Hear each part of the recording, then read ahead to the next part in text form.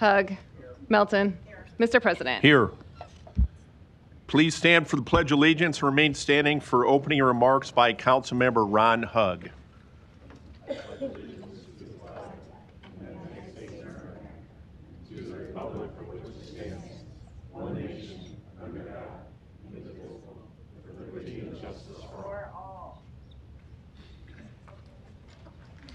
Be seated.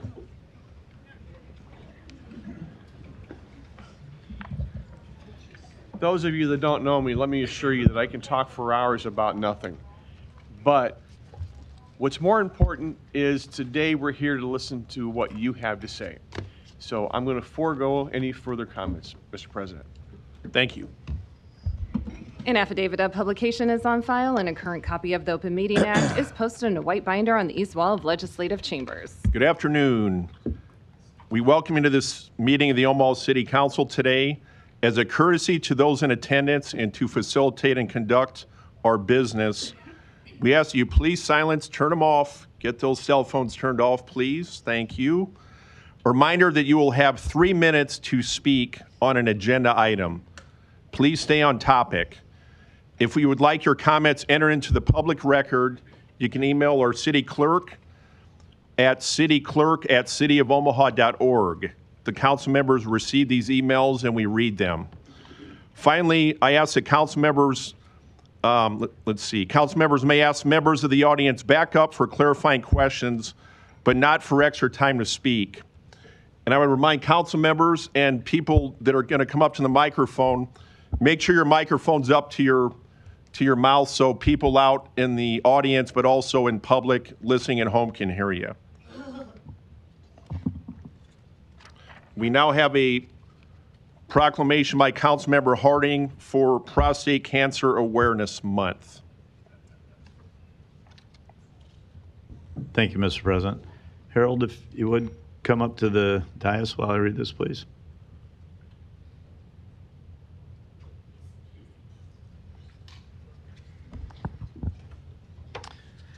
Thank you. The proclamation reads as follows.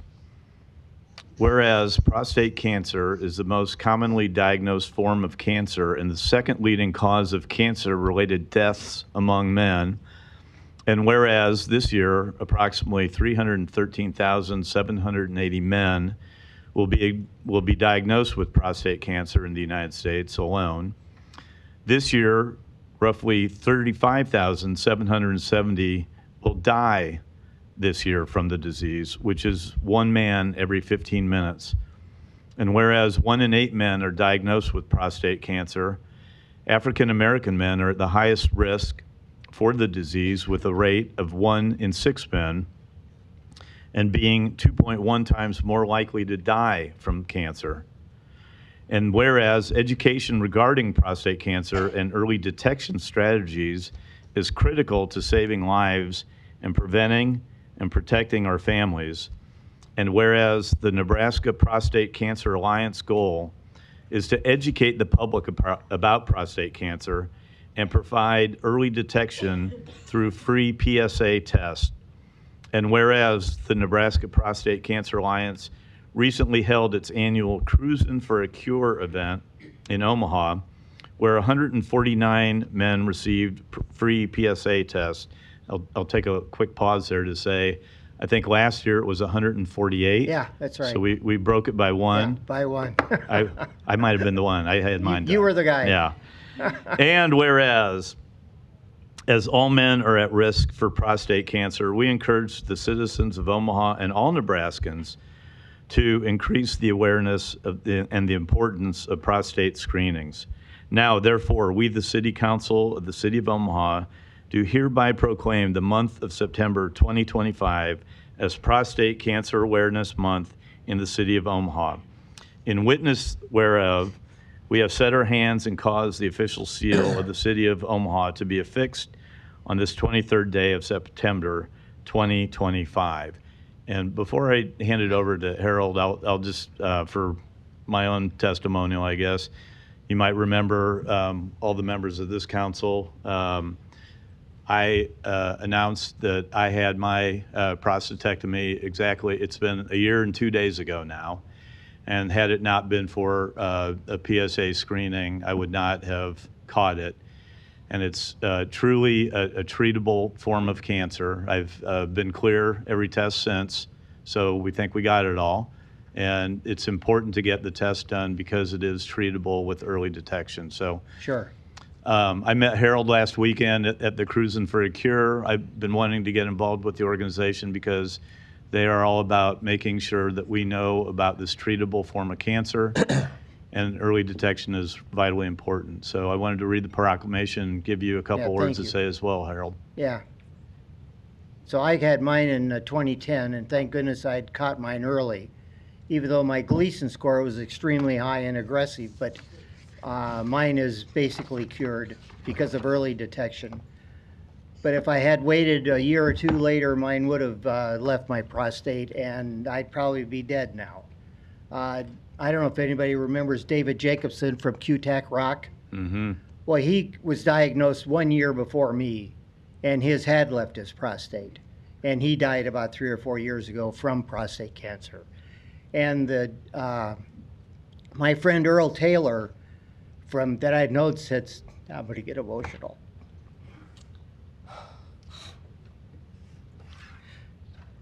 You got it. You're fine. Who had notes his third grade, who had prostate cancer before I did. And then I got it, and Earl and I started Cruising for a Cure in 2011.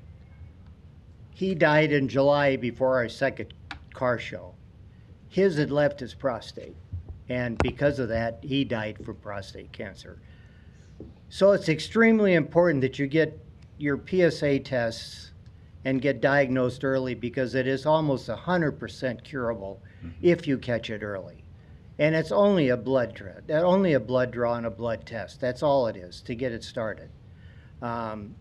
So I encourage every man over 40 to get a PSA test. And they're free at your They're event. free so from us. Next We'll year, pay for it.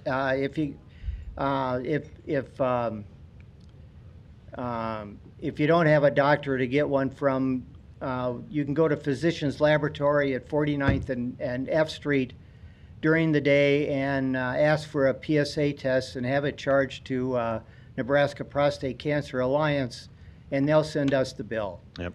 And then take it from there. And if you need help and in direction from there, we'll be glad to help you get the direction from there.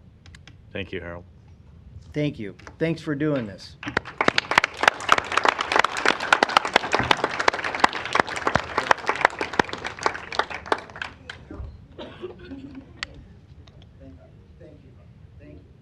Thanks for doing it. Thank you.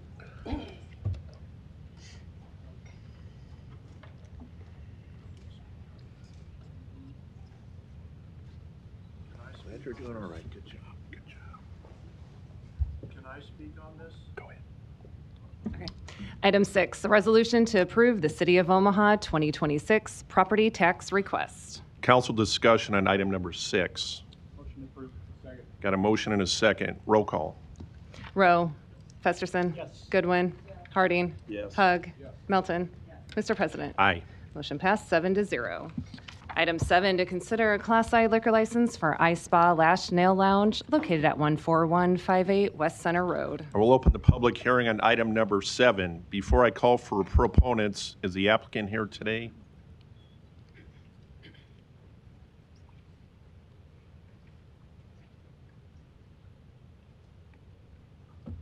Can we delay it? Is the applicant here for item number 7 for iSpa Lash Nail Lounge? Is there time? Yeah. Let's see what's next week. Motion to lay over for 1 week. Yes, September 30th. Motion and a second to lay over for 1 week, you said? Yeah, September 30th. September 30th. Roll call. Rowe. Festerson. Yes. Goodwin. Harding. Yes. Hug. Melton. Mr. President. Aye. Motion passed 7-0.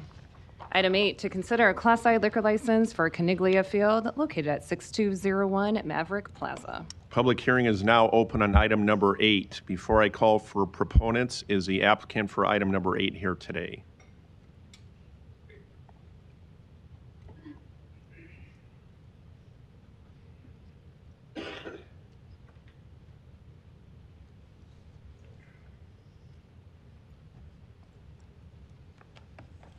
Hello.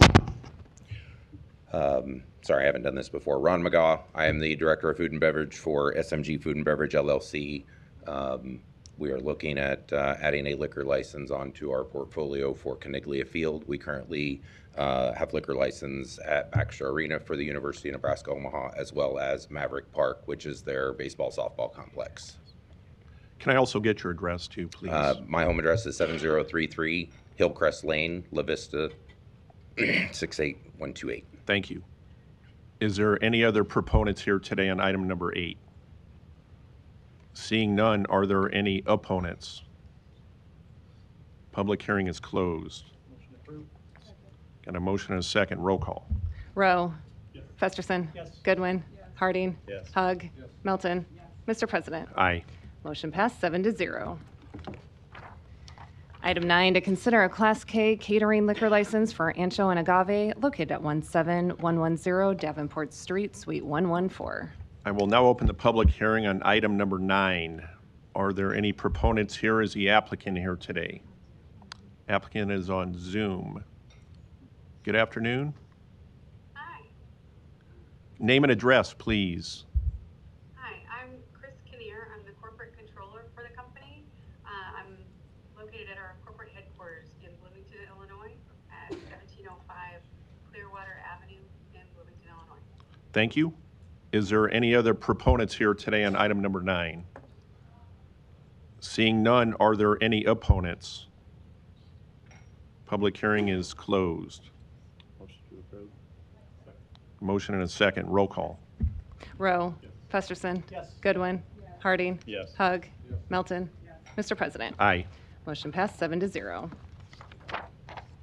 Items 10 through 12 can be considered together for Class K catering liquor licenses for Hy-Vee locations at 5150 Center Street, 10808 Fort Street, 9707 Q Street. I'll open the public hearing on items number 10 through 12. Are there any proponents or is the applicant here today?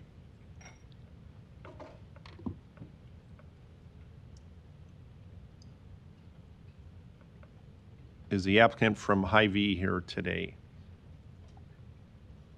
You got time? Yeah. Move way over till September 30th. Got a motion and a second to lay over to September 30th. Do I need to close the public hearing before we vote? Okay. Roll call. Rowe.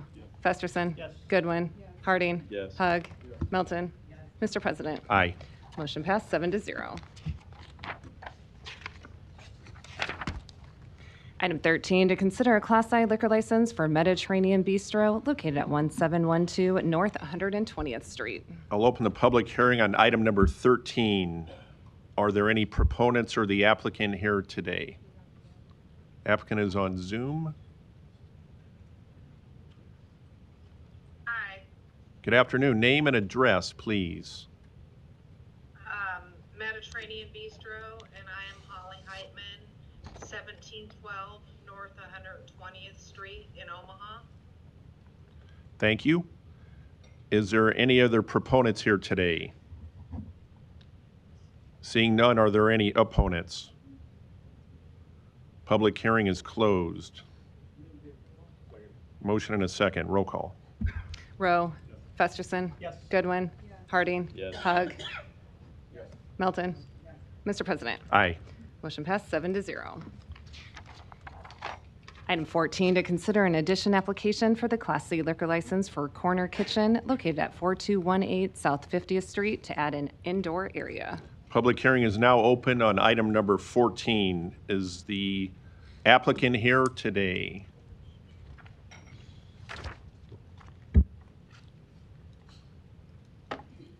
Hello. Good afternoon. Yeah, my name is Oscar Hernandez with the Corner Kitchen. And what's your address? My home address is going to be 2706 Olive Street, Bellevue. Thank you. Is there any other proponents here today on item number 14? Seeing none, is there any opponents? Public hearing is closed. Second. Roll call. Rowe. Festerson. Goodwin. Harding. Yes. Hug. Melton. Mr. President. Aye. Motion passed 7-0. Thank you. Item 15, a resolution to approve the preliminary plat for Calarosa Replat 1, located southeast of 213th Street and Kansas Avenue. Planning Board and Planning Department recommend approval. Open the public hearing on item number 15. Good Good afternoon, members of the City Council and staff. Kyle Voll with ENA Consulting Group here on behalf of the applicant. What we have today is a minor plat or replat of 4 existing single-family lots that had extra depth and width on them, so we were able to do some adjustments. Those are older platted phases, and combine those to pick up 1 additional buildable single-family lot. With that, happy to answer any other questions. Comes with recommendation from approval from planning. Thank you. Is there any proponents here?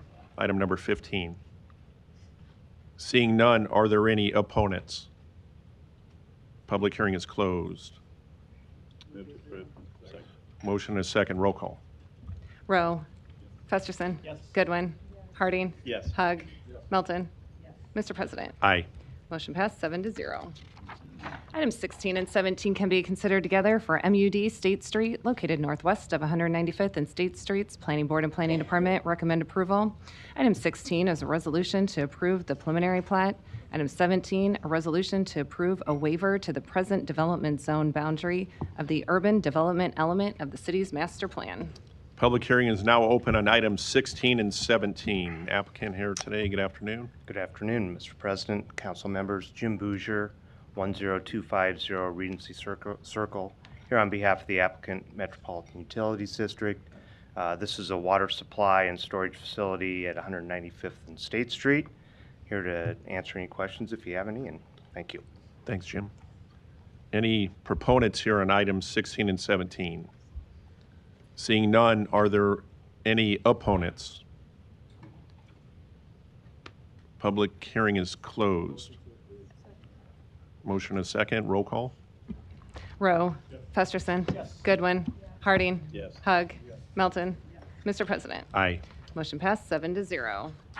Consent agenda. Any member of the City Council may cause any item placed on the consent agenda to be removed. Items removed from the consent agenda shall be taken up by the City Council immediately following the consent agenda in the order in which they were removed, unless otherwise provided by the City Council Rules of Order.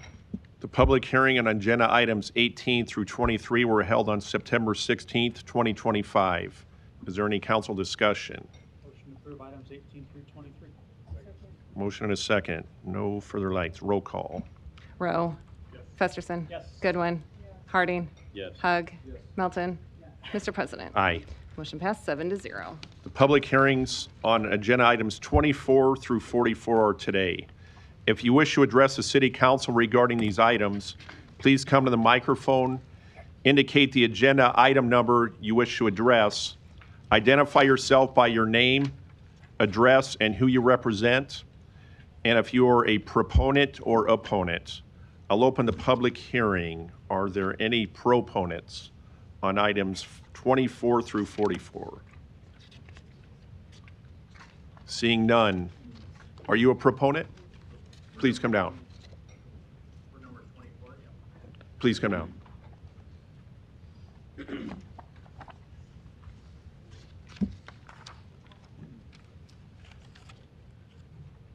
For number 24, it's Justin Pogge. I'm for proponent, Trax Lounge, address 1810 North 197th Street, Elkhorn, Nebraska. And yeah, we're just applying for Keno for our second location at Trax, which our original location is on 1506 South 60th Street. Been there 60 years, and we've owned it for 2. I had wings last week there, so thanks. World's best. They are. World's best, everybody. Thanks for coming down. Is there Thank you. any other proponents? Seeing none, are there any opponents? Public hearing is closed. We appreciate it. Thanks. Motion to approve items 24 through 44. Motion is second. Roll call. Rowe. Festerson. Yes. Goodwin. Harding. Yes. Hug. Melton. Mr. President. Aye. Motion passed 7-0. Item 45, an ordinance to authorize the issuance of a purchase order to Abe's Trash Service, Inc. for rubbish container service to be utilized by the Street Maintenance Division. I'll open the public hearing on item number 45. Are there any proponents? Seeing none, are there any opponents? Public hearing is closed. Item 46, an ordinance to approve a storm sewer maintenance agreement with Westwood Solutions LLC for Bondison Street paving improvements for the State and Highway 133 addition site northwest of State Street and Blair High Road. I will open the public hearing on item number 46. Are there any proponents? Seeing none, are there any opponents? Public hearing is closed. Item 47, an ordinance to accept and authorize disbursement from the Nebraska Crime Commission fiscal year 2024 Stop Violence Against Women grant to enhance victim assistance services and prosecute cases of domestic violence. Public hearing is now open on item number 47. Are there any proponents? Seeing none, are there any opponents? Public hearing is closed. Item 48, an ordinance to approve an interlocal agreement with Douglas County for the operation of the Joint 911 Emergency Communication System. Public hearing is now open on item number 48. Are there any proponents? Seeing none, are there any opponents? Public hearing is closed. Item 49, an ordinance to create a new chapter in the Omaha Municipal Code governing local activities permitted under Nebraska Medical Cannabis Regulation Act and the Nebraska Medical Cannabis Patient Protection Act. I'll open the public hearing on item number 49. Mr. Kuzy, Mr. Grauman, good afternoon. And Eric England's right behind me, too. Other side. I didn't see. I can't see. No X-ray vision here. Nacogdoches City of Omaha Law Department. What the council has before it today for public hearing is an ordinance dealing with the zoning of medical marijuana establishments permitted under state law. As you'll recall, last November, there was a ballot question on this issue about the permissibility of medical cannabis in the state of Nebraska, which passed. Following that, the legislature enacted several statutes dealing with this particular topic in anticipation for this going into effect on October 1st. The Cannabis Commission, in conjunction with, I believe, the Department of Health and Human Services and the Attorney General's Office, has been working on a series of regulations with regards to the regulation of how this medical cannabis voter-approved matter will, I guess, roll out. What all that the city is doing in this situation is preserving our rights as we have as a home rule charter city to conduct our own zoning.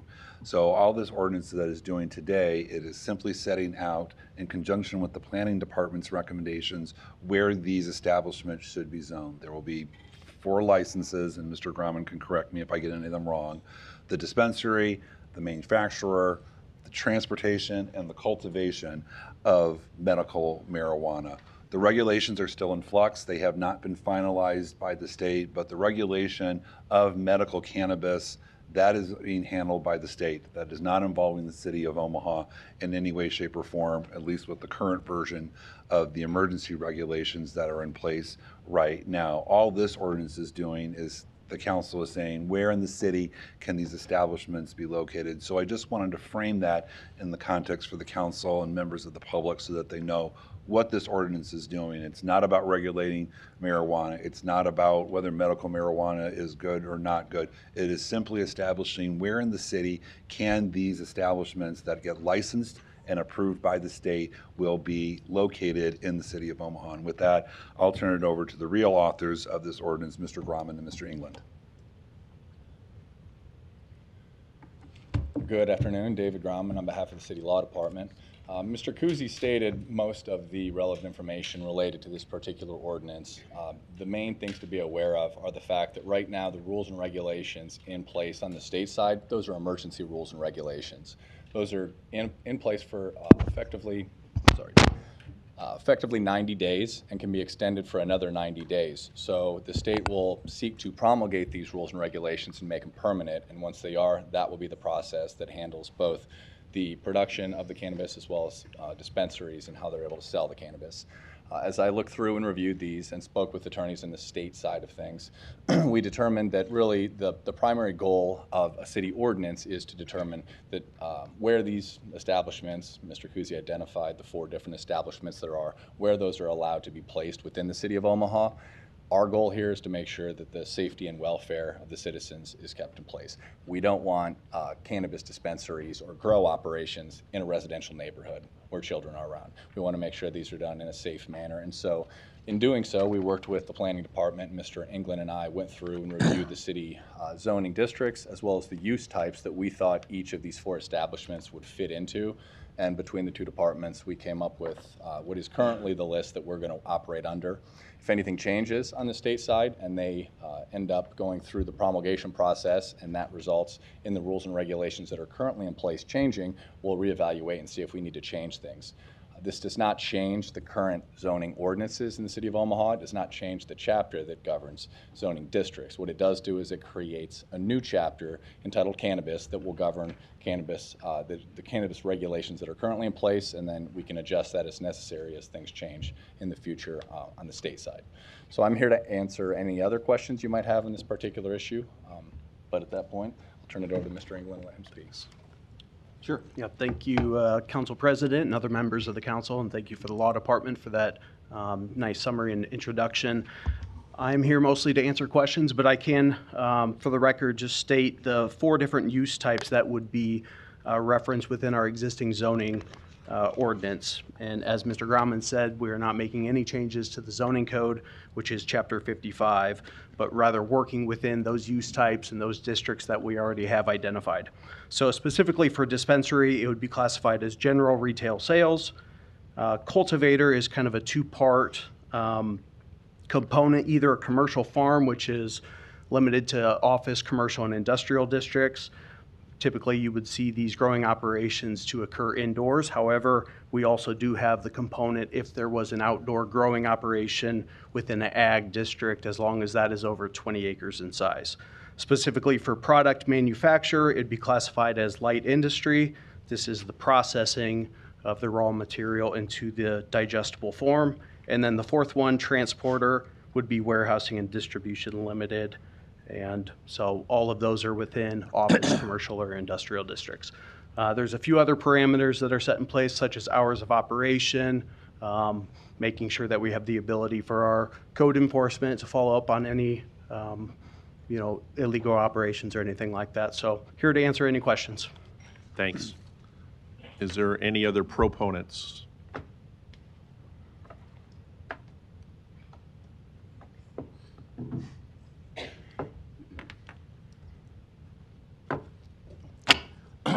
Good afternoon, Omaha City Council. Donnie R. Johnson, the Johnson Equestrian Foundation, and North Omaha Concerned Citizen Foundation. We've been listening to the legislation in Lincoln, the unicameral, and with their decision on this medical marijuana. We're kind of confused on the 4 applications and the 4 people who are going to get licensed. We need more clarification on that as well. But we also want Mr. President to consider that, as Senator Fisher and I, we've been looking at Benson Park for a feedlot to generate revenue.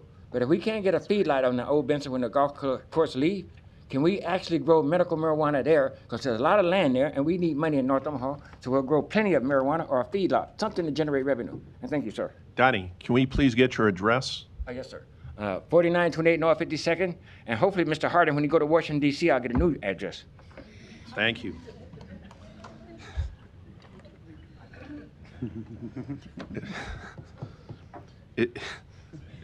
Is there any other proponents here?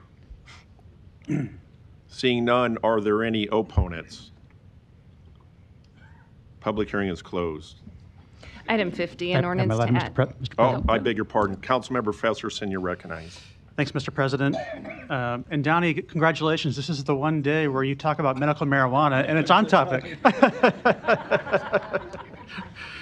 On a serious note, though, the point he makes, I think, is something I did want to just ask Mr. Grauman about. I think he did a nice job summarizing what we're doing here today, which I think is the practical thing to do prior to October 1st, and to add such classifications to our zoning code.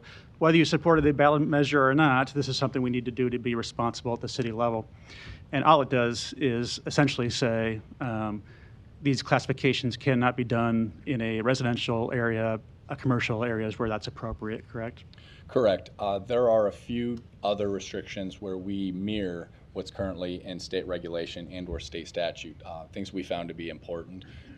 So we addressed the fact that you can't be using any cannabis at a cannabis establishment. You should not be drinking at a cannabis establishment. The disposal of cannabis, the things that we felt necessary to codify in city ordinance, which were few and far between, we did put those in. Other than that, again, everything is related to the zoning of the different types of establishments and the activities they'll be conducting. And you referenced the emergency regulations that are currently in place and may be extended. I think currently under that proposal, there could only be 4 cultivators in the state and only 1 dispensary in Douglas County.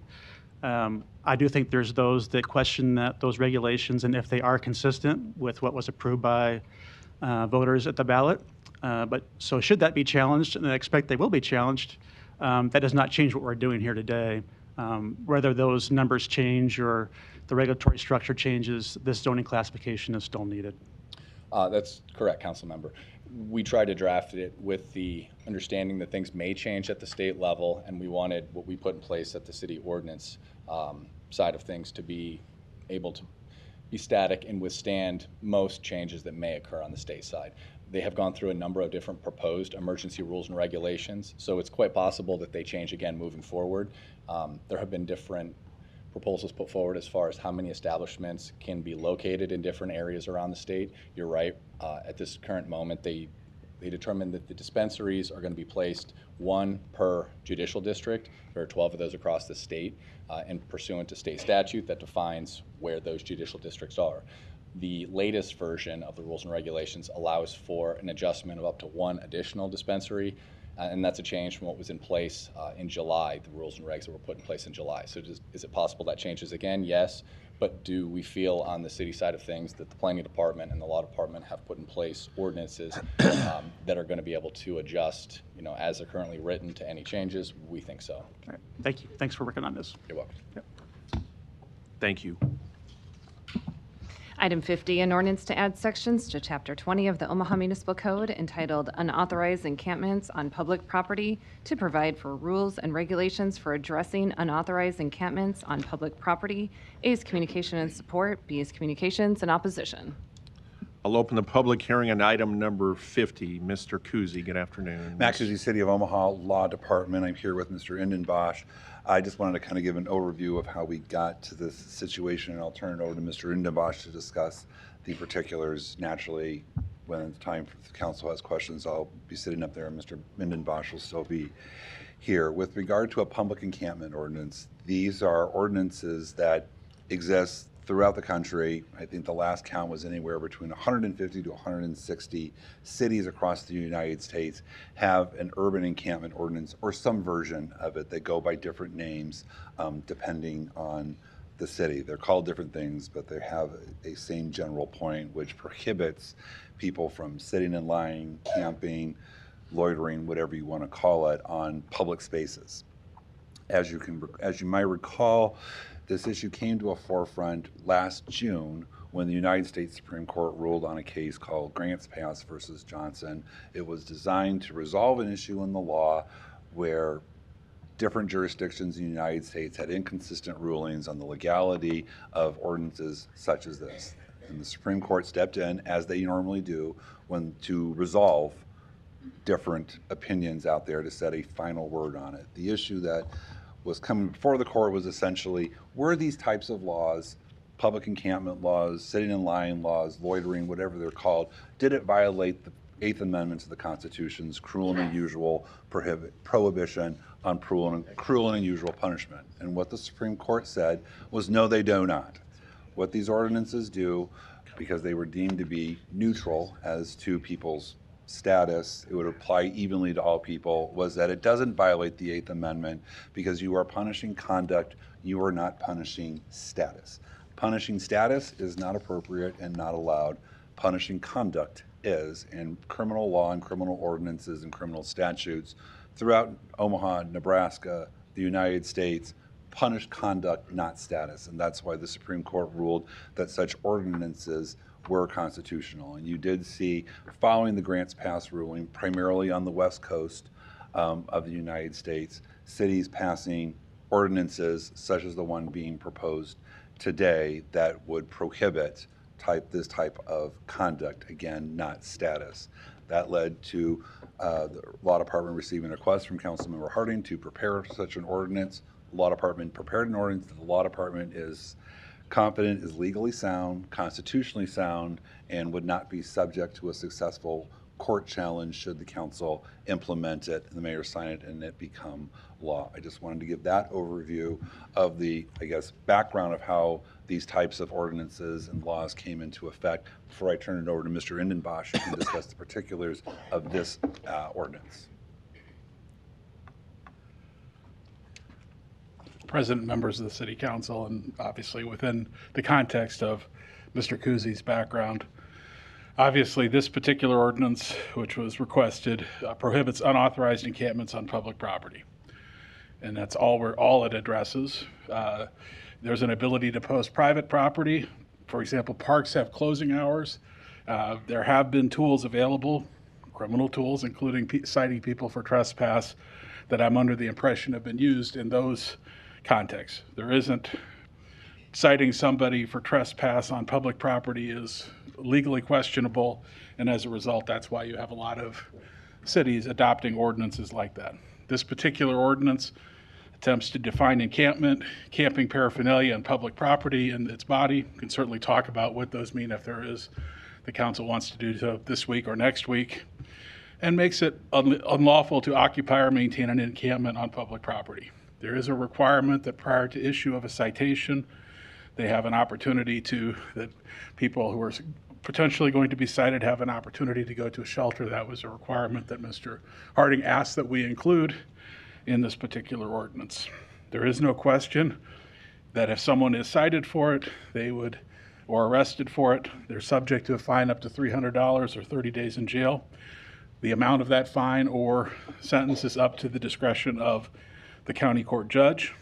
I would point out that both the dollar amount and time period in jail are substantially lower than what is normal for a city code violation, which is potentially a $500 fine and up to 6 months in jail.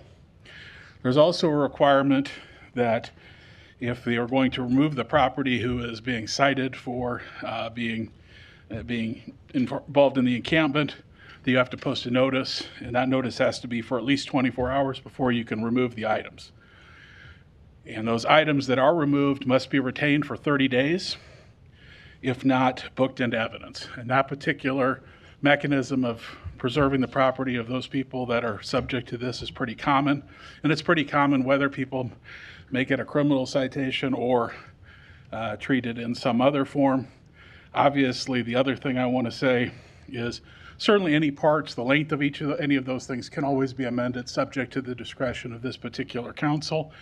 I reviewed a number of ordinances by other cities and came up with language that I felt was consistent with what I read in other ordinances that have been adopted since the Grants Pass case. So happy to answer any questions if the council has it. Thank you. Are there any proponents for item number 50 here today? I got a couple, okay. Read them in. Okay. The first, I have a list. There is a list. Please, Larry, don't disturb my meeting. Have him removed right now. You're out. He's number You're one. not going to remove. Not number one. You're not going to interrupt this meeting. You're out, Larry. Again, 2 weeks in a row. You're out. Number one, ladies and gentlemen. He's yelling as he's going out the door. Thank you, everybody, for being civil today. Thank you. Not fair. No, we're not going to do this. We're not going to do this. Please remove him right now. You're removed. We're not going to interrupt this meeting. You're removed. We're going to be civil. Luis, I have an order. I'm going to go in here, okay? Okay. Well, I was asked to sign up. I signed up Luis, as an opponent. just a minute. But I'm not an opponent. Are we in a... Yeah, well... So yeah, I was told that I have to sign up. Okay, but you're an opponent. Okay, no, I'm not. I'm a proponent. That's what you signed in. Well, that's a piece of Okay, paper. we're doing proponents first, okay? Okay. Okay. So we're going to go in the, Eliza, we're going to go in the order. Okay. All right, so we got a list of speakers that signed in. Thank you, everybody, for your patience. The first speaker for proponent is Gerald Johnson.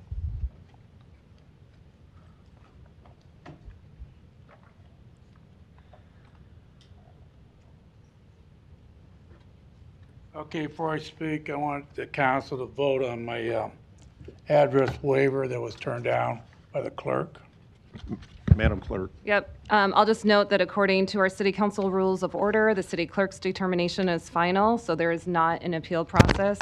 If the council wishes to entertain the request, you need to vote to suspend the rules and then vote on the request. Is there a motion to suspend? It's suspend. Is there a motion to suspend those rules? No motion, so please, Mr. Johnson, provide your address. Can I make one quick comment before I start the clock? The clock will start Okay, when you... when I first, okay. No, it'll start now, after you give your address. Okay, good. Okay. My name's Jerry Johnson, address 17534 V Street. I'm for this ordinance because it's in a step in the right direction. Homeless encampment are out of control due to the following reasons. I'm paraphrasing our public officials on this issue. Former Mayor Jean, I don't want to criminalize the homeless. Current mayor, a homeless task force is on the way in a couple of months. A city councilman, we need to look for both sides. City homeless director, leave them alone. It's their home. Be kind to your neighbor. Dundee Association, get them out of Mega Saver, but don't criminalize them. You can't have it both ways. I believe there are laws on the books for trespassing, health code violations, and loitering. There is a presidential order for all 50 states to get rid of homeless encampments. A reality of doing nothing is the death of a homeless woman who froze to death last winter in an encampment. Unreported crimes are being committed as building fires and assaults. What needs to be done legally is involuntary confinement in a medical facility by a judge ruling. This could be for the homeless, cannot make that for homeless that cannot make a rational decision on their own. Affordable housing is not the answer. They can't maintain their sanitary condition in a housing unit based on the current behavior. I've called 911 many homeless people lying on standing on public streets to ask for money. This is very frustrating when I see the people back on the street or on a traffic median. The city of Omaha needs to take action now. I have to respond to the mayor of Omaha's public statement on homeless encampment. 100 police officers shortage. Ask the Douglas County Sheriff for help. Ask the State Patrol for help. If necessary, ask the governor for help. National Guard. At the last resort, ask for the federal government for help. A 911 call today on a non-emergency call could be answered, non-emergency I'm saying, within 2 hours. We don't have 6 months. Thank you. Thank you. Oh, okay, I'm done. I'm going by the rules. Thanks, Mr. Johnson. Next speaker is Eli Hernandez.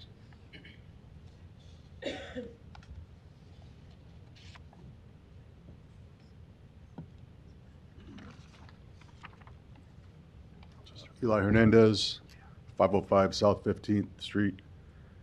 It sounds like you guys don't know a lot about what is going to be in this thing.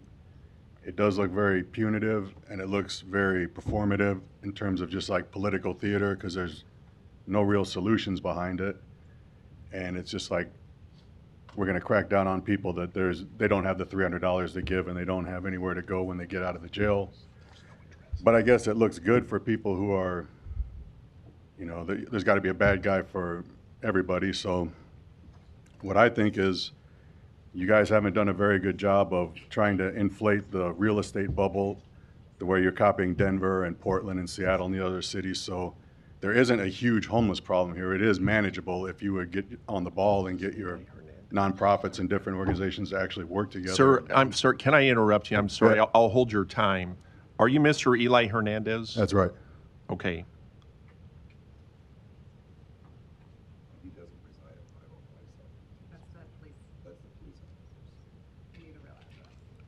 I told them that I didn't have an address when I signed up, and they said, okay, and they just signed it up. Okay. You just gave the police address. Yeah. Police headquarters. Okay.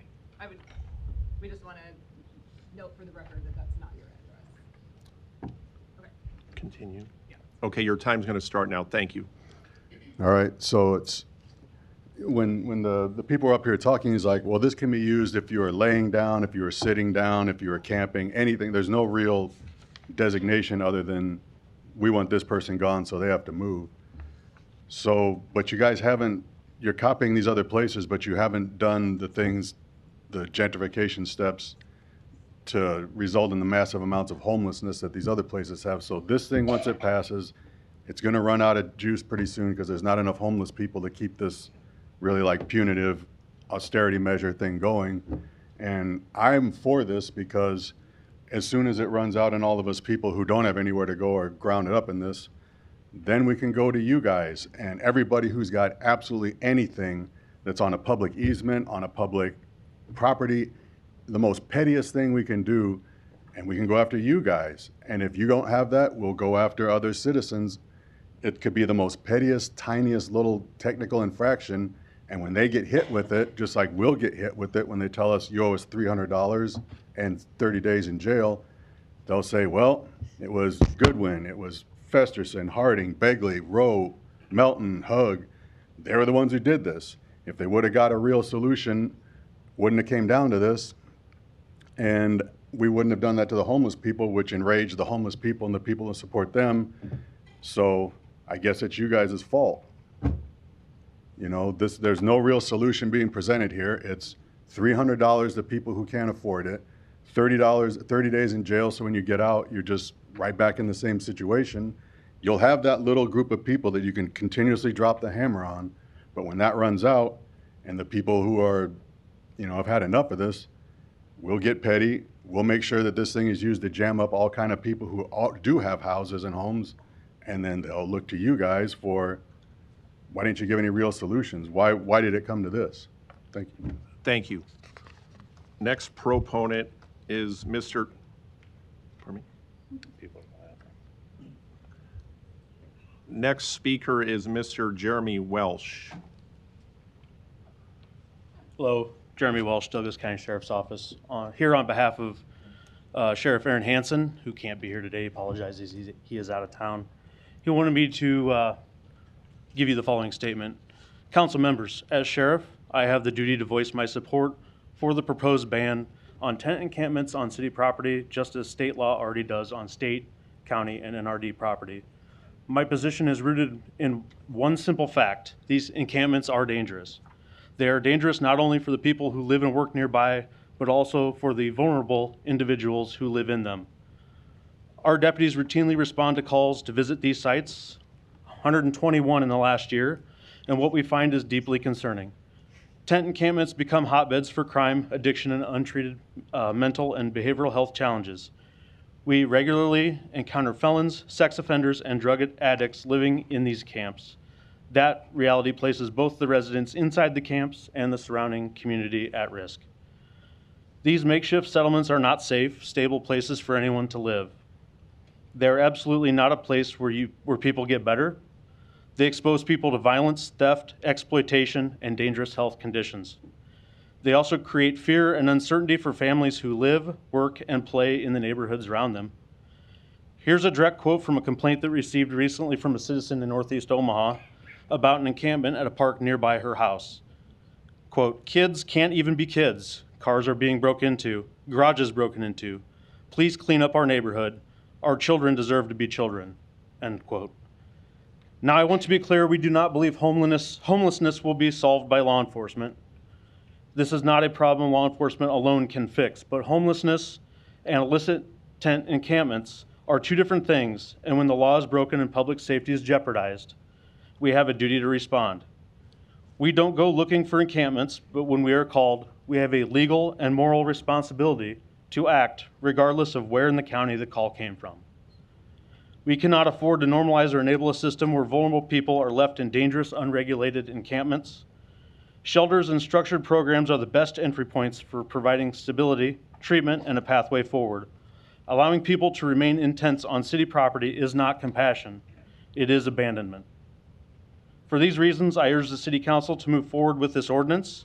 It's not about punishment, it's about protecting everyone, those who live in the community and those who desperately need a safer path than life in a tent. Thank you for your time and consideration, Aaron Hansen, Douglas County Sheriff. Thank you. I do have copies of his letter if anyone would like one. I'll leave them over. Thanks. Next speaker is Mr. Jim Winston.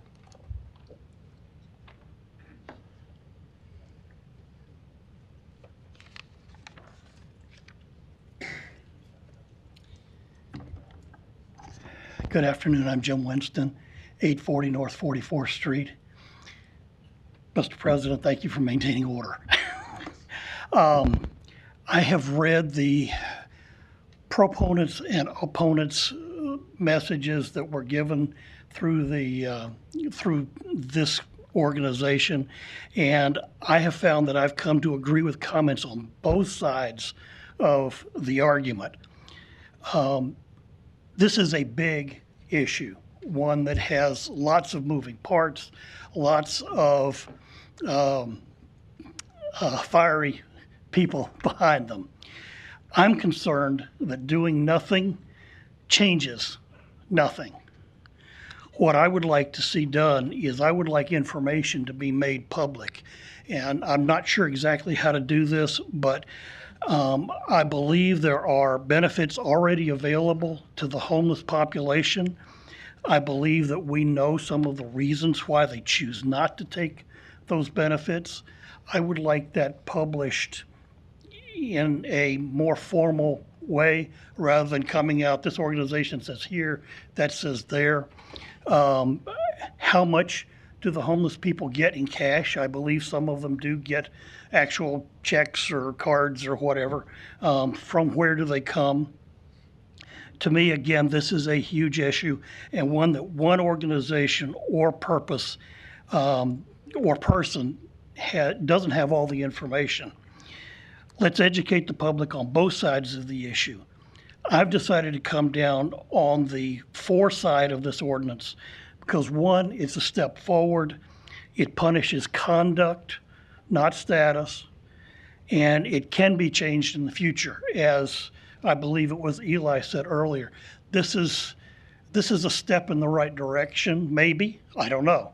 If it comes down to, you guys are getting excited for the same reasons, I don't know. But we need to start. We can talk this thing to death. I think we need to get something done. Let's not kick the can down the road. Let's put forth something that might be bad on somebody's part and use that as a stepping stone into a long-term real solution for homelessness, mental health, etc. Thank you. Thanks, Mr. Winston. Next speaker is Mary Jo Rice. Mary Jo Rice.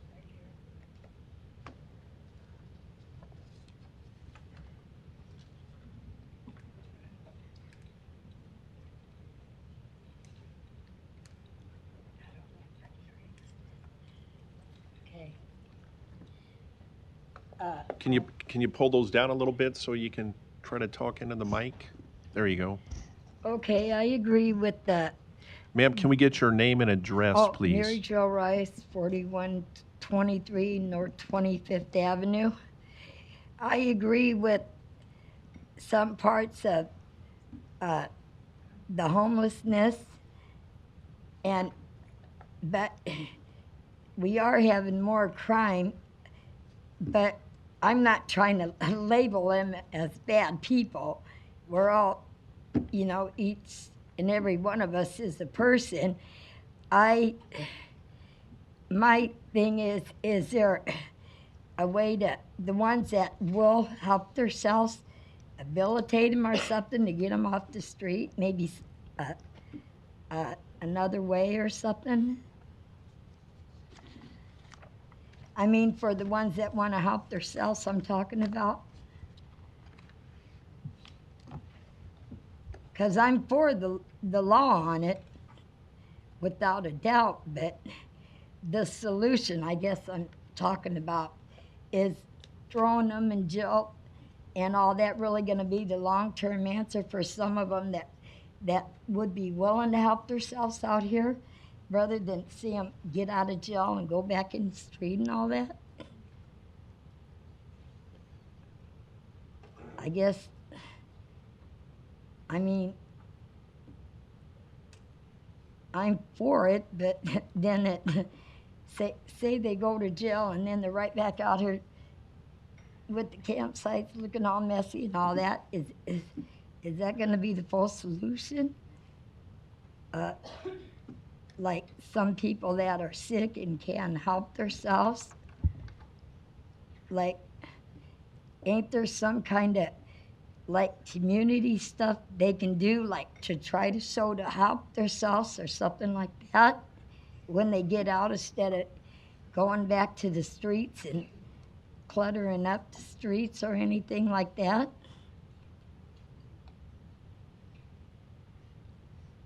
Because we're all trying to deal with this problem, but it's when they get out, they're just gonna clutter the streets again.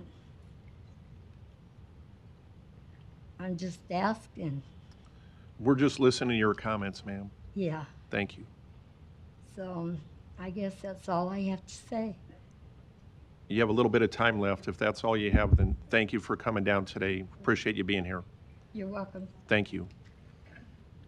Still on proponents, right? Okay.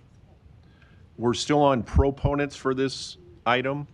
Is there any other proponents here that would like to speak? Please come down. Seeing none, we will now go to the opponents. Are there any opponents here? I think. Thought I'd have a couple. Do we start on Zoom first, or? Okay. So we're going to go through the list here. The first speaker for opposition is Miss Nicole Engels. Nicole?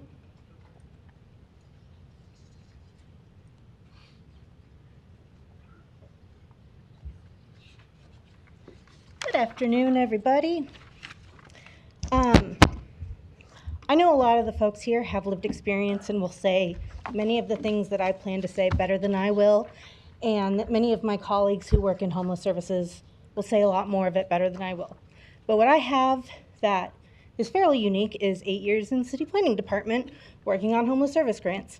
So what I would like to do is first say that just because other cities are doing something like this doesn't make it right, and just because it's legally sound doesn't make it right. And there are a lot of assumptions being made about who is using or who is doing property crime in a park with no evidence that it's people experiencing homelessness. But the main thing I want to do, because it really bothered me reading this ordinance, and the idea that nothing's being done, no one's made any progress. And so what I wanted to do is bring forward a few of the propositions that you've been brought by city staff in plans that you all have approved throughout the years. So I want to start with the Housing Affordability Action Plan. We have in there goals like advancing housing stability and ways that we can do that through providing rental assistance. Our ERA program was extremely successful in keeping people housed for a long time. It needs to be fully developed and continued because it has a lot of good that can keep people housed and stable. Another one was to increase the number of permanent supportive housing units that we have.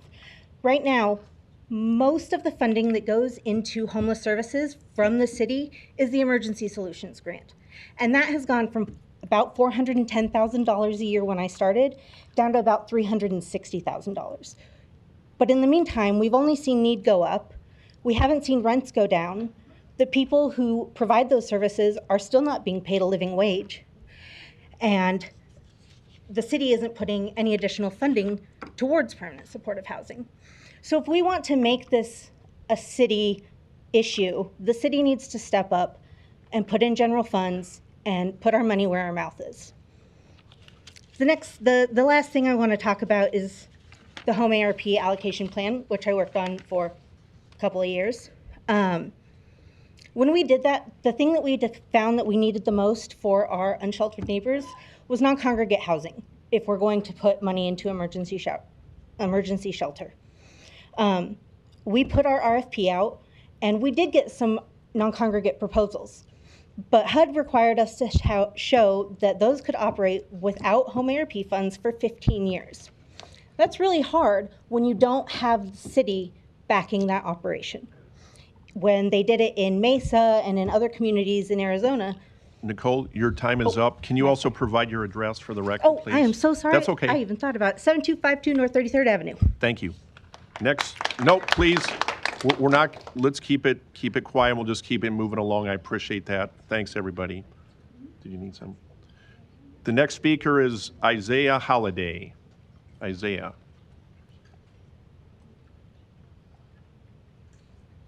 And the speaker after Isaiah is Donnie Johnson. So if you guys want to come up, if you're the next speaker. Mr. Holliday, good afternoon. How y'all doing? My name is Isaiah Holliday. I live at 2235 St. Mary's Avenue. And I just wanted to say, Mr. Harding, your ordinance, Mayor Ewing has gone on record calling the ordinance inhumane. And I would have to agree. I'm sure a lot of the people sitting in the stands would have to agree. Criminalizing the conduct of the homelessness does not solve any of the root causes of that homelessness. You could jail every single homeless person on the street. Tomorrow there would still be someone becoming homeless. Hey, sorry, just real quick. There's no snapping and no clapping. Folks, let's keep this quiet. No clapping or I do applauding. appreciate it, though. I do. Even if you are for or against it, let's just keep it. We'll move the meeting along. Thank you. Go ahead and start your time now, Isaiah. Thanks. Right. So the pilot project that Mayor Ewing has suggested, rather than fining and jailing the homeless, has the idea of setting them up with the many nonprofit organizations around Omaha and actually trying to get them connected to a support system rather than slapping them with a fine that you know that they will be unable to pay. It frames our neighbors as an other group, as a subhuman group that's deserving of punishment, in my opinion. So I would urge every member of the council to go with Mayor Ewing's pilot project rather than going with this ordinance, which would only, not address the causes, but the effects of all these problems. It would only lead to more people becoming homeless, in my opinion. But thank you. That's all I have to say. Thank you. Yes. Next speaker is Donnie Johnson, followed by Aaron Feischinger.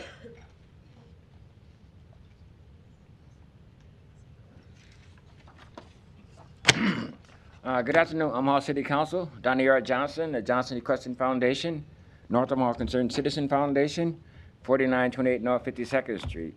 I'd like to go back for a second. We'll go back to at least 10 years when President Bush allocated some of those veterans to go live on the street. Mr. Harding has brought something to the community, and everyone's have a chance to voice their opinion. And my job is to make sure he stays on track so he can get to Congress. So he has brought all you folks here.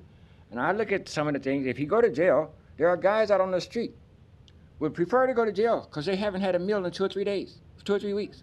So that's not a bad thing either, to go to jail for 30 days to get some food. I was working on some other projects President Bush put together for us 10 years back. And yes, Mayor Ewing can come up with a program, but at the same time, we should give Mr. Harding and the city council some type of respect for bringing this before the council. So if you're out on the streets and you haven't eaten, jail might not be a bad thing. Some people go around and commit a crime just to go to jail to get a food. And you look at the whole process, they are bringing us here to explain. If you go down Saddle Creek, someone come up to your car in 4 days. Let's go back to 1970. South Africa, they put torches around their cars to burn people up if they're coming up to their car. At least they're not saying about that. So these young folks probably weren't born at the time. We're trying to figure out, South Africa, why are you going to burn up humans who come around your car asking for money? The United Nations said this is inhuman. So we're on the right track. Mr. Harding, you get a B for this, but you got to stay on A so we can get you to Congress. Thank you. Thank you. Ms. Aaron Feischinger. And the next speaker is, after Aaron, is Jessica Vanderkoy. Council President Bagley, members of Omaha City Council, my name is Dr. Aaron Feischinger. I'm the Policy Director for the Women's Fund of Omaha, address 1111 North 13th Street, Omaha, Nebraska 68102. We offer our opposition to the proposed ordinance criminalizing homelessness because of the disparate impact this will have on women in our community. A few data points for you to consider. Women are consistently overrepresented in Douglas County Eviction Court. In Douglas County, over 60% of tenants in courtroom 20, just downstairs where evictions happen, are women. The number of women evicted is 16% higher than their male counterparts, and that number grows for Black women, who are evicted at a rate 36% higher than Black men. Given the Omaha Chamber's recent report that we've all read, I'm sure, showing the disparate gap in poverty along racial lines, I think this should particularly concern us and be paid attention to. Additionally, 57% of all homeless women report that domestic violence was the immediate cause of their homelessness, whether needing to leave or through an eviction. We also know that children are most at risk for eviction before the age of 5, and we know that having children in a rental household is the equivalent for risk of eviction as falling 4 months behind in rent. Eviction filings in Douglas County continue at a steady pace. In 2023, we reached an 11-year high at 5,975 evictions in Douglas County. In 2024, that number was 4,939. And as of July this year, 2,600 of our Omaha neighbors have received an eviction notice. Those filings turn into an eviction 76.4% of the time. When we consider these numbers with the consistent reports that we do not have enough affordable housing and that our shelters are at capacity, or with the news that yet another large apartment building housing low-income tenants is being shuttered for health and safety reasons, we have to anticipate that our neighbors will experience homelessness. Additional cuts to critical social safety net programs in the next few years will only exacerbate this problem. And the response to these numbers is not further punishment. It is not adding additional penalties for our neighbors in need. The response is addressing the root causes of homelessness, which is admittedly much more difficult than simply putting people in jail. There are sincere, thoughtful, data-driven solutions to homelessness, and we can take serious steps together towards those solutions. Just last week, this council approved, or had the public hearing on, I guess you approved it today, a $40 million investment in affordable housing. Let's see how that goes. We can and should and are working together to find those common sense solutions. All of us are concerned about this issue. All of us are concerned about safety. This is not a serious solution in front of us today until we have diligently worked on those solutions. Thank you. Thank you. Next speaker is Jessica Vanderkoy, followed by Eileen Brady.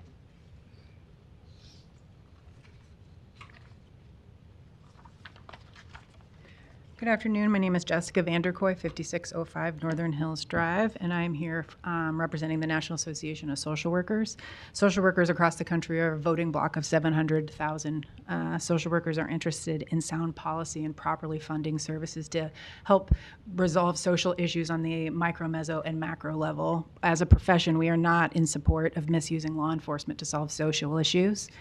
Any serious policy proposal must be tested on 3 questions. Will it solve the issue? Is it sustainable? And is it evidence-based? The only thing that makes sense about this ordinance is that you are not actually trying to solve the problem or to do it sustainably. And I think we could find agreement in this time of lots of divisiveness that good questions that any successful business owner or someone proposing change will ask 3 questions as a test is, if I'm willing to spend my own money, will it create the outcome I want? Is it sustainable? And is there data to support my idea? The issue with this ordinance, we're not aiming for the same outcome, and I think that's part of the problem and why those 3 test questions become kind of confusing.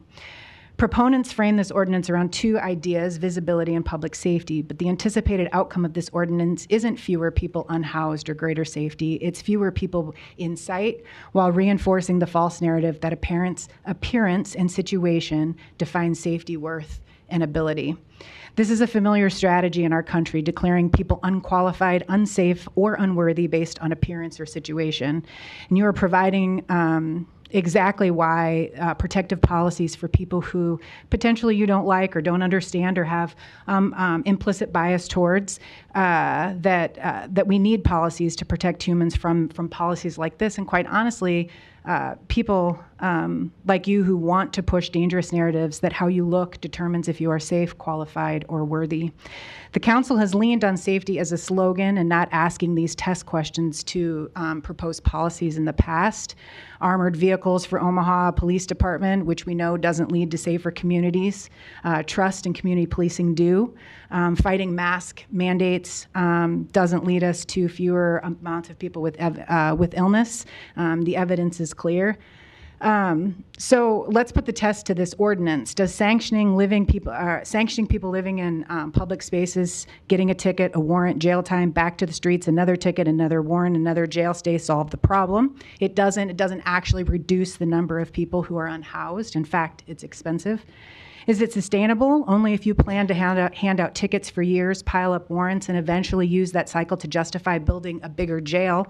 What we'll end up with is more tickets, more warrants, more unpaid fines, and larger jails, not fewer people who are housed. So let's set aside the slogans and apply the test to what Omaha really needs, which is improved access. Time. Thank you. Thanks for coming today. Yep. Next speaker is Eileen Brady, followed by Rylene Barnes. Good afternoon, members of the City Council. My name is Aileen Brady. I'm the CEO at Community Alliance, 7150 Arbor Street. Community Alliance is a behavioral health organization providing a range of treatment, rehabilitation, and support services for persons with mental health and substance use challenges. We've provided outreach, housing assistance, and supportive services to unhoused individuals since 1986, especially those with mental health and substance use challenges. I struggle to see what this proposal will do to advance the goal of reducing and ending homelessness for Omaha citizens, specifically those who are unhoused. It will increase costs for law enforcement and community corrections, with people incarcerated for days or perhaps weeks, with no advancement toward obtaining housing or receiving the mental health and substance use services that they need. It will further increase the barriers for individuals seeking housing with a new arrest record. And it will further tie up law enforcement in transporting individuals to our emergency shelters if the person chooses that option instead of a citation in jail. None of these steps will help us reach our common goal of reducing and ending homelessness. The faces of those we serve continue to change year over year, but what has not changed enough is it hasn't changed enough to keep up with the need is the availability of safe, quality, and affordable housing and the supportive services of mental health and substance use that are necessary for individuals to obtain and retain their housing. Let's look to solutions that are productive and will lift people up who find themselves in these circumstances. Solutions that we have long talked about with not enough action behind them. Let's address the concerns facing the city and the citizens of Omaha together, and let's all take some responsibility to do so in a way that does not cause more harm, more barriers, and more distrust of the system. Community Alliance is ready to collaborate, as we have in the past years, with Threshold Continuum of Care and with the city that involves real answers and with everyone coming to the table with resources to help reduce the underlying issues that cause homelessness. I ask you to vote no to this proposed ordinance, and let's continue the conversations that include real solutions. Thank you. Thank you. Next speaker is Rylene Barnes, followed by Chris Knopf.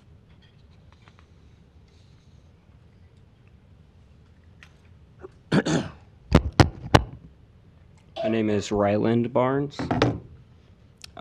2705 North 20th Street. I'm here today as not just as a resident of Omaha, but as a neighbor. I'm asking you to treat our most vulnerable neighbors like people and not a problem to be solved. This ordinance is not just punishment, it's persecution. You're targeting people for being poor, for being visible, and for existing in public. It's cruel, it's not policy, and it's just dressed up. Let me be clear that the people you're targeting, they're not lazy, unmotivated, they're down on their luck, and they really need the city, the community, us, the neighbors, and you, the people in charge, to care about them and want them to be better, not want them out of your sight. We don't need handcuffs, we need housing, and right now Omaha isn't delivering. According to the Omaha Housing Authority, from 2010 to 2019, we produced 13,557 homes, but in the past 5 years, we've only produced 910. That's according to the Omaha Housing Authority. At that track, we will never be able to have enough housing. You complain about your own constituents, but you're using taxpayer dollars to make the roads out west all pristine while these people have to sleep on the sidewalks that haven't been repaired. We do need affordable housing, but we also need programs, real community support, and mental health services and funding to go towards them, like the nonprofits here in Omaha that have helped me and do work and just need better funding because we have a big problem. When our neighbors are down, we don't kick them, we give them a hand and we pull them up.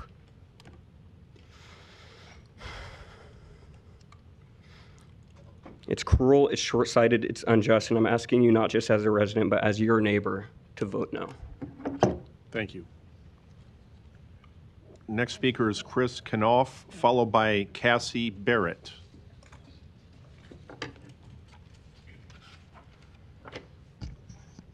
Good afternoon, Council.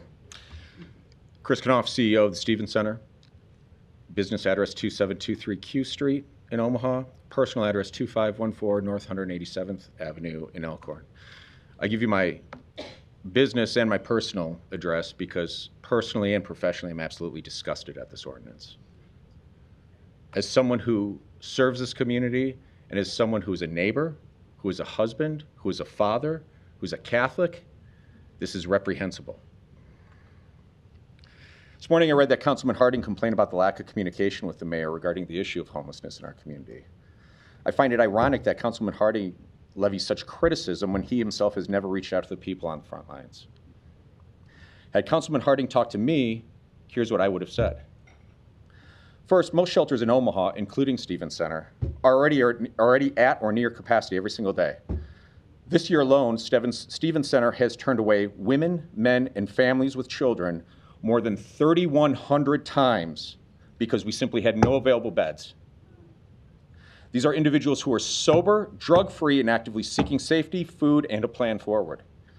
Under this ordinance, the choice left to them would be jail at the cost of $170 a day, billed directly to taxpayers. I also would have told him that he does not appear to understand the difference between a high barrier shelter and a low barrier one. A high barrier shelter, one that opens its doors to family and children, requires a sober, dry environment. The demand for these spaces among those experiencing homelessness far exceeds the number of beds available.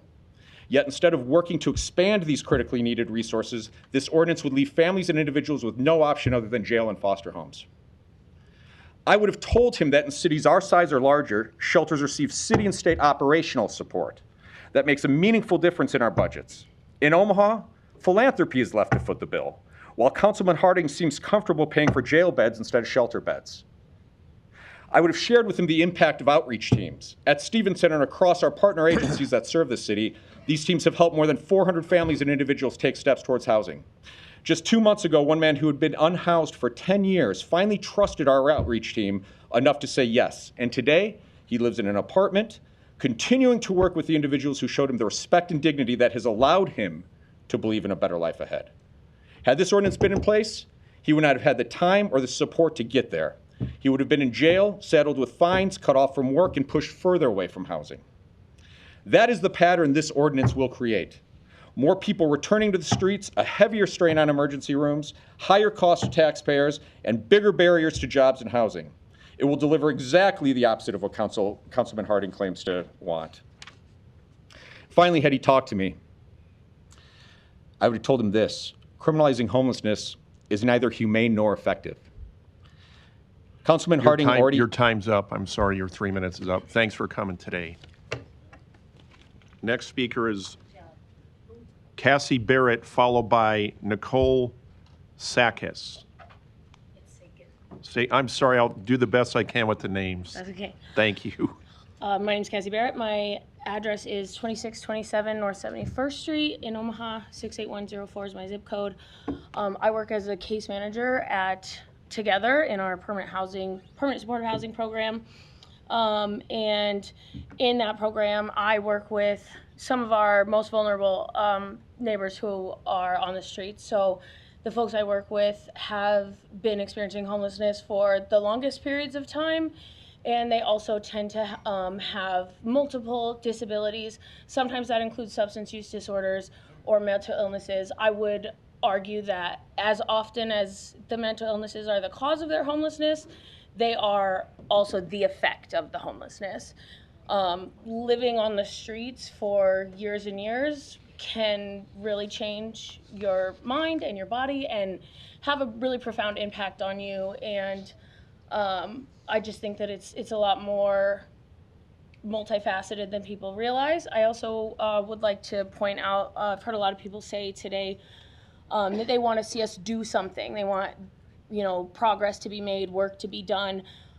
There is work being done. There are dozens of people in this room right now that have dedicated their lives to this work and spend nights and weekends and countless hours trying to find housing for the people on the streets.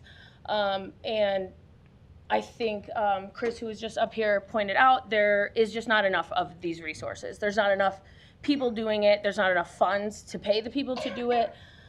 There's literally not enough beds in shelter for everyone who's on the streets to have a place in shelter. And then that doesn't even account for various barriers that might come into play when someone's trying to access shelter. So families with children, there are only 3 shelters in our area that will accept families with children. Most of them will separate teenage boys from their families or not accept them at all. Couples can't go into shelter together in most instances. People with severe disabilities or medical challenges cannot go to certain shelters in a lot of cases. So a lot of times the people that you're seeing on the streets are really the most vulnerable of our neighbors, and they really just need compassion, and at the end of the day they need housing. And that's it. I'll be done. Thank you. Nicole is the next speaker, followed by Deanna Fiala. And thanks in advance if I get your name wrong. I'm trying hard here, so thanks everybody. Please, Happens good afternoon. quite often. Thank you. Good afternoon, council members. My name is Nicole Sakis. I'm here to urge you to vote against this ordinance. This ordinance is not a solution. It's an act of punishment against people who are already suffering. Imagine losing your home, your job, and all of your supports. And instead of being offered help, you're threatened with arrest and a fine that you cannot pay. This does not create safety, it creates despair. From a policy perspective, criminalizing homelessness has been shown again and again to be ineffective and costly. Cities that have enacted similar measures have spent millions on enforcement, court costs, and jail stays. Funds that could have been used to build housing, provide case management, and expand our services. Jail time does not resolve the trauma of being unhoused, it compounds it. Fines do not incentivize stability, they trap people in a cycle of debt and incarceration. And beyond policy, we must not forget the human cost. Each encampment you see is not a nuisance. These are people with stories, with families, and with potential. People who are trying to survive. When we choose to criminalize where someone can sleep, we're saying their very existence is unacceptable. That is not who we are as a community. There are alternatives, proven effective alternatives. Housing first models reduce homelessness and cost less jail. Partnerships with nonprofits and faith communities expand capacity. Supportive housing, outreach, and prevention keep people safe and move them towards stability. These are the kind of investments that bring real change, not ordinances that push people further into the margins. Please reject this ordinance. Let's build solutions that reflect our values and honor the dignity of every resident in this city. Thanks. Thank you. Deanna is followed by Jennifer McAvoy. Good afternoon. My name is Deanna Faila, and I live at 627 South 67th Avenue, Omaha, Nebraska. I speak today as a proud Omaha resident, a civic advocate, and someone deeply committed to the dignity of every person who calls this city home. I am also here today as president of Midtown Neighborhood Alliance, an alliance of 17 neighborhoods in Midtown Omaha. Midtown is the urban core of this city, and it also experiences a lot of homelessness. Midtown Neighborhood Alliance stands in opposition to the proposed ordinance that would fine individuals experiencing homelessness $300 and subject them to 30 days in jail for being found in public encampments. This isn't a solution. It's a misdirection of values, our resources, and our responsibility. We do not want our jails to become temporary shelters. They are overstretched beyond capacity, and jails were never designed to house the homeless and families with children, nor to serve as a temporary refuge for food either. Criminalizing homelessness does not make it disappear, it simply pushes it out of sight at great cost to both the individual and the community. The proposed ordinance is not cost effective. It does cost, and we've heard this figure, $170 a day to jail one person, and that doesn't include the cost of law enforcement, court filings, and the storage of belongings. I'm told it costs just $50 a day to place up to 3 people in an apartment. That's more than just a moral difference, it's a fiscal one. We're not here just to oppose, we're here to offer a better path forward, one that reflects Omaha's values and invests in real outcomes. Some doable alternatives we've discussed at great length in Midtown and amongst our neighborhoods, and with input of experts as well. So I agree that education is a huge component for the opposition of this ordinance. We can expand shelters and diversify housing access, but not just more housing. We need diversified housing that meets the needs of homeless populations or potentially homeless populations as well, those that are going into homelessness. That means rehabilitative housing, mental health housing, physical therapy, senior living. Did you know that seniors age 55 and older are now the fastest growing segment of the homeless population, driven by rising rents and fixed incomes? We need to respond accordingly. We can expand emergency shelters, beds, and transitional housing, and our shelters are already operating at 95% on any given day. Weather and other factors fluctuate those numbers.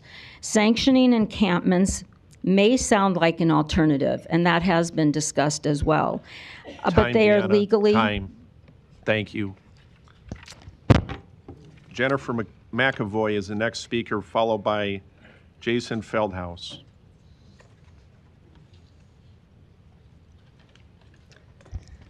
Hi, I'm Jennifer McAvoy, 4801 Pierce Street. I am here as a returned Peace Corps volunteer. When I joined the Peace Corps to serve my country, I swore an oath to support and defend the Constitution of the United States against all enemies, foreign and domestic. I want to draw your attention to U.S. Constitutional Amendment 14, which says, "No state shall make or enforce any law which shall abridge the privileges or immunities of citizens of the United States, nor shall any state deprive any person of life, liberty, or property without due process of law." Seizure of people's property is a clear violation of Amendment 14. And just for fun, I checked in Nebraska Constitution to see what it says. And it also says that no person shall be deprived of life, liberty, or property without due process of law. I do want to point out that there was a gentleman who spoke about a court case, City of Grants Pass versus Johnson, a Supreme Court case. I do want to clarify that that related to the 8th Amendment of the Constitution, and I'm speaking of the 14th Amendment. He did say that there will be a way for people to access their possessions if they've been seized. I do want to tell you that I have spoken with unhoused people, and that's not how things currently work, and so I'm not sure how that would work in the future. I also want to point out that we use a lot of language here, such as unauthorized encampments. We're really talking about people. We're talking about unhoused people and their environment and their things. And when we speak of unauthorized encampments, we are taking away the humanity of people. That's all I have to say. Thank you. Jason, you're followed by Alicia Christensen. Good afternoon, City Council. Jason Feldhaus, 6101 business address, Omaha, Nebraska, 7724 Papillion. I've been on the record quite a bit over the last couple days. I debated whether I would bring in a formal statement, but I think I just want to stand before you as kind of a member of this collaborative. You're going to still hear a lot of testimony. You've already heard a lot of testimony. We can go through data. We can go through policies. We can go through that. I think it's important for you guys to know I sent an email out to the mayor's office and all of you last Friday kind of outlining kind of a proposal that we would like to put in place to kind of be a pilot. And we are more than willing to help work on the benchmarks with the city council, report back to the city council and try to find strategies to move forward in this commitment. I also think it's really important to have you guys understand the passion and commitment to trying to do something different other than going this way with this ordinance. I called all those organizational leaders in this community, and I asked them one thing: can you give me a personal favor? That was it. Can you give me a personal favor so we can sit down and try to come forth with a new proposal, a new plan? We understand that we got to do things differently. I truly do understand that. And we understand that we need to do it with compassion, but we need to do it rapidly. We understand that the visualization of homelessness is a problem in our community. And we do understand that citizens who are dealing with this in their backyards or in public property just behind their backyards have real concerns and rights. And the threshold COC and our homeless system do not deny that. We fully, completely, and absolutely appreciate that. But we also believe in a partnership with you guys, the city of Omaha, and these citizens, we can find a pathway forward, because I know my leaders are committed to doing things differently. So, take any questions. Thank you. Thank you. Next speaker, Alicia Christensen, followed by George McGinnis.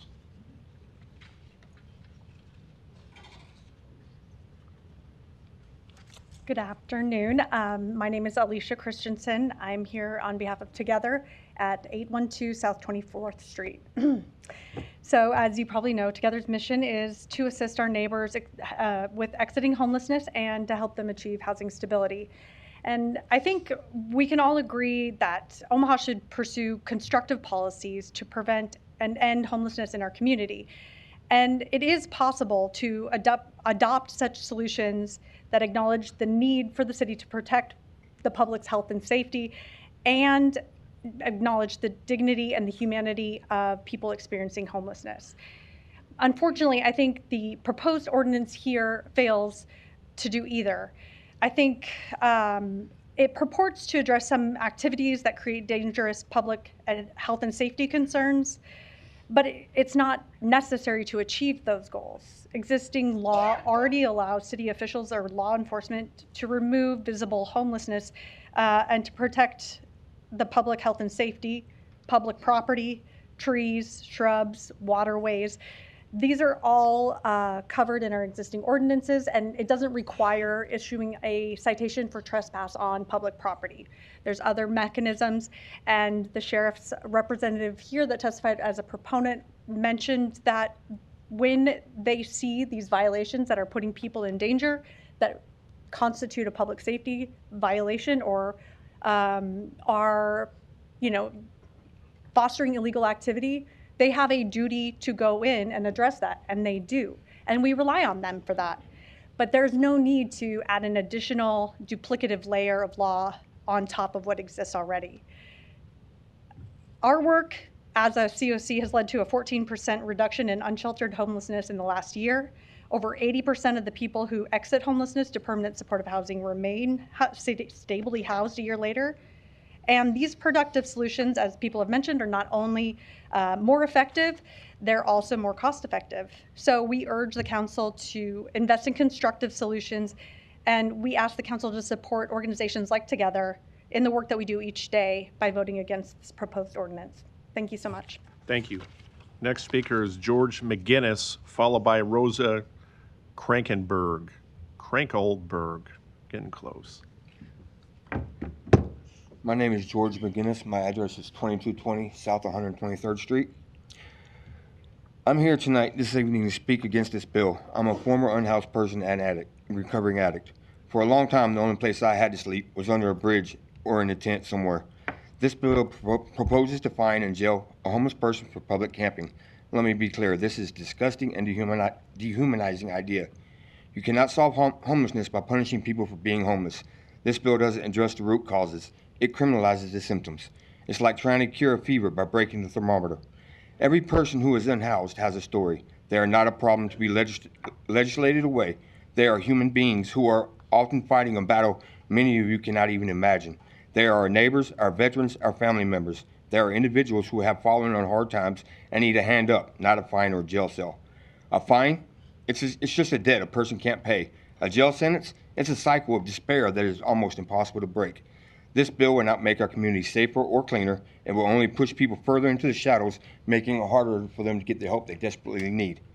Instead of criminalizing homelessness, we should be investing in real solutions, affordable housing, mental health services, and job training programs. We should be building bridges, not burning them. I know firsthand that recovery is possible. I'm a living testament to that. After 15 years, I got 4 years of living in the home. It works if you find the right solution. Thank you. Thank you. Next speaker is Rosa Krankelberg, followed by Steve Frazee. Hi, my name is Rosa Krankelberg. I've submitted my address to the city clerk's office. Thank you for this opportunity to speak today.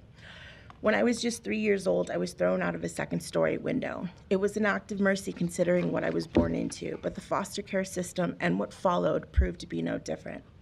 The message I received from every caretaker was to be grateful for scraps and never forget where I came from. At 17 years old, I worked full-time and moved through life as a functioning alcoholic. When alcohol could no longer numb the pain, I turned to meth and met the person that would torment me for the next 5 years. I experienced a new level of degradation that I would later come to know as sex trafficking. My brain had split to keep me alive, and I would hear so many voices in my head telling me how worthless I was. Reality was too painful. During times when I could leave, I would wander the streets. I tried to remain invisible so I didn't have to see people looking at me with disgust. Sometimes I stayed in encampments, but nowhere felt safe. Inside was where the bad stuff happened, and outside, I risked being taken. What I wanted more than anything was to walk into the sunset and disappear, to be forgotten like I had always felt. The message I want you to hear today is that people deserve to be treated with dignity and respect. Being unhoused is not a personal failure, but the result of circumstances that require compassion. Mother Teresa committed her life to one mission, giving people their dignity. What I lived through was a walk in the park compared to some of my unhoused fellows. Our stories can begin tragically and with help can inspire hope for others, which is why I serve with Threshold Street Outreach Team to help find housing solutions for individuals and keep tabs on those we've not seen. No one is forgotten. I have been through hell to get to where I am today. I get to live a life I love, serving so many communities, feeling safe for the first time in my own apartment, and paying my own bills. Even still, the hardest lesson I've had to learn in nearly 8 years of sobriety is how to ask for help. There are so many more people like me that want to help support the unhoused community because we know it works. It does require patience because we are asking the human brain to change the neuroplasticity and believe that hope is possible when we choose a different way. Housing programs are way less expensive than putting a person in jail. Mahatma Gandhi said, "A society is judged by how it treats its most vulnerable members." Please look closely at my face. And remember it. So when you see someone begging for food or sleeping under a bridge, you think of me. Because I am them and they are me. For all that came before me and those that will come after me, we know that hope is only a hand away. Thank you. Steve, you're followed by Tim Carter. Hello, City Council. Steve Frazee, Chief Impact Officer, Open Door Mission, 2828 North 23rd Street East. This year, Open Door Mission is celebrating its 70th anniversary. We've been providing emergency shelter, transitional housing, and permanent supportive housing that's appropriate to the needs of our guest students and tenants. In the men's area last night, we slept 64 men on the floor because all of our bunks were full. We welcome men, women, and families to our campus to meet their needs. We don't ever require anyone to stay. Dropping a person or a family at our door under duress is not only inappropriate, it's inhumane. It doesn't even rise to the small standard of the good life. There are many reasons why people find themselves in homelessness: mental health, addiction, defeat, release from incarceration, hospitalization, loss of job, domestic violence, overwhelming debt, medical problems, and others such as gambling. Omaha is not in the position to universally solve those problems. Issuing a ticket is insulting. Open Door Mission and other organizations like us, we solve this problem individually, one at a time. There are federal, state laws and local ordinances that place obstacles in service to the service provider and disincentives to those who are working on homelessness. The defeat of this ordinance is only good if something else is done, something to make a difference. Omaha service providers work incredibly well together. Just last night, I got a call from Linda Toomey from Santa Francis on a need to place a woman and her child into shelter, and we were able to do that. We do that with Stevens Center, Micah House, and Joshua House all the time. We work together to utilize the resources that we have to the benefit of the most. This problem is bigger than the city. You need to include, in my opinion, the state officials as well, and maybe our federal colleagues as well, to find a solution to be able to pay for the desired end that you are identifying. I encourage the city to work with the homeless service providers. Just a fun aside, we have a shovel-ready project that is 1 and 2 bedroom apartments that is just under your $40 million price tag that the mayor has put forth. It's only $36 million. So we can get 200 people off when we would get that construction done. So thank you very much. Please not only consider not doing this, but doing something positive for the members of our community who aren't doing so well. Thank you very much. Thank you. Next speaker is Tim Carter, followed by Kate Carlson.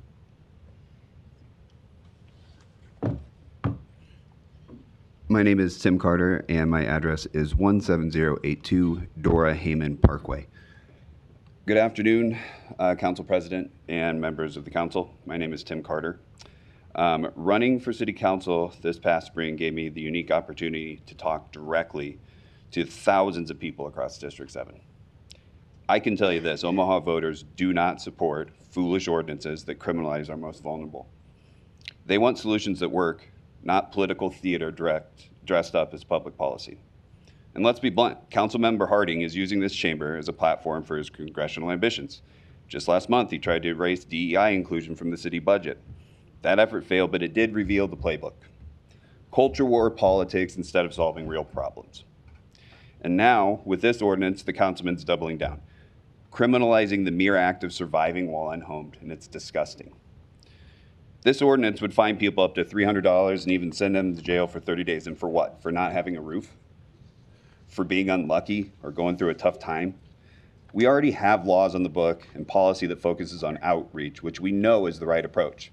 And this proposal doesn't fix anything. It just makes life harder for people who are already struggling. And it comes at the worst time, and you know it. This city just lost federal COVID relief money that helped people stay in their homes over the last 4 years through critical rental assistance. And from what I can see in your 2026 budget, nothing was added to replace it.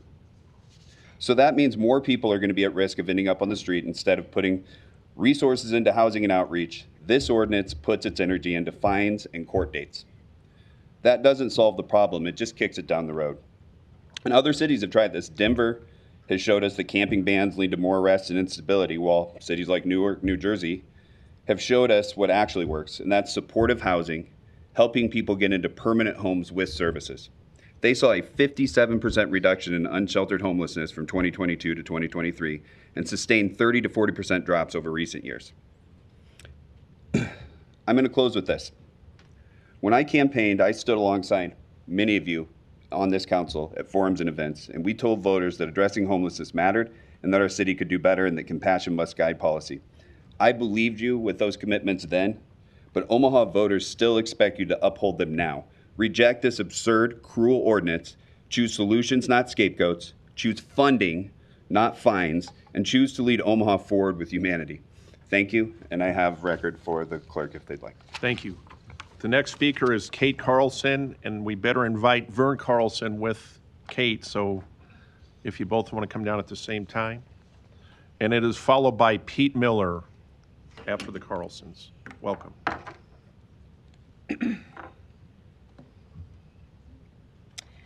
I'm Kate Carlson. Our address is 800 Buckboard Boulevard in Papillion. Nebraska nice. I've lived in all of the surrounding states of Nebraska, as well as Colorado and Minnesota.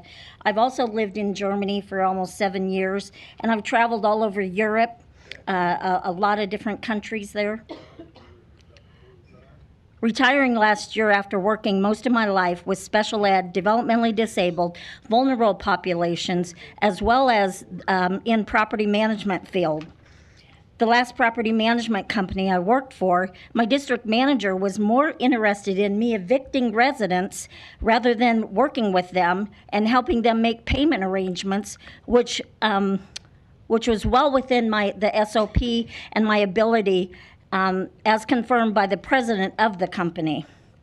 In Omaha, the average two-bedroom apartment costs $1,400 to $1,700 a month. To qualify for apartment housing, you need to make at least 3 times the amount of rent. For a two-bedroom at $1,700 a month, you would need to have $5,100 a month, which is $61,200 a year. 38% of households in Omaha have an income of $50,000 or less. 45 to 46% make $60,000 or less a year. Europe has solutions. I won't go into all the details of the different solutions, but they've got Housing First, which provides immediate housing, the legal right to housing, the Dallo law in France. Sweden and Norway have strong housing and tenant protections. Comprehensive social safety networks, healthcare, mental health, and addiction services, minimum income and unemployment benefits, subsidized housing or rent caps, public housing investments, public or cooperative housing, integrated support services. I won't go into all the details of that. It comes down to Maslow's hierarchy of needs. We need to take care of the vulnerable population. If people don't have their basic needs met, how do you expect them to survive and thrive? This is not Nebraska nice. Most European countries are top ranking in the happiness index. America is at about 24 out of the civilized countries, if you want to call it that, or industrialized countries. We can do better, and we must do better. Again, Maslow's hierarchy of needs. Find real solutions.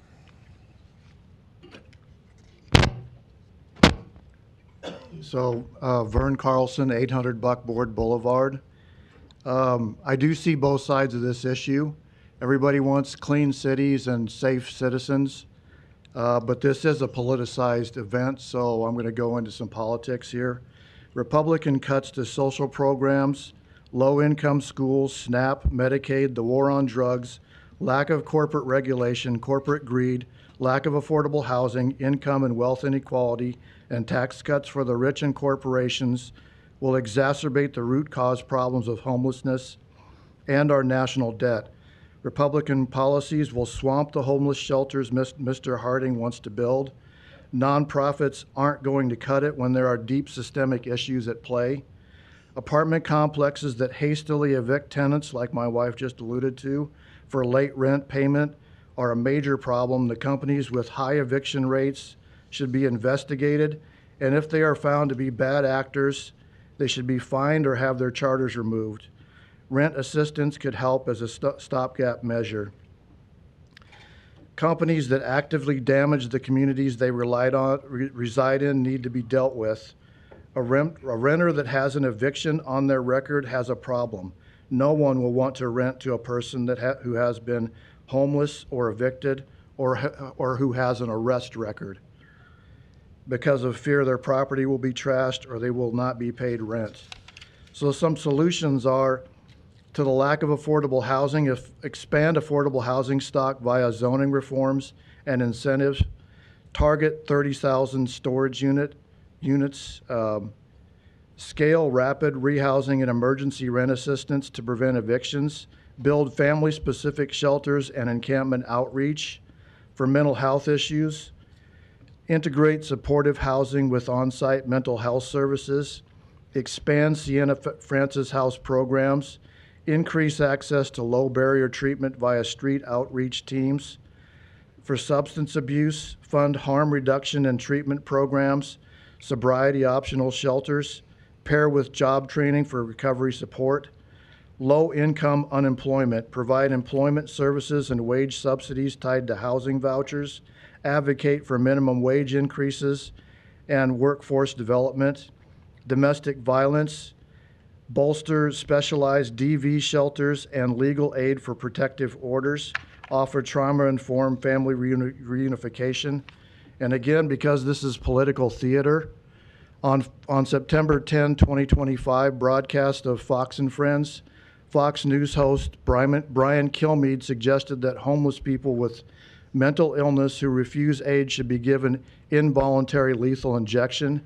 He followed up by saying, just kill them. Your time is up. Thank you. He later Thanks for being apologized here. for that statement. The next speaker is Mr. Pete Miller, followed by Jeannie Metzger. Hi, my name is Pete Miller. My address is 5015 North 104th Street, Omaha 68134. I appreciate this opportunity to speak about my role as the Street Outreach Manager for Threshold COC and why I think this is a misguided ordinance that would only make a difficult situation worse. I've been working in street outreach in Omaha since 2011, and I've seen it grow from a small handful of folks to the mighty team it is today, a team I am incredibly honored to coordinate, made up of representatives from 15 agencies. These outreach case managers are some of the hardest working people I've known in my 30 years in the field, and every day I am in awe of what they do, bringing services to people where they are, whether that's food and blankets, or direct medical care, or connecting them with mental health services, helping them obtain IDs and Social Security cards, driving them to apply for apartments, and making sure they get the small but essential help of that first month's rent and deposit. And after they move in, some furniture. It's challenging work, but they do it with open hearts and extended hands because they know that being met with humanity, patience, and compassion is essential. To those who think arresting the homeless makes more sense than helping them get into housing, this could all sound naive, except that it works. That approach, that coordinated street outreach response, that compassionate, humane response helped get 443 people off the streets into permanent housing last year. 443 people. It works. There's more to do, but it works. Making it a crime to try to survive, scattering encampments, throwing out people's belongings, traumatizing people with sweeps, clogging up the justice system, diverting police resources, none of those does a single thing to house anyone. It makes it harder to house them. The people living on the streets of Omaha are not strangers. They're our family members, our former classmates, our fellow citizens, your constituents, our neighbors, our friends. Please stand on the right side here, the side that's both compassionate and rational. Please vote no on this ordinance. Thank you. Thank you. Jeannie Metzger is followed by Sarah Paul.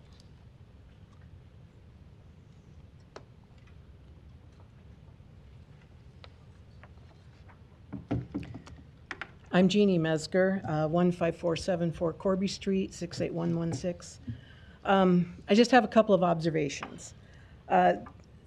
you've heard it before, but this is a reminder that not everybody can go to a shelter. There's a lot of reasons why shelters turn people away. Mental illness, drug use, being listed on the sex offense registry, or because the shelters are full. All of those are reasons that people get turned away. So giving people a choice between going to a shelter or taking the $300 fine isn't really a choice for a lot of people. And then I noticed that in April of last year, you, Councilman Harding, brought another proposal for an ordinance change that passed that increased the limits, it increased the restrictions on where people on the registry are able to live. So over years, with the increasing number of people on the registry, that is going to move more people into homelessness. So you bear some responsibility when it comes to increasing homelessness. And then my other observation is that $170 a day to jail someone means that you're willing to pay for their housing, but it has to be in jail. So think about paying for their housing in a nicer place than jail. Telling the homeless to go home isn't really a solution. So thank you. Thank you. Next speaker is Sarah Paul, followed by Courtney Caron. Hi, I am Sarah Paul Ramirez. My address is 5027 South 23rd Street. As a retired community health nurse, I agree with the previous speakers that the proposed ordinance will not solve any problems and is likely to cause more. Mr. Harding, I do believe that you care about the public welfare based on agenda item number 1, but I think this proposed ordinance is a dud. So I encourage you all to vote no and get on to other things. Thank you. Next speaker after Courtney is Kanetta Wainwright. Hi, my name is Courtney Caron, 6112 North 109th Street in Omaha, Nebraska, 68164. And I also work for the VA as a social worker in homeless programs. And I can tell you every single day I meet with somebody new, whether it's via phone or in person, who is homeless. Currently, I have 40 people in my caseload. 24 of them are in some variety of street homelessness. They're in their cars, they are in encampments, they are in just wherever they can find. Very high numbers of folks who have nowhere to go. Of those 24, 14 of them are women and children who have been turned away from the shelters repeatedly because the women and children's beds are full. They call daily. Every once in a while, about once every 6 months, I see somebody get in. But there's just not enough beds. I have multiple folks who are either couples or elderly. I have 5 of them. They have nowhere to go. They have been turned away from every single shelter because they need a higher level of care. But in Omaha, we have very limited assisted living facilities. We have very little offerings and times to get people into those facilities, and they have nowhere to go. And because the shelters have to turn them away because they cannot take care of themselves and they have since lost housing, they are under the bridge. They are on the streets. The most vulnerable people I can picture are the people who would be impacted. One of the biggest barriers that I think a lot of folks aren't aware of comes with housing is documents. I have to waste so much time just to get a letter from the Social Security office so that I can get somebody a Section 8 voucher. We don't have enough Section 8 vouchers in our housing programs as the VA, and neither does the city. And we need things like increased Section 8 housing. We need non-congregate shelters. And I would strongly encourage any citizen who is worried about an encampment near them Instead of calling 911, instead of calling the non-emergency police, call the street outreach. I have their phone numbers. I have the access points. We are trying to help folks, but there are folks we don't know about.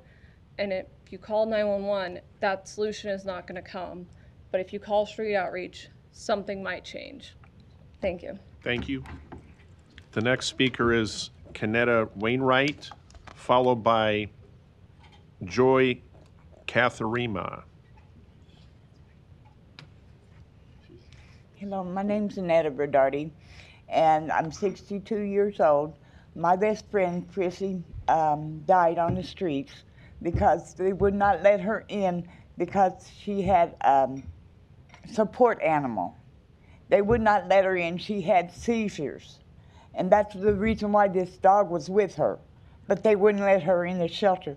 It took me over a year of staying in the shelter to accommodate a new place to live, which I lived a year and a half, but because I had no staff to help me remember things, I was evicted.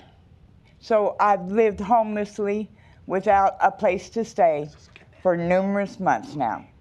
And I just don't understand why us older people have to stay on the streets. I don't understand it.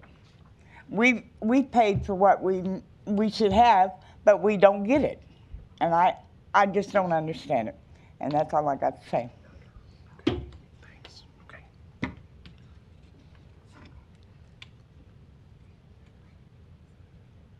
Okay. This is Kanetta.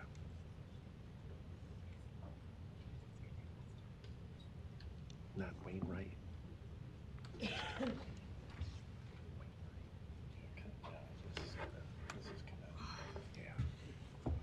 Good afternoon. My name's Kanetta Wainwright. I don't have an address, but you guys know that because I was here about 6 weeks ago. Nothing has changed for me in particular. However, I wanted to discuss the fact that the encampments, although they are not something that, I don't believe in encampments, I don't believe in litter, I don't believe in public drunkenness, and I don't believe in panhandling. I think I warned a group of property owners about this 8 years ago, and it came to fruition. However, I don't believe in the criminalization of an economic issue. That should have been solved.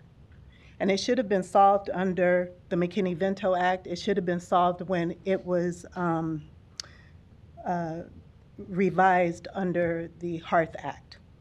And under the Hearth Act, Section 896-3612, develop constructive alternative to criminalizing homelessness and laws and policies that prohibit sleeping, feeding, sitting, resting, or lying in public spaces.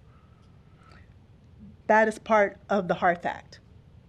So to your attorney, look at the Hearth Act and then think about what you said at the beginning of this conversation.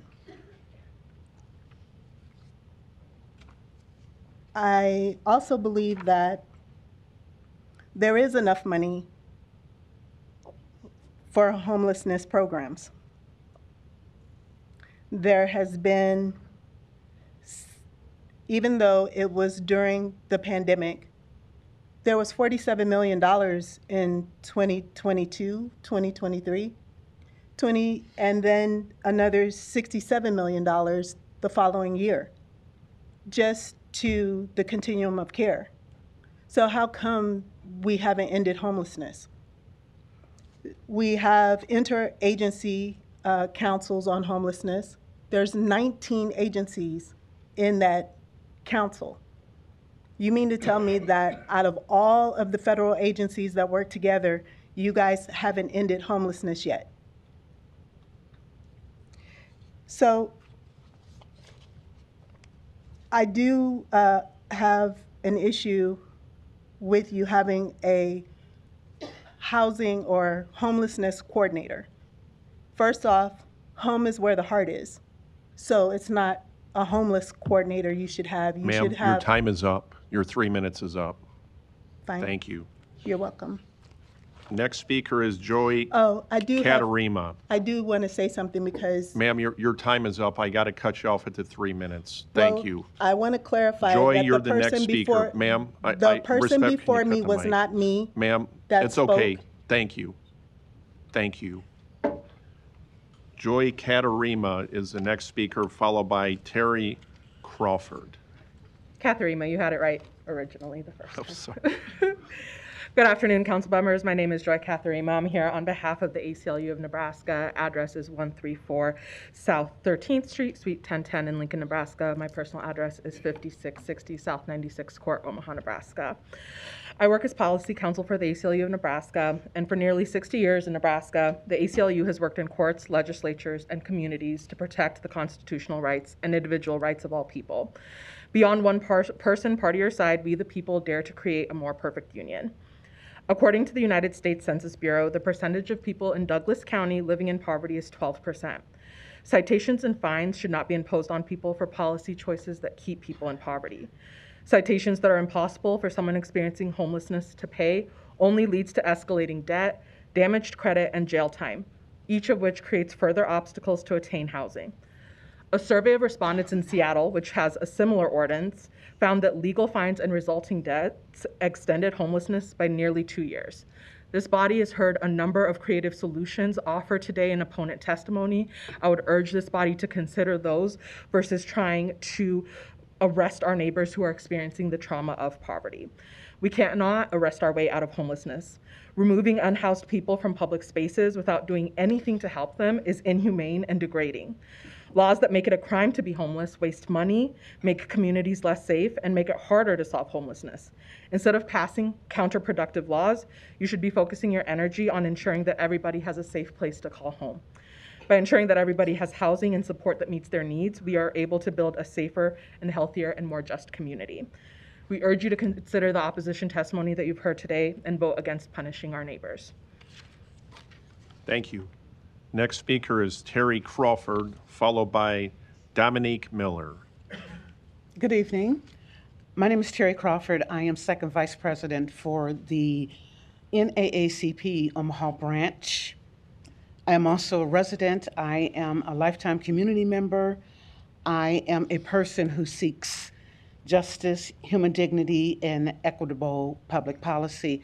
I hope everyone in this room knows who Brian Stevenson is, because he said that the opposite of poverty is not wealth, the opposite of poverty is justice. And I think that's why we're all here seeking justice for those that are unhoused.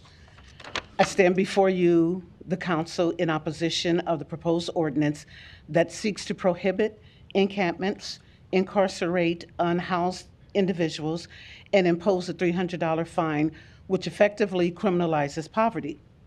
The ordinance does not address the root causes of homelessness, which includes, but is not limited to, poverty, lack of affordable housing, untreated mental illness, and systemic inequities. We saw how this occurred with redlining across the nation, right? That continues to have an impact in these communities today. Incarceration of unhoused individuals strips them of their dignity, it disrupts social services, and it perpetuates a cycle of poverty and criminalization. Most disturbing to me is that it has an eerie historical mirroring effect of what was started after the Civil War with Black codes, where we criminalized vagrancy and loitering and reincarcerated melanated people and re-enslaved basically melanated people through the incarceration complex. It also risks violating constitutional protections. I know the attorney talked about the case that went before the United States Supreme Court, and that was based on separating conduct basis status. And I don't know exactly how we do that, because it's criminalizing both of those things when we are looking to incarcerate people because they don't have a home. There was a case that also went before the 10th Circuit, the 9th Circuit. It's Martin v. Boise, where that court held in 2019 that cities cannot punish individuals for sleeping outdoors when there are no adequate shelter alternatives that exist.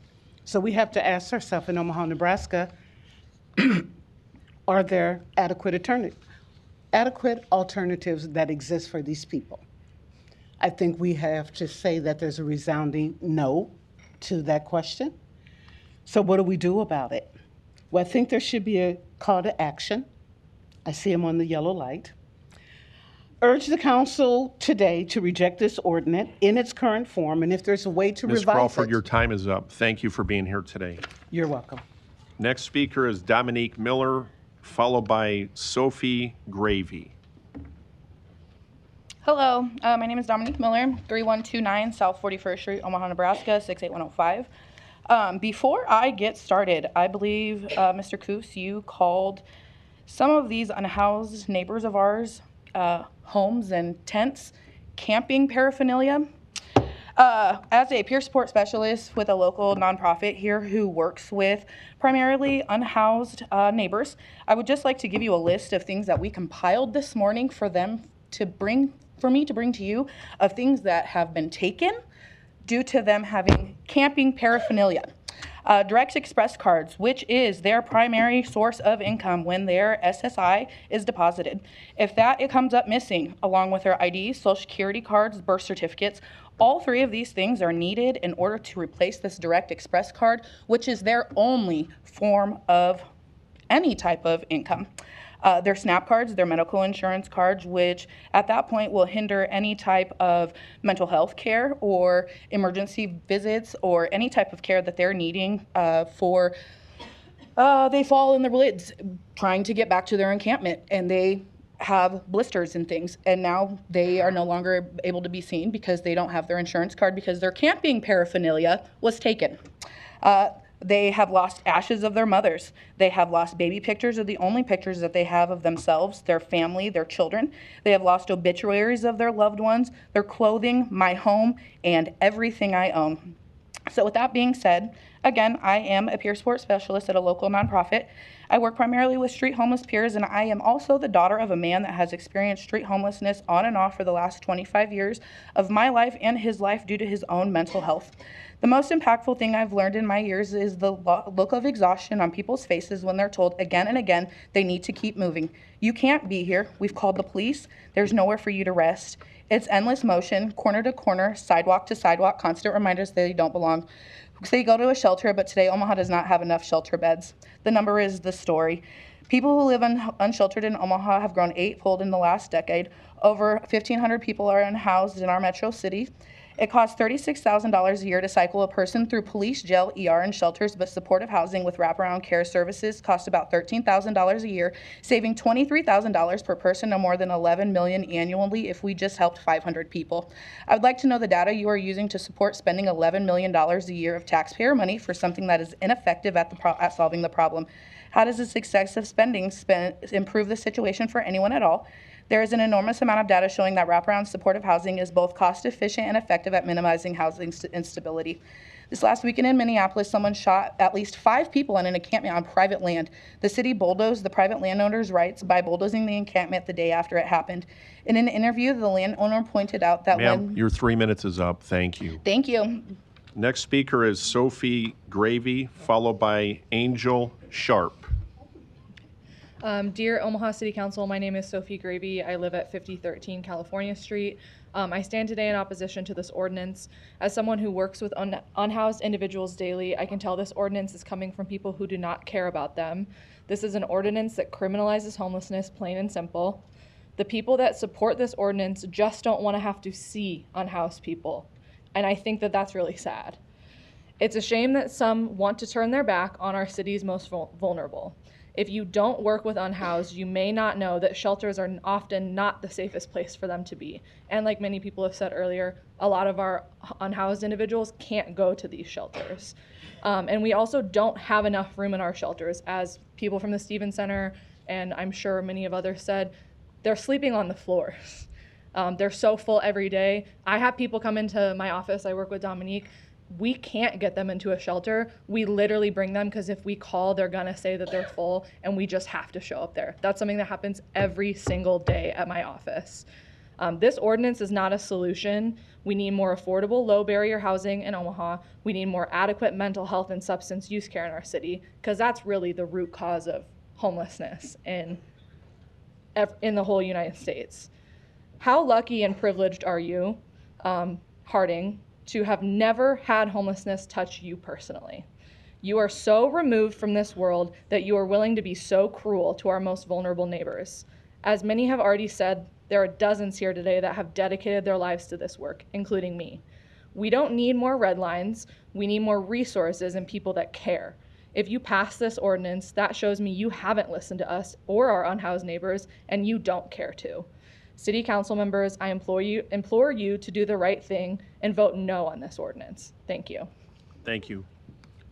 Next speaker is Angel Sharp, followed by Cecilia Schneider. Angel Sharp, my address is 3738 Francis Street. I am standing here today to oppose this bill that would fine $300 for camping on public property. This next statement may shock you, but I know firsthand what it's like because I've been homeless. I've laid down at night not knowing if I'd be woken up by the cold, by hunger, or by someone, including police, telling me to move along. And in those moments, what's hurt the most was the struggle to survive. It was feeling like I was being treated as a criminal, not a human being in need of help. I want it to be said that by police taking unhoused, that puts fear into the community that makes the unhoused people not only be afraid of the police, which in turn can make them not only be scared to ask for help, but ultimately view the police as there to harm and not to help. I want to also point out that when someone goes to jail and someone asks why they're there and the answer is because I am homeless, that also makes the judicial system and the police seem like a joke and that they are bored. A $300 fine would not have gotten me off the street. It would have only buried me deeper in hopelessness. What I needed then and what these people need now was understanding, shelter, and as you've heard, a chance to rebuild. While I do understand that those unhoused sometimes act out of criminality, I want you to try and understand that sometimes there's no job that will hire these that don't have an ID, and most of the homeless don't have them. I currently have someone in my life who, if he would have not had me in his life, would indeed be homeless.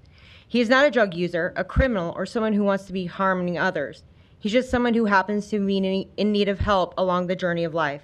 He happens to have me while there are others who don't have anyone and are forced to be out and part of the public unhoused. I do not think this bill offers a way forward. I think it will punish people for being poor. I think it hides the problem instead of solving it. So I ask you to consider compassion over punishment and real solutions over quick fixes. Thank you. Cecilia Schneider is followed by Katrina Eilers.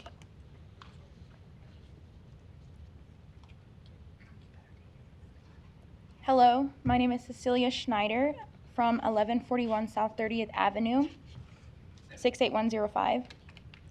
I speak from experience, lived experience. I was homeless as a teenager. I've stayed in youth shelters and DCYC when shelters were full or refused to take me. I volunteered at Santa Francis Heart Ministry Center, Open Door Mission, and Bethlehem House. And I have been and am a coworker, friend, neighbor, and loved one of homeless people. This ordinance fails to acknowledge the root causes of homelessness and the failure of local shelters to provide safe, non-congregant housing, which is a major reason people choose to sleep elsewhere. Because what is their choice? Our community members deserve more than the basics that jail provides.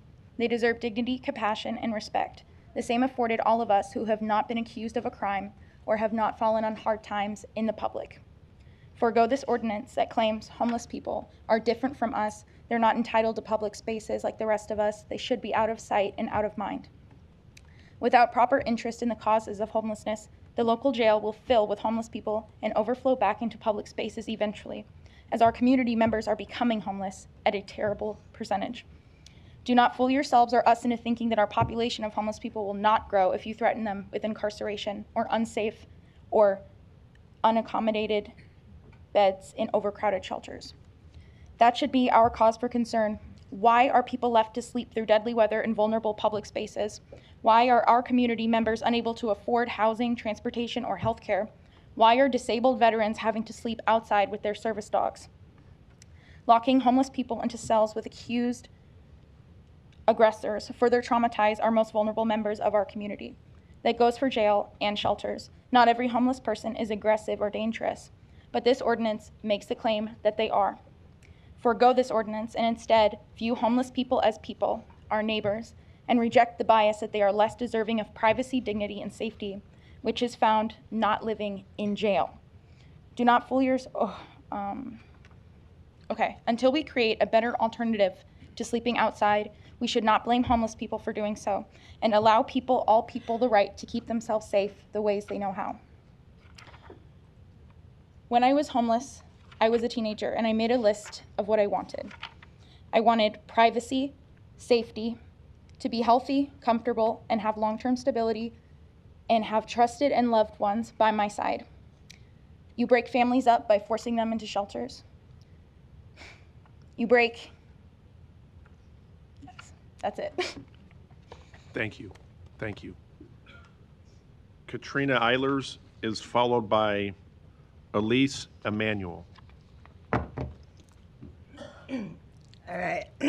Sorry, I've been talking a lot lately. My name is Katrina Eilers, and I live at 13462 Wright Street. I'm a veteran advocate and people's advocate at this point. I have been protesting for veterans' mental health rights for a year and a half, and in that time, I have met countless veterans and other human beings who experience homelessness. According to data from HUD, there are approximately 129 to 241 veterans experiencing homelessness in Nebraska, over 90 of them here in Omaha.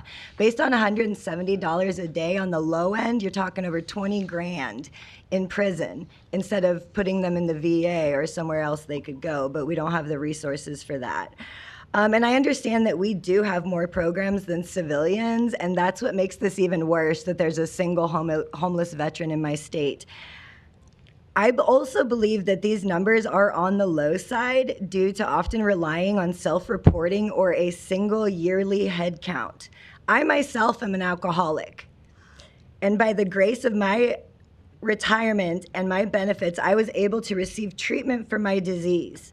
I honestly feel that if we treated our unhoused population like the humans that they are, instead of criminalizing their tragedy, we can open mental health and substance use facilities. We can beef up programs that help house and employ this population of Nebraskans.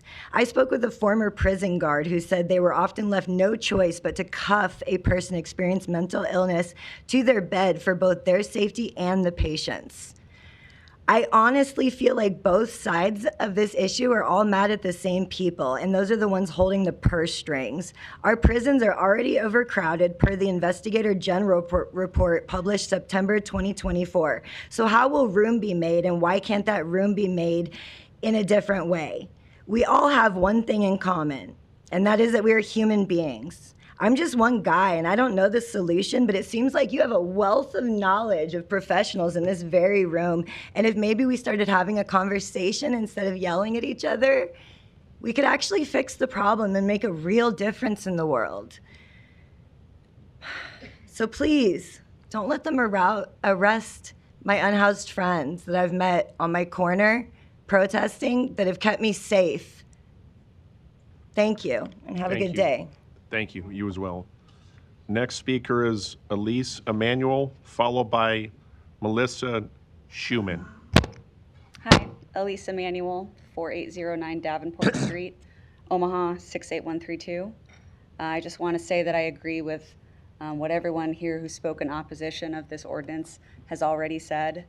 I also want to add that the language regarding possession of their personal property in this ordinance it's vague, and when you think of animals, a lot of people who can't go to shelter can't do so because they have animals with them. Is the city going to store the animals for 30 days according to the ordinance? What happens there? So just some questions I have. Thank you. Thank you. Next speaker is Melissa Schumann, followed by Sarah Hughes. Hello. My name is Melissa Schumann. I had wrote something here. However, after hearing everybody, I'm going to do a little bit more of my lived experience. I urge you to vote no on ordinance 44-395. Most of you have never faced the threat of losing your home, your job, or your safety net. But thousands of Omaha residents live with that reality every day. I have 4 kids. My youngest one is 20, and he still lives with me because he cannot afford to live by himself. I can live off of $30,000 a year, and the only reason I can do that is because I bought my house 15 years ago, and it was affordable then. You couldn't do that today. My 4 kids can't survive on their own without some kind of resource out there. They can't. $30,000 a year is $14.75 an hour. I have a bachelor's degree in business management, yet I cannot use it anywhere. I cannot find a place that will hire me for more than $15, $16 an hour. Oh, McDonald's if I want to go for 18. However, somebody else had mentioned that you have to make 3 times your amount of monthly income to be housed. At $30,000 a year, that's $2,400 a month. That's $800 a month that you can afford, quote, for the what would be your 33 times. There's no place in Omaha you can get for $800 a month for a family, period. There's nowhere. There's no affordable housing here in my eyes. There's none. And we need affordable housing. We need affordable housing. I cannot stress enough how much that is needed. Criminalizing encampments doesn't solve homelessness, it hides it. This ordinance would punish people for being poor instead of helping them get housing, healthcare, and support they need. The $300 fine and the possibility of jail time won't help anyone find housing, but using tax dollars to renovate old buildings and hotels could. Omaha deserves leadership that addresses root causes, not laws that swept the problem out of sight. Please reject ordinance 44395 and choose solutions that show compassion and real vision. Thank you. Thank you. Next speaker is Sarah Hughes, followed by Liz Schooler, probably. I'll get that right. I'm Sarah Hughes. I live at 9466 Bedford Avenue, Omaha, Nebraska, 68134. I'm going to start by just saying last Thursday, about 3 p.m., I got a call from my mom that was in her grandmother in her late 70s that became homeless that day, and I was unable to find her shelter within 90 miles of Omaha. So at the end of the day, when I got off work, I had to leave her on the streets. So she would have been arrested if this ordinance would pass for not of a fault of her own. It was a fault of a family relationship ending. Her daughter was on low-income housing. She could not stay with her. If she was staying with someone on low-income housing, that could jeopardize her daughter and grandchildren's housing. So she proceeded to sleep on a porch that night. I did refer her to street outreach. I'm sure they'll meet with her this week, but we are actively working on getting her in shelter. According to the 2024 point-in-time count, 2,720 Nebraskans were homeless on January 23rd, 2024. And in Omaha, 301 were unsheltered, living outside in the harsh winter. That night, I was out there with many people in this room, like we do every last 10 days of January. It was in the lower 30s, and outreach teams were all over Nebraska did the point-in-time count. Research consistently shows that criminalizing homelessness does not reduce the number of people experiencing homelessness. Instead, it often makes the problem worse by pushing them further into poverty and instability. We all agree that we want to end homelessness, and we want Nebraskans to live safe and in affordable housing. But arresting and convicting them and finding someone for being homeless is not going to help that problem. It's going to make it worse. As a member of the street outreach team for over 10 years, I've watched people barely survive sleeping outside, and some were casualty to the elements. If not most, but all want a home to sleep into. They want to be in a house, but they have barriers beyond their control that leave them to sleep outside, and most times unsafe situations. Criminalizing sleeping outside will make it more difficult to get housing, as a criminal background is a huge barrier to housing approvals and to get employment. And criminalizing homelessness will not end homelessness, it'll prolong it and add to the long list of barriers. These kind of laws traumatize unhoused individuals, they're dehumanizing, and they have a negative impact on their mental and physical health. These kind of laws are not effective in keeping our communities safe, and they are actually more disruptive. Criminalizing Homelessness also increases recidivism, decreases trust in law enforcement, disrupts family stability, and otherwise erodes necessary safety nets that help end and prevent homelessness. Providing services is what is needed, and accessible, affordable housing has been proven to cost less than criminalizing homelessness and is much more effective. Once a person is out of corrections, they're still going to be on the street, they're still going to get fined and arrested again. Is that the cycle we're going to see that we're already seeing? When will the cycle end? If they have no income and cannot pay the fine, will they have a warrant for their arrest? I think this is a lot of misuse of a lot of police time and taxpayers' money, and not a good use of resources. I would also divert. Ma'am, your time is up. Thank you for being here today. Liz Schooler. I don't know why it is. Liz Schooler. Liz, thanks for being here. Teresa Moore is to follow. That's okay. Thank you. Good afternoon, council members. My name is Liz Schooler. I live at 8207 Franklin Street in Omaha, Nebraska, 68114. Just like Councilman Festerson, who represents me in District 1, I'm an Omaha native and proud Central graduate. So, go Eagles. I'm also a registered nurse, a professor of nursing, a mother, and a volunteer who has cared for people experiencing homelessness, both at the street or unsheltered level and in the shelters here in town. So I've seen homelessness and some of the issues that have caused it for folks, and that being homeless itself causes for folks. I'm also a mother who knows what it means to struggle. I was a teen mother that bounced from place to place for over 18 months while my name was on the list for HUD housing here in the Omaha area as I pursued my undergraduate nursing degree. I took these two beautiful babies who I brought with me so they can learn a little bit about civic engagement from house to house of family members and friends while we were on that wait list. That was 18 months. And then while we went through an appeal process to try to appeal us being rejected that housing due to my husband's misdemeanor criminal background. We were able to secure that housing, and that is the only way I successfully made it through my undergraduate nursing degree and then went on to graduate school and to do what I do in the community today. Excuse me. Today, that wait list, if you ask folks working in the community, is greater than 3 years. I don't know if we would have made it greater than 3 years without resorting to sleeping on the street, as the shelters are often full. As I'm working with folks both in the shelters and on the street level of homelessness, I often hear some of the barriers to obtaining shelter that they face, even if they would prefer to be in the shelters we have in town. I hear things like they can't bring their service animals or pets, there's no beds, their family must be split up, couples must be separated, or they feel unsafe in the crowded environments with other folks who are also enduring great struggles. These are not excuses for not becoming sheltered. These are real barriers. This is why Ordinance 44395 concerns me so deeply. Criminalizing homelessness does not solve the issue. It makes survival and finding future housing harder and shifts the burden onto taxpayers without creating solutions. We've talked already a lot about the price of incarcerating individuals today and where that money may be better spent in order to solve the root cause of the problem and help folks find stable housing.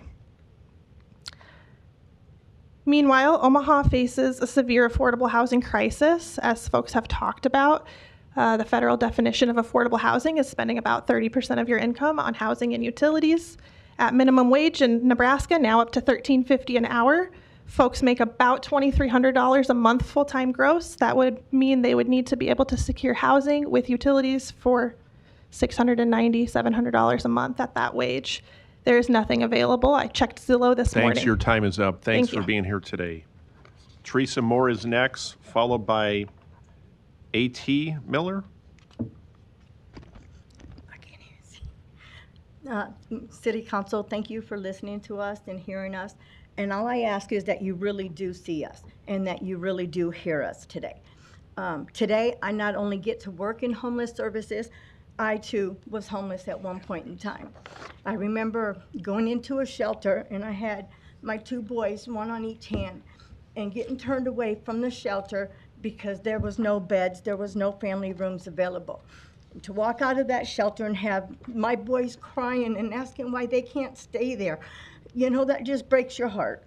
Today, I get to work to try to fix that. I get to work to house our homeless people, okay?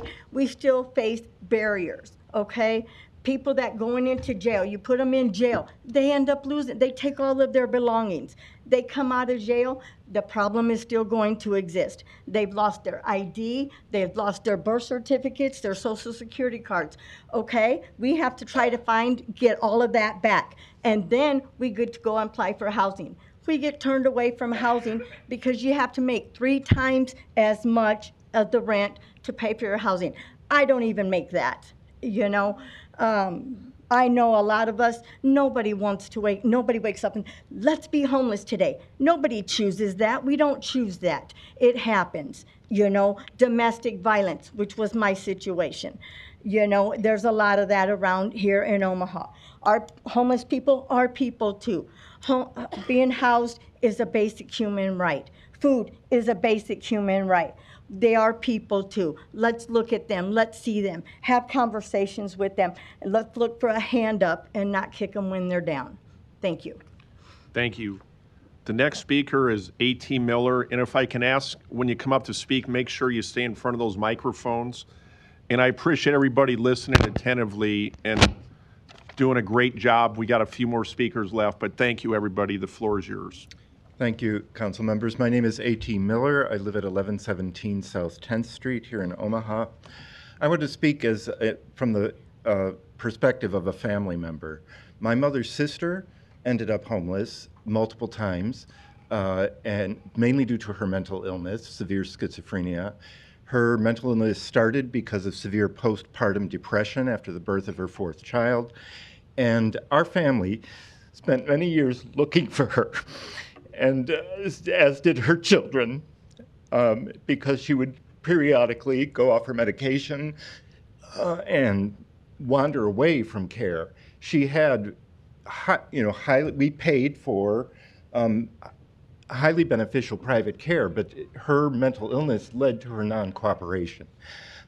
Similarly, my brother, Stephen, currently receives care that costs over 5 figures every month. He's severely disabled. He hears and understands the rhetoric around this and feels very guilty that he is unable to work.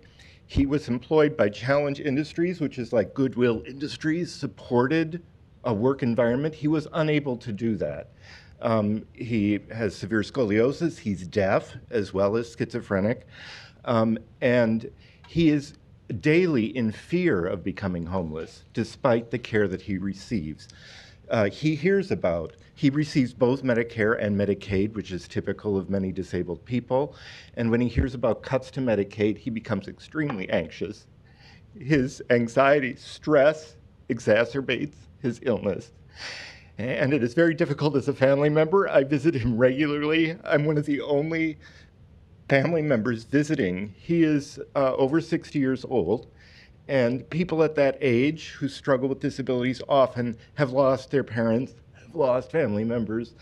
And while I don't mind being the celebrated brother, it pains me greatly that the other people in where he lives have no one visiting them. And so I end up being the brother to the 15 people who are housed where he lives. He is very well cared for. This is not a homeless shelter, but a supported living environment. But his fear and the on the edge of the many people who are there, just as a family member, I support all the people here that are looking for the kinds of solutions that surround people like my brother and make it possible for them to have a stable life. Thank you. Thank you. The next speaker is Jeanette Taylor, followed by Natalie Nelson. Is Jeanette Taylor still here? Thank you. The next speaker is Natalie Nelson, followed by Blanca Mayhear. That was close.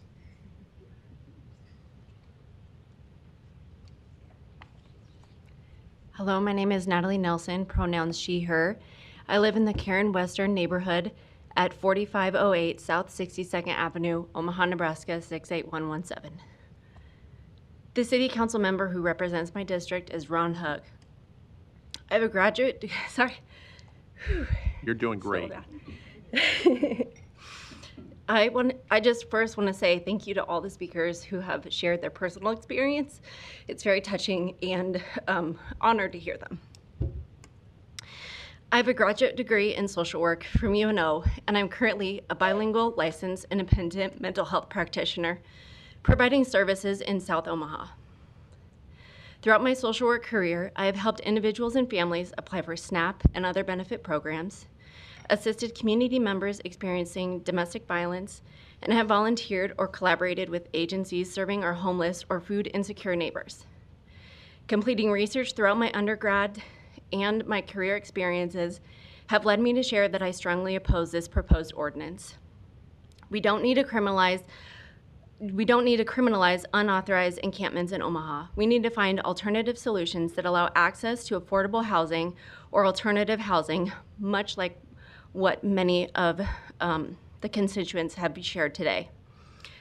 Online, Together, the organization shared that a monthly cost of incarceration is $3,000 per person. Alternatively, providing housing and services costs $1,375 per month per person. As a homeowner, a taxpayer, a social worker, a therapist, and a community member, I prefer that my taxes be used wisely to reflect my values in order to help, not punish, our unhoused neighbors. While discussing physical responsibility is important, even more important is the dignity and respect our homeless neighbors deserve. Again, they should not be punished when they are already experiencing hardship many of us never, or we may never, experience. Thank you for your time. Thank you. Blanca is followed by Jorciro Yamada?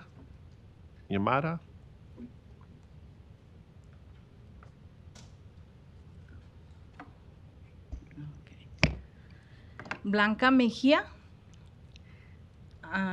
4410 Anchor Miller Drive, Bellevue, Nebraska. You say that so much better than I do. Thank you. Don't worry about it. Okay. Have you ever seen this sign in our city? Right? What is the first thing that we think? Is he's a loser. He doesn't want to work. You know what? It's one or more of those. But you know what? If we know the story, if we really know the story, we know what is going on. Many of my partners here, people who work every single day, we read emails. We receive people in our offices. Every single day, they are looking for for housing. I want you to make a favor for me. Tonight, when you go home, check it out, everything around what you have, your family, a place, a warm place to live, right? Cold, heat, whatever you need it, is there. But can you imagine as somebody who has a job and they lost everything for any reason? They have a car accident, whatever, and they lost the opportunity. I represent a non-profit organization that we help people in reentry, people that they have been incarcerated for many reasons. I don't want to excuse nobody, but it's the situation. They are incarcerated, right? So when they're going to be released, sometimes they have fear to go out. Guess what? Because they don't going to have a housing. They're going to have a place to live because they don't have a very good credit. They have the skills, but they don't have the rent, everything that you heard before. But I want to let you know that it is not easy. I know that we have a very beautiful, beautiful city, Omaha, right? I don't want to see this place like California, other places. But I know that if we work together, we can make a difference. Last year, we received funds, and it was very successful. We have people that they were released from jail and prison, and we asked them, can you prove that you want to work? Can you prove that you are looking for a job? And you know what? I have a line in my office, people that they say, can you help me with a deposit? And can you help me at least with 3 weeks of transitional house? The program was very successful because believe me, people want to have housing. So please, think about it. It's very, very easy. Just sign and say, I am in favor or I am against of this. But before we make a decision, think before, because you know what? This story. Ma'am, your time is up. Thank you. Thank you so much. The next speaker is Joichiro Yamada, followed by Mary Royers. Hi, I am Joichiro Yamada. I live on 3871 Farnham Street. Honorable councilors, I agree with the proponents that encampments are a problem and that we'd all like to see less of it. So today, I offer solutions, not criminalization. Now, the government is actually pretty good at subsidizing housing, that is, as long as it's for specific purposes. The two types of housing subsidies that we do well are jails and cars. I'll talk about jails and then parking cars in that order. In Nebraska jails, it costs the government about $11,000 a month to keep one inmate, which is more than what I pay for in rent. Of course, if we include the resources spent on law enforcement, criminal trials, it would be much, much more. Instead, I propose leaving aside the overburdened police, courts, and public defenders and use that money in more effective and humane ways. Secondly, parking. Although seemingly unrelated, parking, like homelessness, is about occupying public space. Now, the city builds massive structures and reserve public spaces for private vehicles. But if a human is on the same public space, it is a crime. The most common parking violation costs just $16. Yet if a human is on that same spot, the fine could be up to $300, time in prison, and every earthly possession taken. According to the 2026 city budget, the city will subsidize shelters for cars by $19 million. For homeless services, that number is $300,000, a mere 2% of the parking subsidy. So the solution: invest in the peoples in shelters. Take all the money that would cost to police, prosecute, and incarcerate the targeted people. Take all of that money and put it into other services. Second, subsidize human shelters more than car shelters. Charge more on high-demand parking spaces, garages, and fines. Redirect the funds towards housing. In closing, I want to be clear that I am not asking for any extra money from the budget. We already subsidize housing for convicts and private vehicles. At the end of the day, all I am asking for is to ask yourself this question: could there be another solution for this problem? Thank you. Thank you. The next speaker is Mary Royers, followed by Summer Lewis.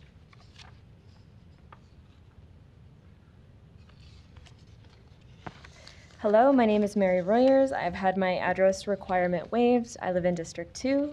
Please see the handout from the National Alliance to End Homelessness titled Criminalizing Homelessness Worsens the Crisis, Research Shows. I deeply believe that the way we treat our most vulnerable community members says something about the soul, the very heart of our community itself. This decision in front of us today is a test of what we're made of here in Omaha, a real indication of the heart or the lack thereof of our city leadership. I came here today because Councilmember Brinker Harding was quoted in the local news as saying, "I wanted to make sure that we're taking steps to make sure that the problem isn't a growing problem. I'm trying to get a win-win for those in the situation and the general public." I personally live and work in an area with a high population of individuals who are experiencing homelessness. They attend our community potlucks, they attend our block parties, and I've even had folks knock on my door asking for directions to visit a friend. They might not have homes, but they're absolutely my neighbors. My streets are not safer if we begin criminalizing their existence. My question for our council members today is this: are we going to address the issues that are causing homelessness, whether we're talking about low wages, increased unemployment, lack of affordable housing inventory, the lack of street support program, funding for folks experiencing crisis, or are we going to punish the people for being the recipients of the symptoms of those systemic problems? Councilmember Harding, destabilizing people who are already living in unstable conditions is not a win-win for Omaha. Slapping handcuffs on people who have nowhere else to sleep, rest, or live their lives is not a solution to a crisis.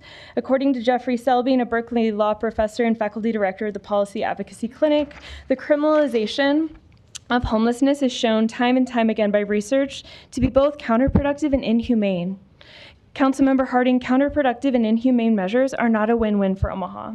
Jamie Chang, a specialist on the sociological health effects and health effects of homeless encampment suites, shared that there are harmful false narratives that people are voluntarily homeless because they are refusing help, putting blame on individuals for systemic problems. Councilmember Harding, harmful false narratives are not a win-win for Omaha. A win-win for Omaha would be investing in Housing First initiatives. For every $1 invested in Housing First, a $1.44 cost savings comes in. So let's follow the research and not cruel trends. Let's lead the way in Omaha rather than falling behind. Morally, logically, and fiscally, Housing First rather than criminalization would be a win-win for Omaha. Councilmember Harding, we are in complete agreement in that sense. When you said you want to make sure we're taking steps to make sure the problem isn't growing, when you said you want a win-win for all of us, it's just not with handcuffs, it's with housing. Thank you for your time. Thank you. The next speaker is Summer Lewis, followed by Sergio Toledo.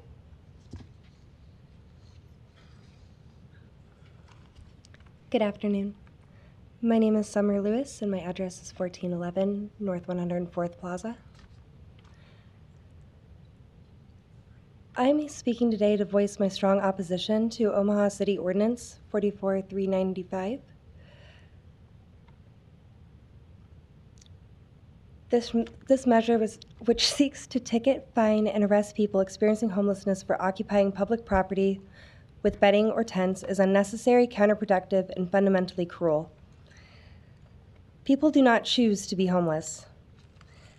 The punitive approach of this ordinance rests on the baseless stereotype that individuals experiencing homelessness have made poor choices and therefore should be punished.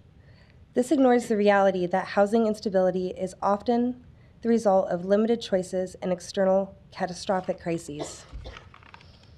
I know this from personal experience. I am a person with lived experience of homelessness. Both my parents have struggled with substance use and housing instability my entire life. In the summer of 2022, at 27, I found myself homeless with only my car as my shelter. I was terrified, exhausted, and hungry. I felt completely lost and had no idea where to start. I was angry. I was angry at my circumstances. I was angry at my parents. I was angry at myself. And I used to believe that my parents, their struggles and failures were a matter of choice, and if they just tried harder. I had judged them. And it was only once I was in their shoes that I saw how naive and ignorant that was. Homelessness isn't a moral failing, it is a systemic failure. It is not a choice when society seems to be fighting against you. I had to let go of a lifetime of resentment and surrender to grace. It is through that grace I found the power to change my direction. My experience became my purpose. I am able to advocate for others today because I had the autonomy to make the best decisions for myself, access to the right resources, and the ability to build a safe, supportive environment. I now live a full life dedicated to walking with others through their darkest moments. My journey has led me to a network of local organizations and the dedicated, empathetic people within them. We are all united by the same purpose, providing services and support to those experiencing or at risk of homelessness. We are committed to loving our neighbors. We need your support. I urge you to please find it in your hearts to see that the local population of unhoused persons are just that, people deserving of grace and opportunity. We must recognize that Omaha will be better and stronger if everyone in our community has a safe place to live. We should Ma'am, your invest. time has expired. Your 3 minutes is up. Thank you for being here today. Thank you so much. Sergio Toledo, and then the next speaker after that is Alexis Schallberg. Is Sergio here? Next speaker is Alexis Schallberg. Okay, thank you. Speaker after that is Yvonne Cabrera, followed by Lynn Mills.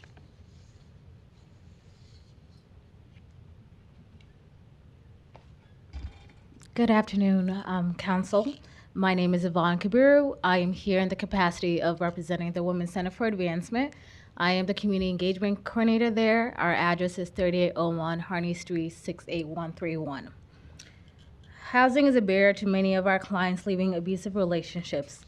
Nationwide, 38% of domestic violence survivors become homeless at some point in their lifetime.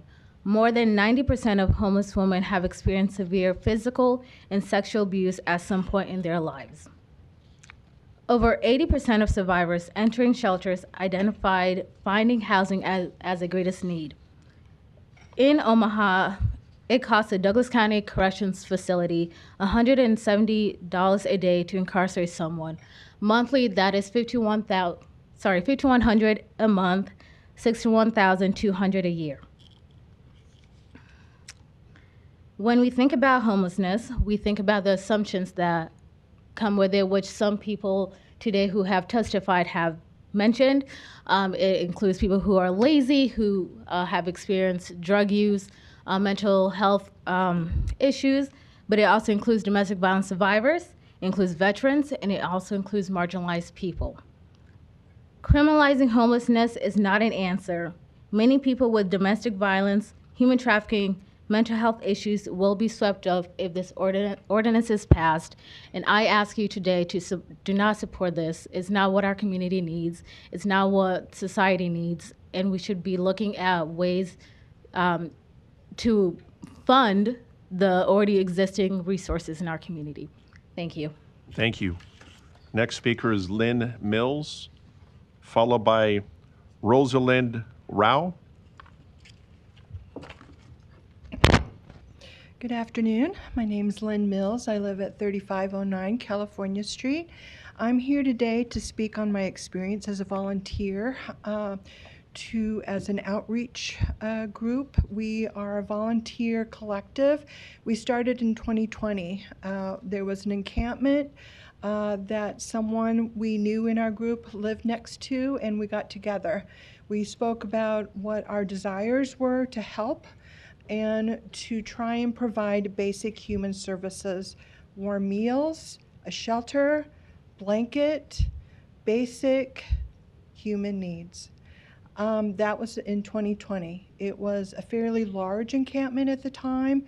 We went in, we spoke to people, we developed relationships. There's trust that needs to happen. There's security that needs to happen. People living on the streets, you've heard this today in testimonies. People want security, they want safety, they want human dignity. We started providing once a week hot meals and basic needs. Medical supplies, basic over-the-counter supplies, basic tents, basic cooking supplies, and we never feared for our well-being. These people, we communicated with people within that community. They communicated to us to which parts within 100 feet or so of tents that we should not go to. We did send a couple of people there just to check in. And our goal, and still our goal is today, is to provide a homemade meal. We feed between 30 to 50 people in a couple of hours. The food goes by very fast. We provide chairs to sit and to listen to people's stories about how they came to be homeless, what they're feeling like now, the trauma that they're going through. They need people to hear them. We need our community to come together as one. We have in our mayor's office help right now, and our mayor is proposing more help. Let's see what we can do as a community to unite businesses, housing, homeowners. Homeless people are attacked verbally, assaulted by businesses and neighbors just for trying to survive and sleep at night. This is not the narrative that we want for Omaha. This is not what we, Omaha, as a community, we are. We lend a helping hand to everyone. Let's use our resources that we have today. Your time is up. Thank you for being Thank here you. today. Rosalind Rao, followed by Luis Jimenez. Hi, Roz Rao. I live at 517 South 86th Street. There's nothing I could say up here about the efficiency or efficacy of this ordinance that hasn't already been said by people with more facts than I have. At this point, I simply want to mention, I believe in my heart that this ordinance was brought forward with good intentions. And if we did not have a belief in the good faith of this committee, there would be no point in talking today. So that is why I'm here, because I believe in your good faith. But it has become obvious throughout the day how many people are speaking in opposition of this ordinance. And even the people speaking in support of this ordinance have been,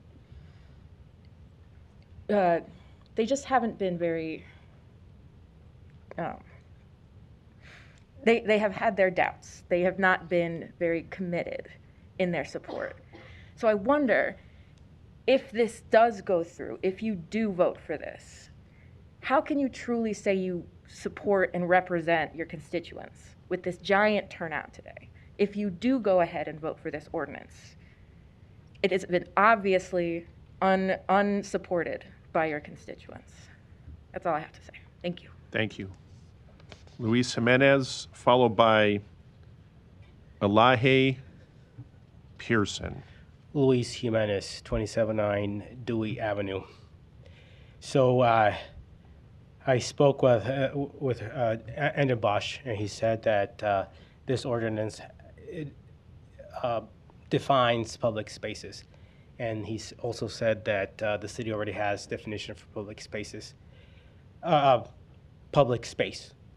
So this is another definition, and so that's the main reason why I oppose it, because I think we can all agree that public space is for conducting our daily business. So we want to be able to move through public space and then go home. Unfortunately, for many-fold of reasons, people are homeless, and it does not give them the right to occupy public space. So I think this ordinance is courageous. I think that maybe a resolution to have the discussion could have also done the same thing. But I am biased because I live on 27th Dewey, and there's a lot of people moving through, going down to Hascom and going down 30th. And I've experienced violence, threat of violence, and I don't want that on anybody else.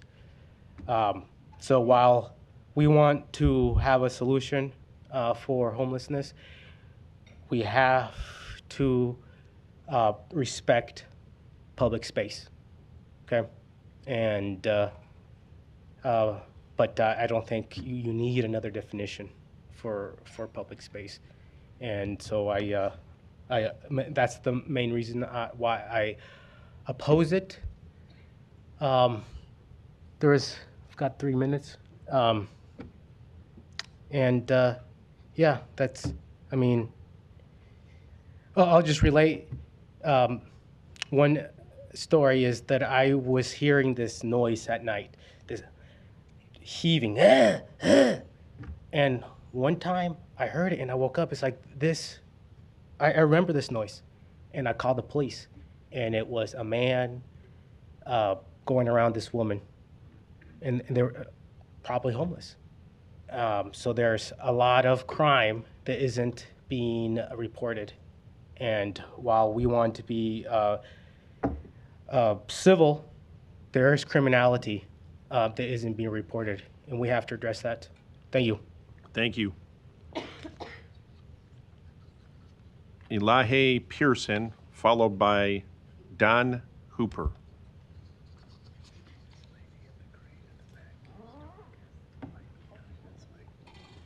Hello, my name is Elahi Pearson. I live at 12306 Farnham Street, 68154.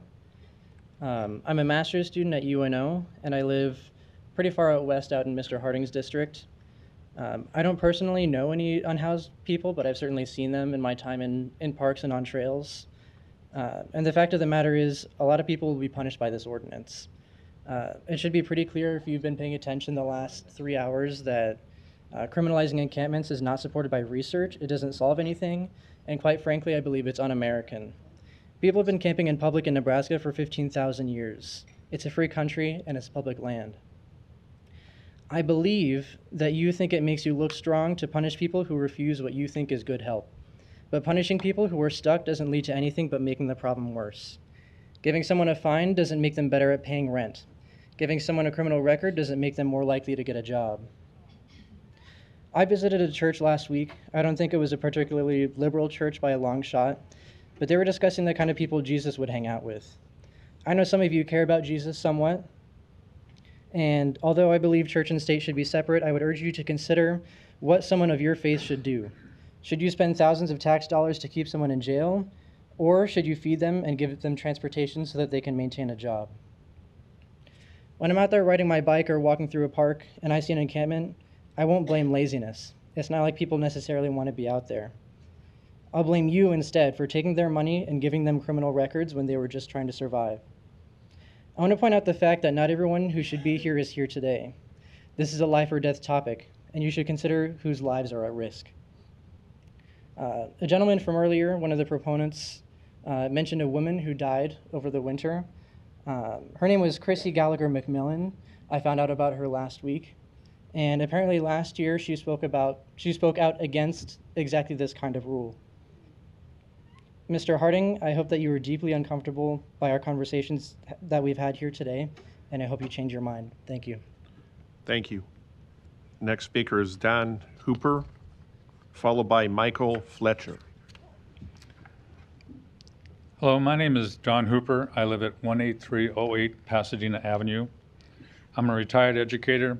I work with my wife with a group of people called Like-Minded Friends Trying to Save Our Democracy.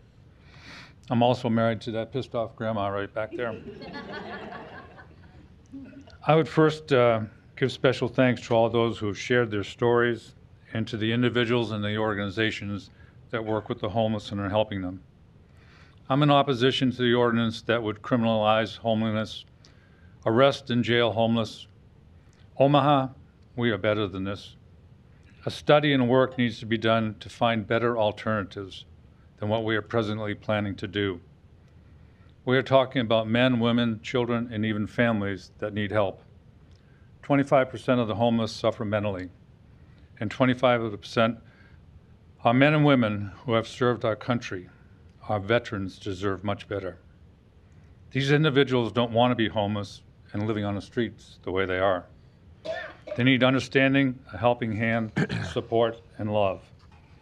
Warnings, fining, arresting, or jailing homeless is not the answer, just the opposite. These individuals need a means. These individuals don't have the means to pay a fine or get legal representation. They will be put in a population of people none of us want to be with, and they don't have a way of defending themselves or protecting themselves. We don't have the facilities now to do this. Our jails and prisons are overcrowded. This is a very expensive venture for the city and for the state. Instead, let's allocate funds and provide services and resources to help them to be able to help themselves. Let's put Omaha on the map as an example of others to follow. Show other ways and means to help the homeless get back on their feet and recover.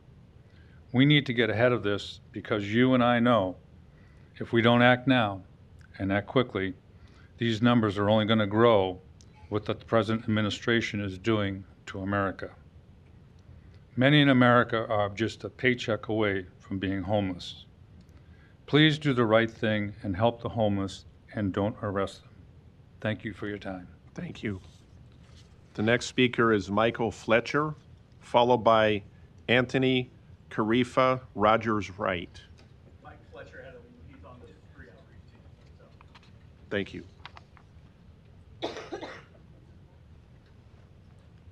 Speaker after Anthony is Anna Preston. Can I ask a quick question, Mr. President, regarding giving our addresses before we commence?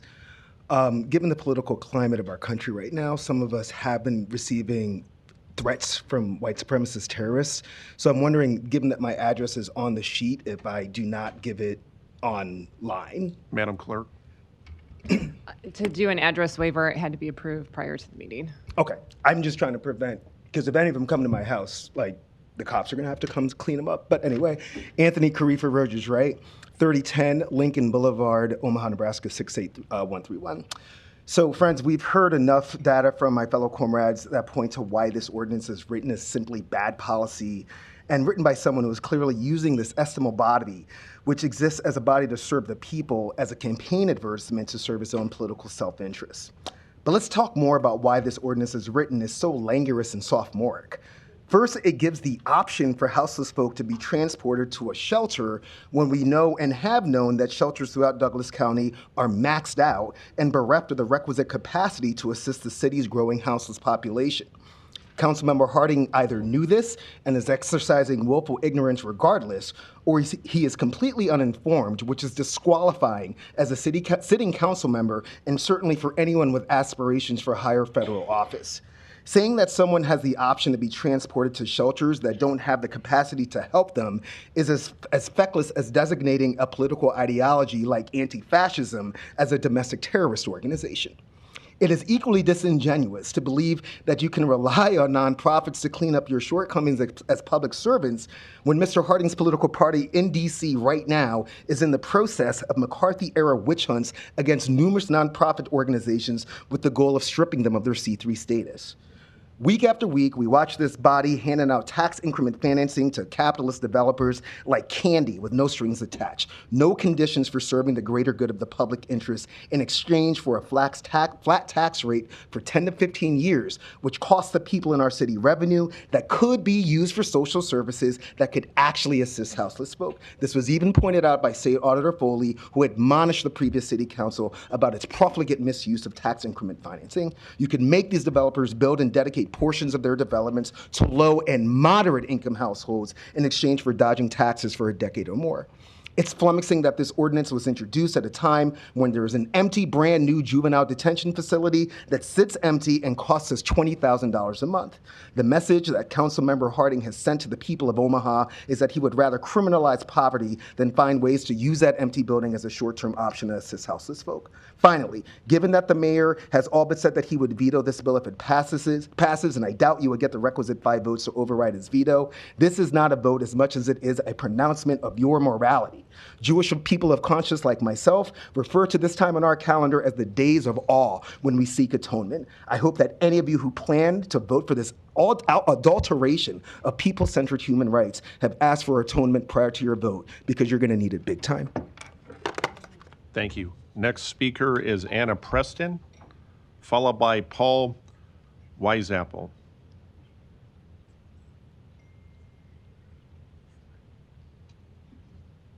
Is Miss Anna Preston here? Next speaker is Paul Weisapple, followed by Gab Rima.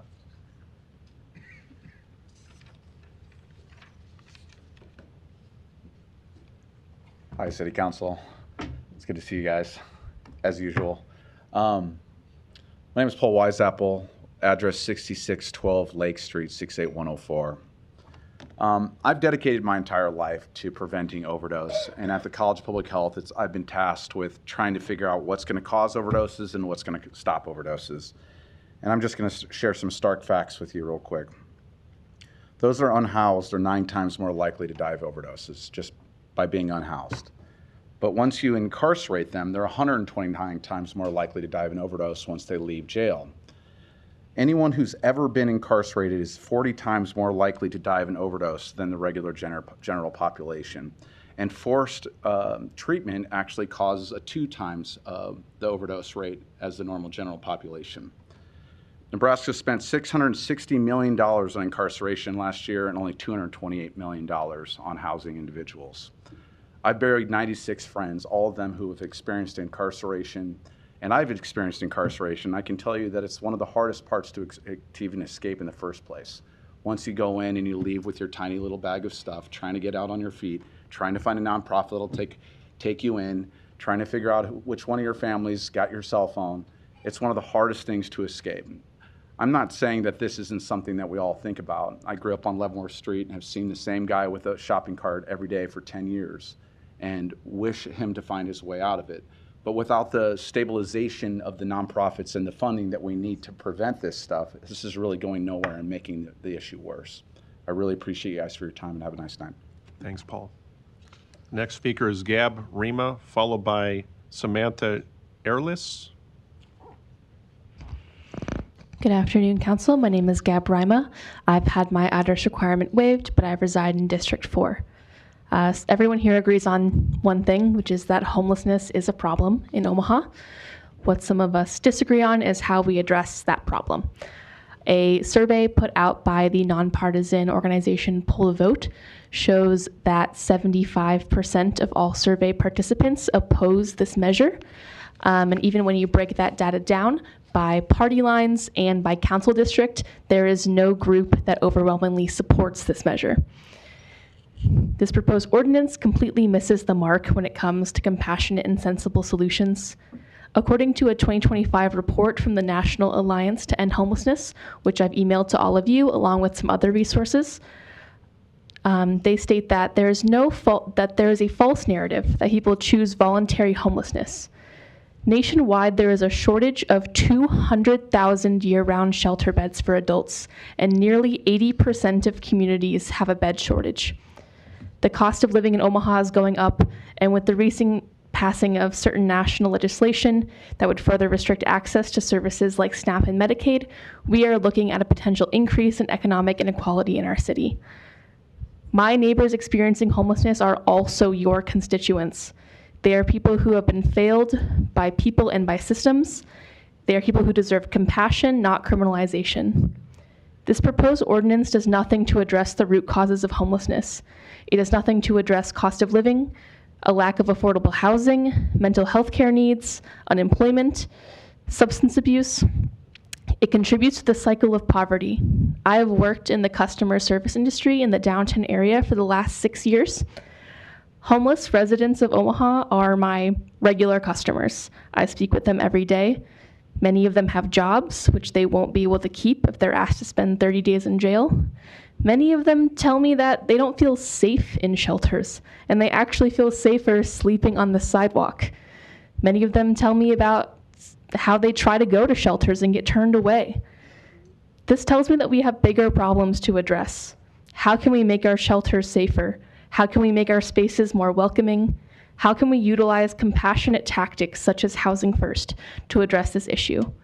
It's important to me that we treat homelessness as an issue without treating homeless people as an issue. I ask that you vote no to this ordinance. Thank you. Thank you. Please, no applause. Thank you. We've been doing great. Thank you. Samantha Yerlis, followed by Gloria Becker-Ryle. Hi, my name is Sam Erlis. I live at 2211 Howard Street.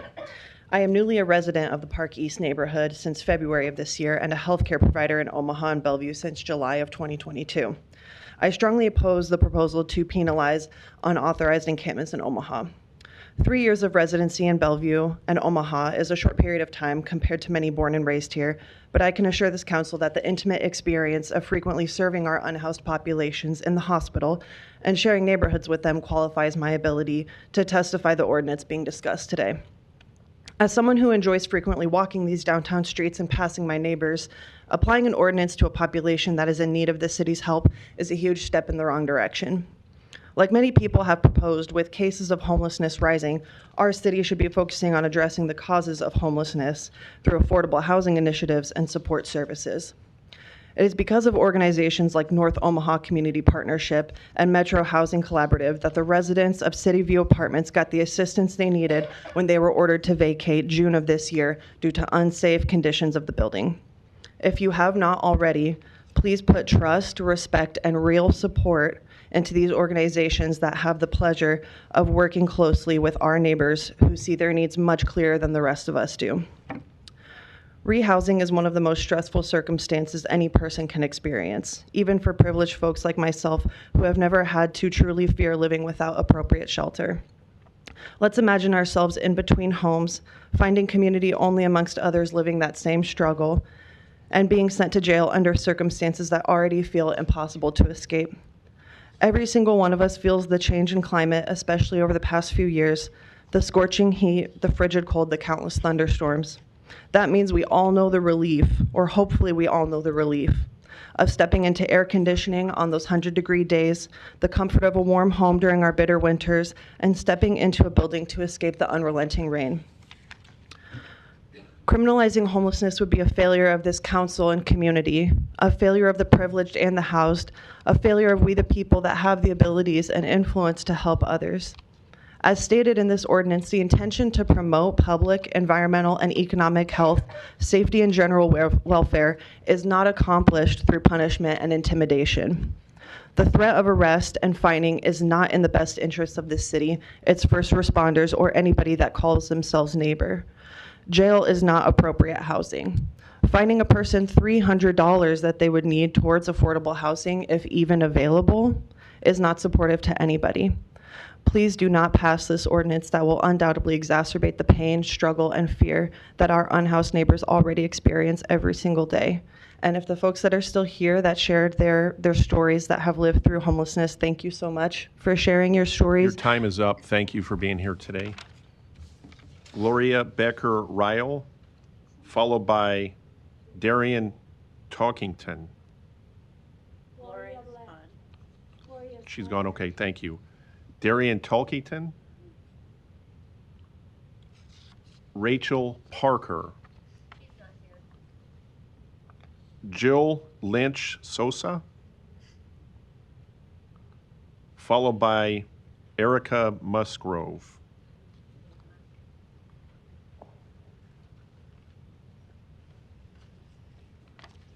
Hello. Thank you guys for hanging in there while we have all of us talking so much. My name is Jill Lynch Sosa, and I'm the Executive Director for the Society of St. Vincent de Paul. That address is 1715 Izzard Street down here in North Omaha. My personal address is 14881 Ellison Circle in Omaha, 68116. So a lot of things have already been said. I'm not going to go there. But I know part of the reason that Congressman Harding brought this forward is because you heard from lots of people that aren't here today. I understand that. And they have some legitimate concerns. They're concerns that many of us have as well. People are worried about sanitation, about human waste in public areas, trash, and not being comfortable seeing people encampments on the sidewalks, what have you. And those are all valid concerns.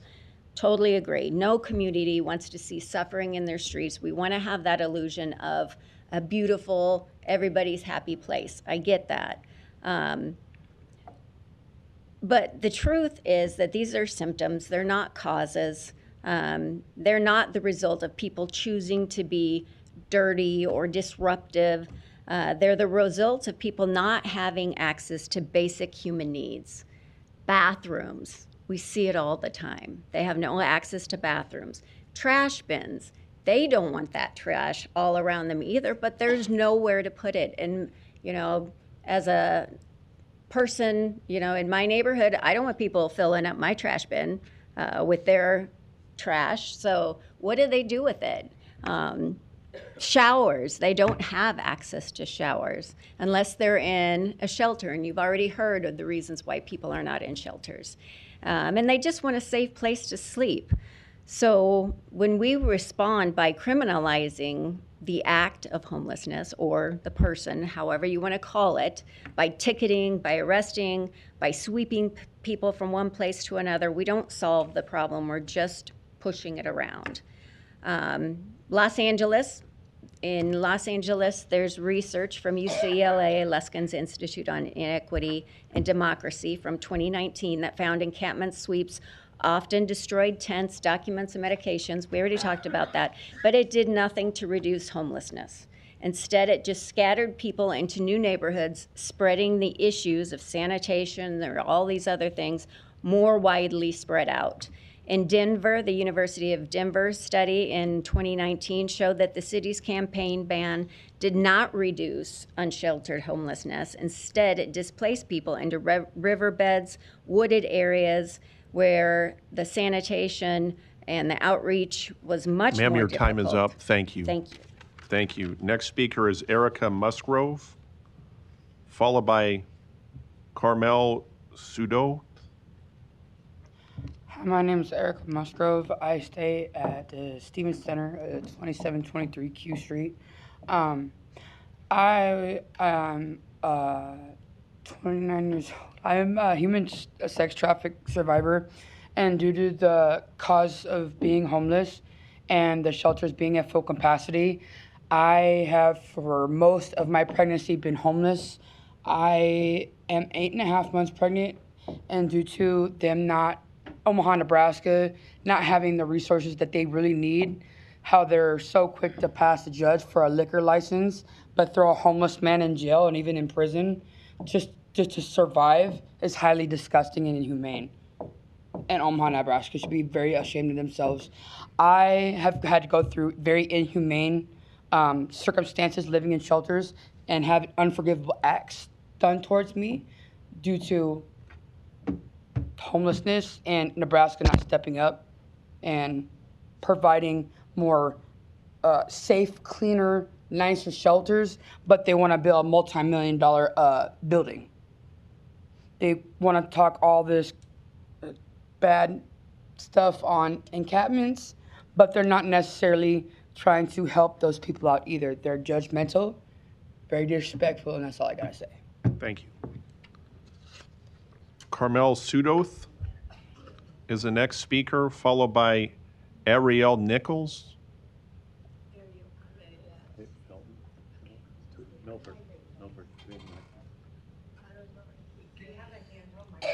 Okay. I can speak up loud if you need me to. Hi, everybody. Okay. Legalize it. This ain't about the marijuana.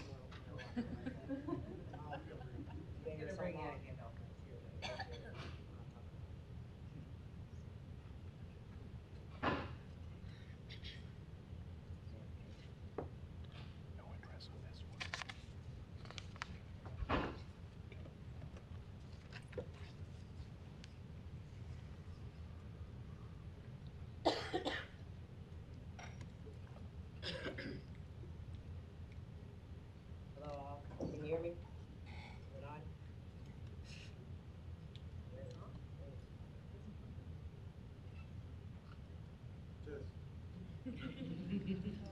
Okay, my name is Carmel Suddeth, aka Mac. That is my nickname. I just want to reiterate, I guess, what other people said. I do believe you guys gave us campgrounds, you know, maybe with garbages and things like that. I know it's unsightly. It's unsightly to me, and I'm unhoused, kind of by choice. But you know, we are your family members. You know, I just want you to see us as human. There's a lot of mental illness that I see. I'm seeing things that I never thought that I would see since I've been here. I'm from Iowa, and I've seen quite a few things. But I do know those of us that are capable. You know, I can see, you know, us finding our way. And thanks to Tamara at the mayor's office and Lily and Jill from SVDP. You know, I'm able to, you know, my stuff got, you know, through. But if I didn't have the mental, you know, capabilities to do that, you know, what about me? And if, you know, I feel like, you know, to whom much is given, much is required, and you guys are in that position. So, you know, if not for the grace of God, there go I. You know, just that fast. It could be you. I've seen extremely intelligent individuals, at this place that just, you know, one bad decision or one bad choice or just not enough money has them outside. You know, my address, by the way, is 1111 Living Free Lane. That's how I feel about it, you know, because, you know, I'm free, but I won't be free if you put me in jail. That's not good. That tears me up inside. That does cause a lot of anxiety, you know, to be criminalized. Just this campgrounds, garbage, you know, is for us. Also, accountability, not criminality. You know, once we get to the, you know, there's too much land around us that we put our camps on. But you know, there's some things we have to be accountable for and do some of the work. You know, make us meet with outreach people when they come. If we do get to be put on a campground, that within 30 days we have to meet with the outreach workers, the street workers. You know, something. I don't know. Nobody has the answer. I get that, but this ain't that. Putting us in jail or them fines will never get paid. I'm just saying, it's just not gonna happen. You know, if I got a choice between rent or the fine, I'm gonna pay the rent, and I'm gonna keep that roof over my head. Thank you for your time. It's probably almost over. Thanks, guys. Thank you. The next speaker is Ariel Nichols. Okay, thank you. Next speaker, Melissa Neuenfeld. Try that again. Melissa Neuenfeld. Followed by Annetta Rodarte. Good evening. My name is Melissa Neuenfeld. My address is 540 North 77th Circle, Omaha, Nebraska. I'm a registered nurse and the Chief Operating Officer for HEAL Omaha. I've been a nurse for 28 years, providing nursing care to my unsheltered neighbors for the last 10 years. At HEAL Omaha, we provide high-quality health care directly to where our patients are dwelling. We envision a community where health is maximized, dignity is honored, and homelessness is brief, rare, and non-recurring. I wanted to talk a little bit about the way that our organization serves our unsheltered neighbors. We go, as I mentioned, to where our patients dwell. We work in close alignment with the street outreach team. We currently operate, I am the only paid employee of HEAL Omaha, and we have 67 volunteers who are physicians, nurses. Among our physician group are psychiatrists, and we have social workers, mental health therapists, a psychologist, and also unlicensed professionals who also just come and carry heavy things and watch our backs.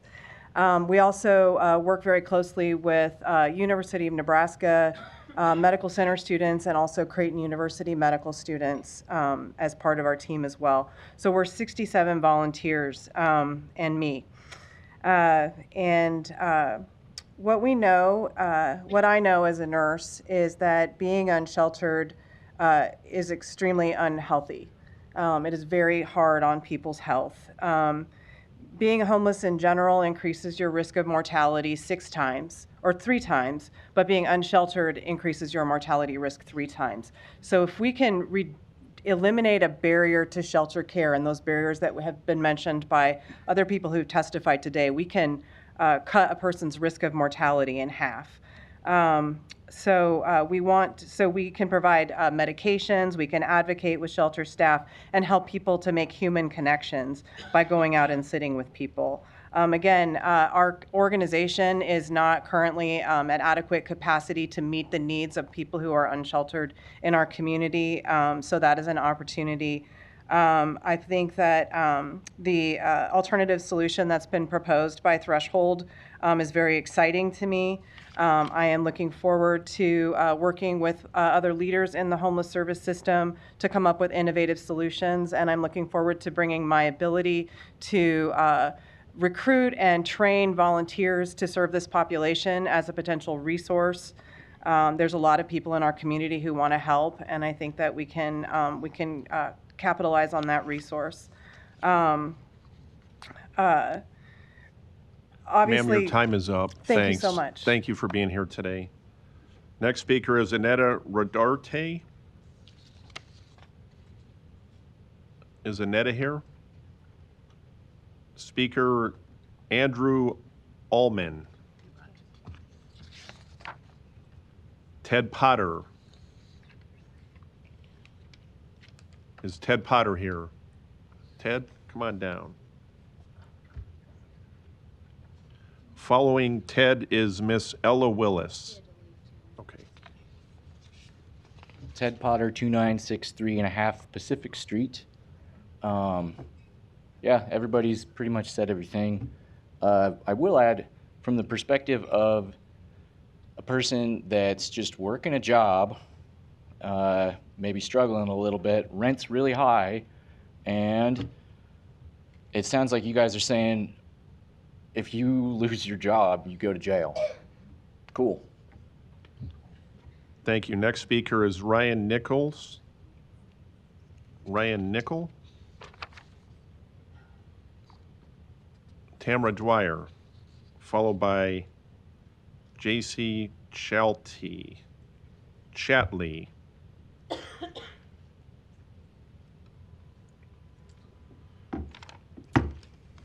Hello, Tamara Dwyer. My address is 9308 Polk Street. I also work in the City of Omaha Mayor's office. I have a lot of information that I gathered up to talk to you all today about this this proposed ordinance. Sorry, can you hear me? Okay. A lot of people that were here today shared with you a lot of things that I have shared with many of you over the years that I've been here. I know that you've heard these things before because I've showed you these things. Statistics, studies, all of that. I've worked here in the mayor's office as a homeless services coordinator for about 3 years now. I've worked in homeless services for about 12 years. I'm a licensed clinical social worker in Nebraska. I'm a board member of the Nebraska National Association of Social Workers. I have lived experience in homelessness and housing instability.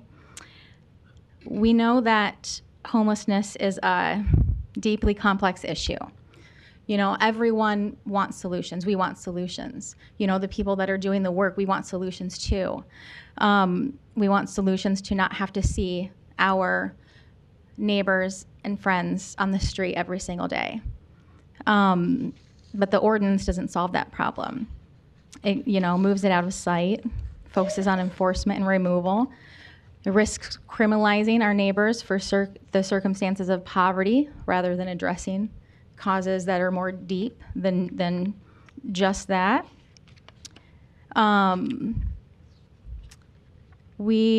Somebody talked about the 2025 point in time count. You know, overall we saw a 6% reduction. In our unsheltered numbers, we saw a 14% reduction. I think that speaks to the work that has been done over the past few years with many service providers without additional resources. It was very hard, you know, to get to that point, to see those reductions. We haven't seen them in many years. I think passing an ordinance like this is very disrespectful to the people doing the work. Telling them, you know, that the successes that they have seen doesn't really matter to you all.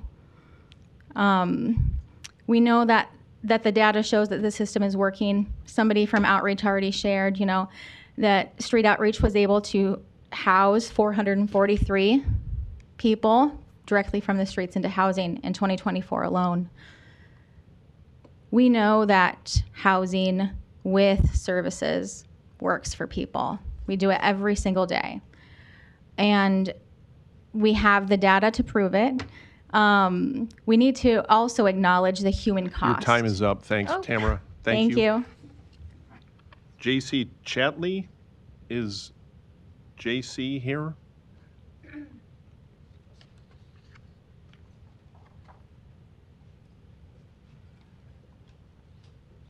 The next speaker after J.C., if I got your name right, or you? Okay. Alexander Liu. Is Alexander here? Followed by Deborah McKnight. Is Deborah here? You're up in the bullpen. One more. Yep, thanks.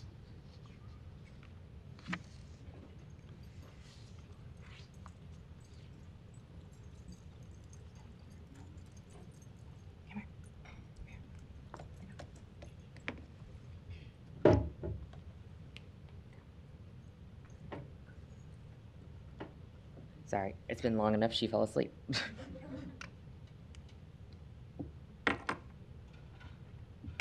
Okay, so, hi, my name is Alexander Liu. I'm at 9505 South 27th Street in Bellevue, and there's been a lot of negative focus on and rhetoric blaming mental health illnesses and addiction. So I'm just curious, is this not targeting other kinds of disabled people too? So like I have a benign brain tumor that's damaging my optic nerve, and I'm just low vision right now, but I'll be fully blind eventually. So in your medical opinion, Councilman Harding, is that going to count as a mental or physical disability? But the NIH states that nearly 50% of people experiencing homelessness have a disability, which is 2.5 times higher than the able population. And people aren't unhoused because they want to be. It's just because they don't have enough care, support, and social safety nets for, that are reaching people that need it the most. And there are always going to be people, usually, who are like me, who are disabled, because we like to target people who are going to be more marginalized and aren't receiving the social services that they need the most. Now, I'm fairly privileged in that I actually have housing, but a lot of us don't, and it's very unfortunate.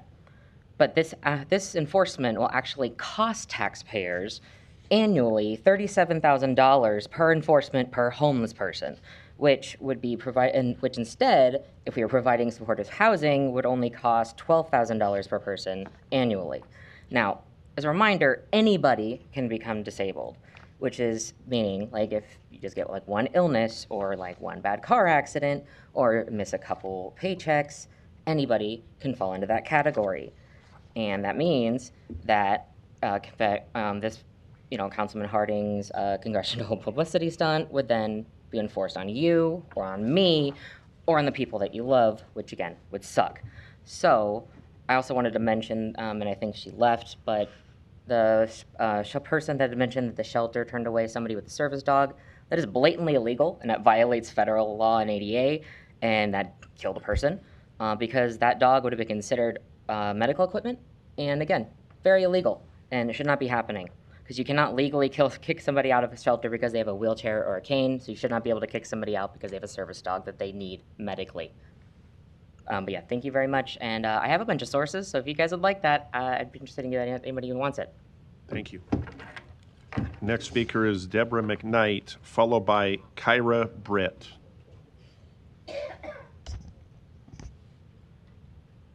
Hi, my name is Deborah McKnight. I've had my address waived in advance. My work address is Urban Abbey, 1026 Jackson Street in the Old Market.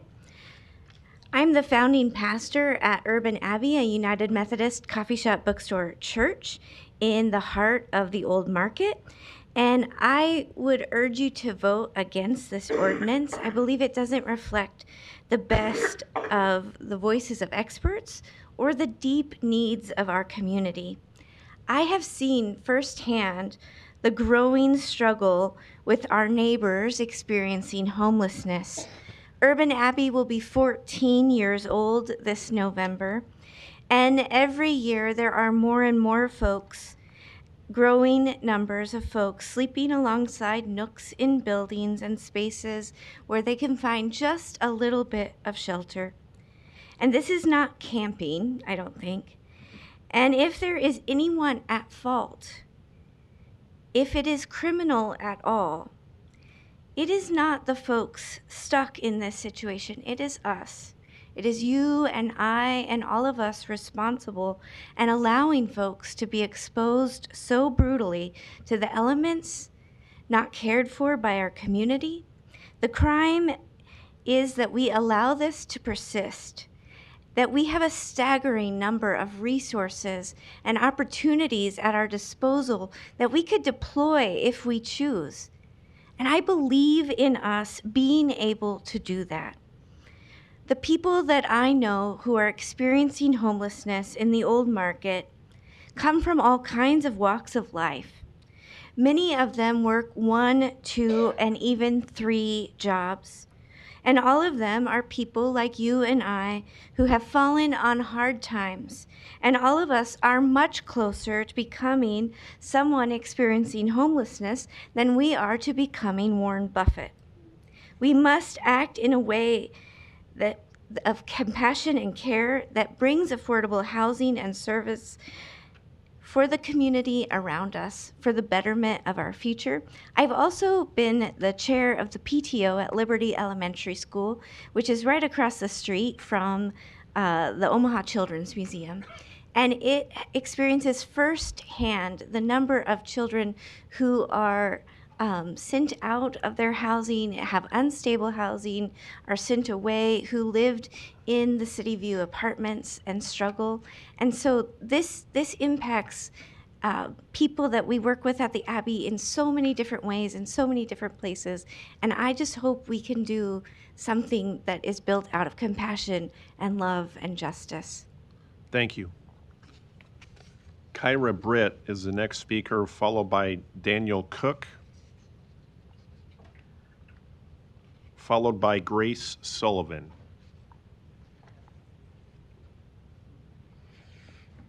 Hello, City Council. My name is Kira Britt.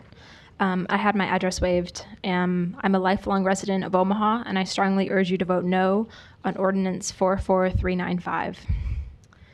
Many arguments for this ordinance stem from concerns about public safety.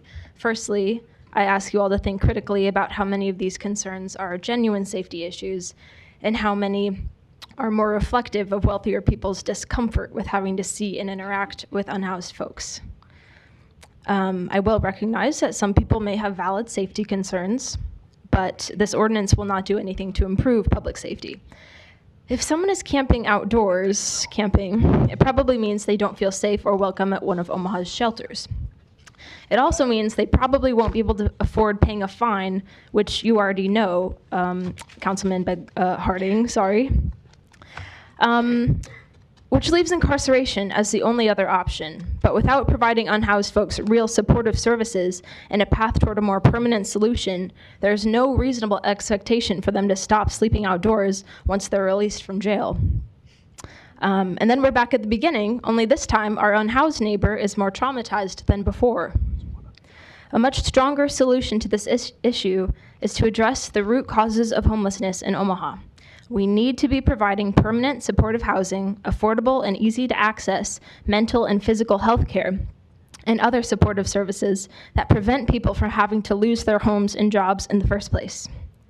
According to Together Omaha, it costs the city about $3,000 to jail someone for 1 month, although an earlier speaker said $5,000, so maybe $3,000 is on the lower end. Data collected in January of this year counted over 1,600 unhoused people living in Omaha. Of course, this is a big undercount. But if this ordinance passes, and let's say some 1,600 people are incarcerated for not being able to pay a fine, this would cost the city over $4.8 million. On the other hand, it would only cost Omaha about $1,400 a month, maybe, to provide housing and supportive services to our unhoused neighbors, which is less than half of the cost to jail them. This ordinance wastes millions of dollars to harass and traumatize our unhoused neighbors while doing absolutely nothing to address the main causes of homelessness. The City of Omaha's own Human Rights and Relations Board said the ordinance is, quote, a short-term solution that will only make matters worse. Wanting to criminalize unhoused folks like this is cruel and counterproductive, and it shows how deeply out of touch some of you are with reality. Thank you very much. Thank you. Next speaker is Daniel Cook, followed by Grace Sullivan, and then Clarice Dombeck.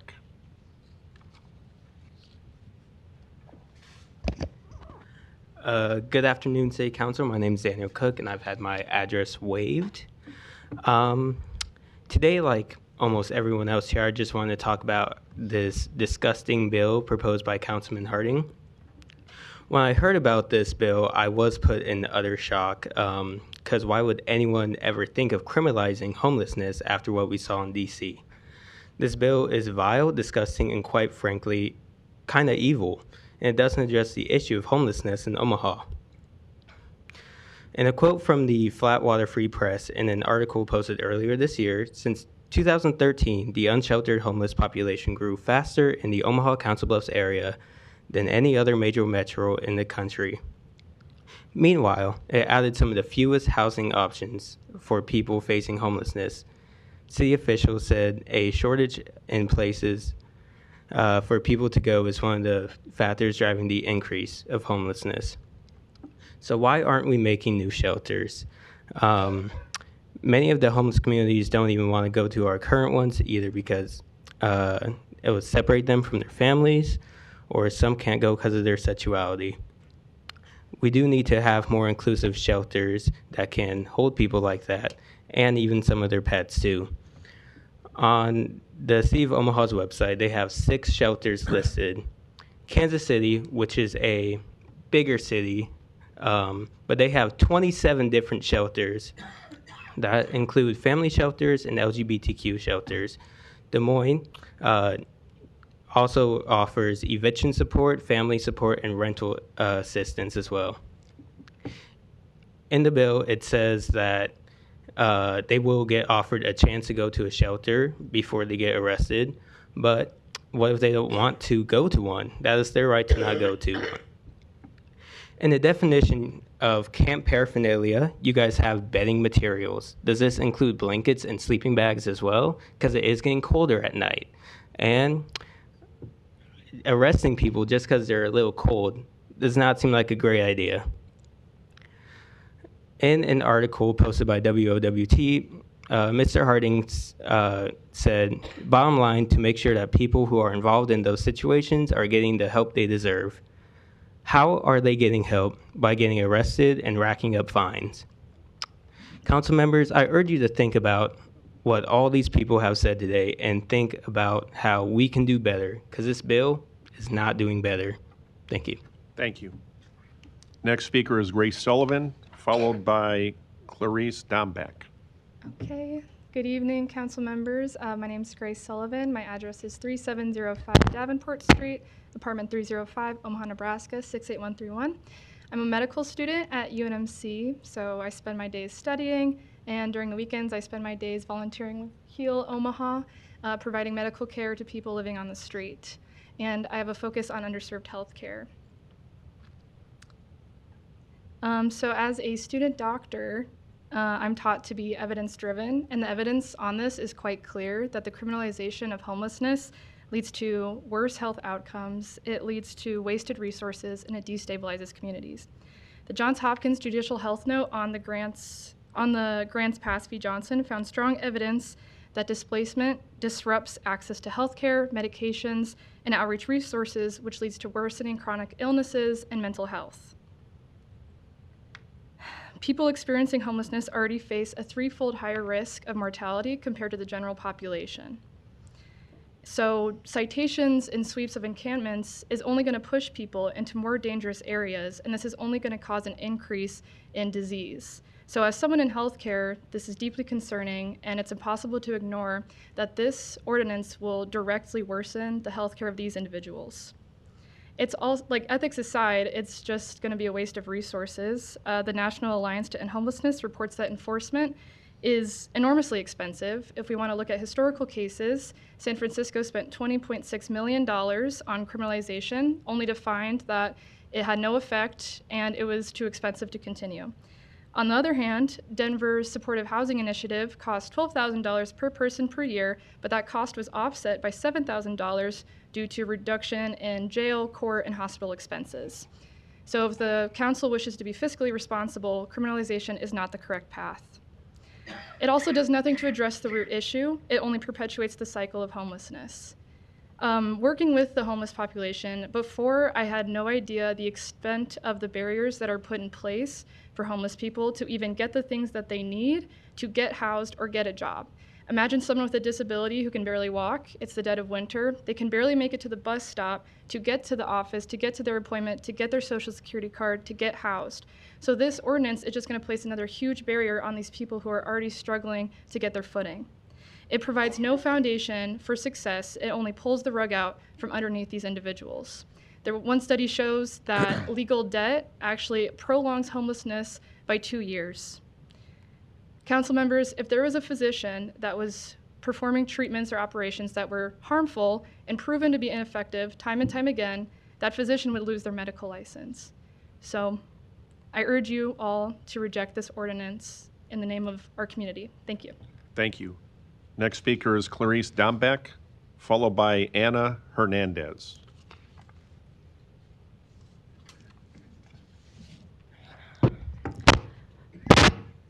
Good evening, City Council members. My name is Clarice Dombeck. I reside at 901 Farnham Street. I'm here today representing the Redress Movement. We're an organization that works in 4 municipalities across the country to redress racial segregation in housing. And before I get to what I have prepared to say today, I just want to say, wow, wow, wow. We have an incredible amount of work to do. And just hearing everyone that came today, seeing all the organizations that sent representatives, those are the folks that can do this work. And we can do it collectively to actually be able to address these issues. And those are the folks that we need to be organizing and mobilizing so we can actually get this done. So we encourage you to reject this misguided ordinance and focus our city resources on providing basic dignity to unhoused people through permanent supportive housing rather than wasting money on policing encampments and jail beds. Everyone deserves a safe place to lay their head, regardless of race, zip code, or background. But in Omaha, you need $20 an hour to afford a 1-bedroom apartment and $24 an hour to afford a 2-bedroom apartment. There is an extreme shortage of affordable housing and available rental homes for lower income households. I came last week and I spoke about that too. And I also spoke about how that $40 million housing bond will be a good opportunity to be able to fill that need. I believe the Housing Action and Affordability Plan, the market rate analysis they did, said that there's a need for 7,000 units that serve households with incomes at 50% and below AMI. So again, I think it's time that we use the resources that we have available now to start addressing these issues. Increasing criminalization does nothing to solve this underlying math problem for the 65,000 plus cost burden households in our city. Instead, it will increase racial disparities and exacerbate mass incarceration. Just to provide you an example, African Americans only make up 7.5% of the 3-county areas served by threshold continuum of care, but 27.3% of the unhoused people at the 2024 point in time count. This means that Black people will be nearly 4 times more likely to face the harassment, fines, and incarceration proposed by this ordinance.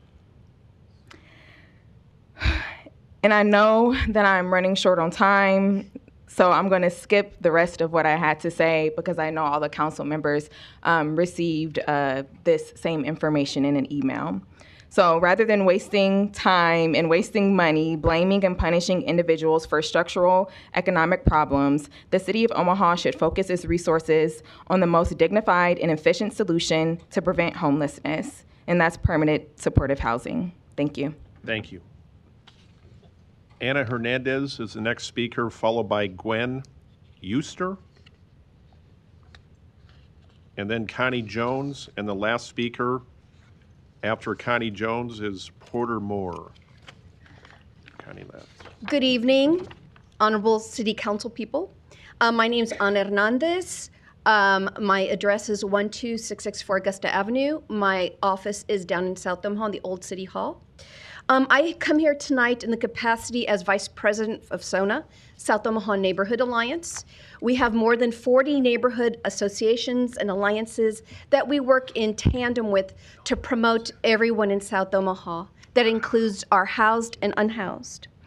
Our leadership asks that you vote against this. So I ask in the capacity of Vice President to vote against this. In the capacity of a private citizen, I would like to bring up legalities.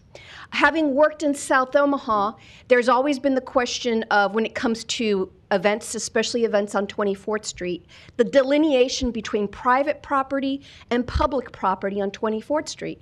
I'm glad that Mr. Vanden Bosch is here today because he was working on that issue, I remember about 2 years ago to 3 years ago.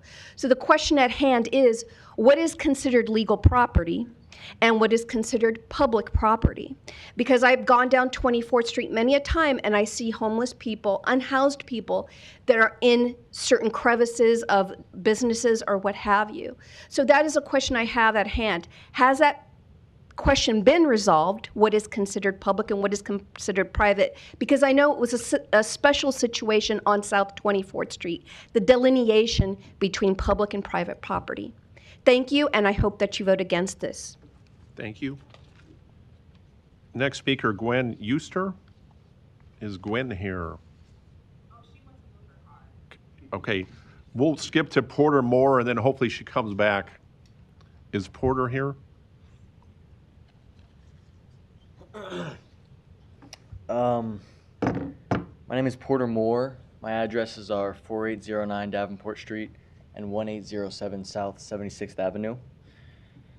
I have read this ordinance up and down, and I've tried to look at it from every perspective, and I just can't find a way to support it. This ordinance seemingly is meant to perpetuate the system of homelessness that already plagues this city. As we all have heard today, so many reasons already exist that may prevent a person without a home from entering a shelter. On top of this, Omaha, as far as I know, does not have a single city-owned homeless shelter. So when a person without a home is unable to enter a shelter, they must receive a punishment. This ordinance does nothing to help with the most vulnerable in our community. I'm a senior in high school. My understanding of the world is relatively limited, and even I can see right through this ordinance. So please, council members, represent your constituents and vote no. Thank you. Thank you. Is Gwen back? Okay, is there anybody else that wants to speak in opposition to this that's here that didn't sign up? Public hearing is closed. Councilmember Festerson, you're recognized. Thanks, Mr. President. I just wanted to take the opportunity to thank everyone who came down and shared their stories with us today, and the providers that are here. I do want to thank you for the work you're doing in this area too, and for your providing your testimony as well. This is just a public hearing, but I haven't had an opportunity to express my opinion on this issue, and I know what that is. So I don't want to take a second just to talk about that. And that is, I do not support this ordinance. I do think it criminalizes homelessness. In my conversations with Omaha police, I believe it's impractical to try and enforce. And in an analysis we received by the public defender, who's spent 50 years in the judicial system, it's his strong belief that it will not result in diversion or deliveries to shelters that are already full, but it will involve jail time. And that's not what we're trying to accomplish here. Having said that, I will say I think all of us have examples in our district of areas that are problematic and that have excessive trash and areas that have stayed that way too long. And I think that needs to change. That needs to be done better. But I think that's what we heard yesterday from the mayor. I want to thank Mayor Ewing for listening, and the providers for listening, and for expressing a new plan yesterday that expedites those situations, and I think will handle them in a much better way. So I think we need to give them a chance to have that program of work be effective and to implement that going forward. And that's why I'll be voting no next week. Thank you, Mr. President. Thank you. Councilmember Goodwin, you're recognized. Thank you, Mr. President. And I do thank everyone who testified today, both for and against, as well as the various people who shared their lived experience, share how they serve the community in this capacity. I look at this from a lot of angles. One, when I was a teenager, I was in a position where if you counted couch surfing, I would have been counted homeless. So I understand what it means to be in a vulnerable situation. Also, I think we have to understand that many people do touch homelessness. So I do think to in a way, make it us against them in any way could be not showing the necessary empathy or understanding for not only people who are homeless, have experienced homelessness, or members of this council. I also worked in this space as a program administrator and understand what coordinating services to prevent homelessness at a food pantry means, because oftentimes you're trying to provide resources to keep people housed. I found that when funding was available, coordination happened. When funding was not available, it wasn't that organizations didn't want to coordinate or collaborate, but they didn't have the capacity. I had a chance to meet with Mayor Ewing last week, along with several other council members, to discuss our concern for the entire situation, because it is very complex. You never can categorize one group and say why they're homeless. That's just not sensible and or fair. We discussed the need for urgency and compassion. I think everyone on this council can point to constituents who don't demonize homelessness or the people who find themselves in those situations, but do have concerns. Last Monday, for instance, I was called to a neighborhood, and a mother did not want to speak on camera, but she did speak to me. And she was about 100 yards from an encampment. And not only was there excessive trash, but also she had a 5-year-old daughter at her knees, and she said, I don't feel safe walking in my neighborhood. No way did she ever speak ill of the people who were in the encampment, but she did express concern. So I do think that when we find ourselves is in a situation where this ordinance has brought us all here, well, you'll see that I will vote against it, because I believe that we do need to give our mayor an opportunity to step to the plate and enact the plan.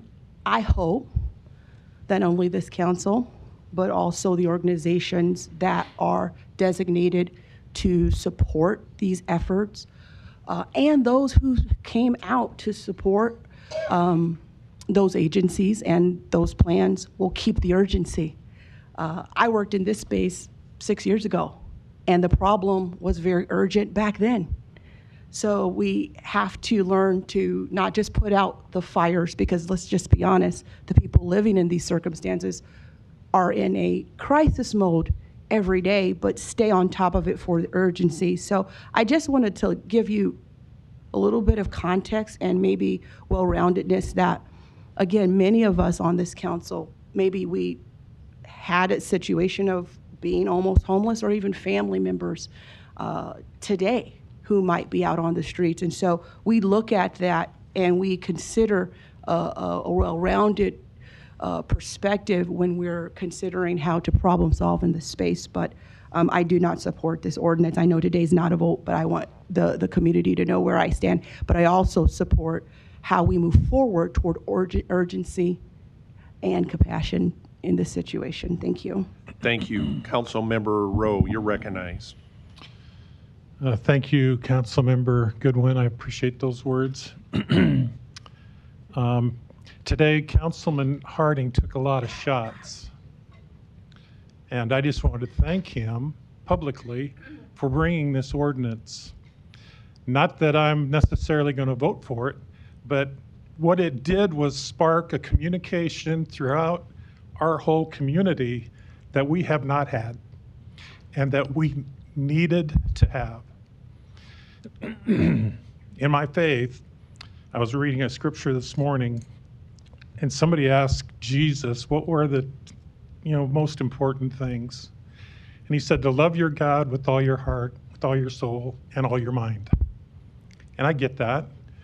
But the second thing that he said was love your neighbor as yourself.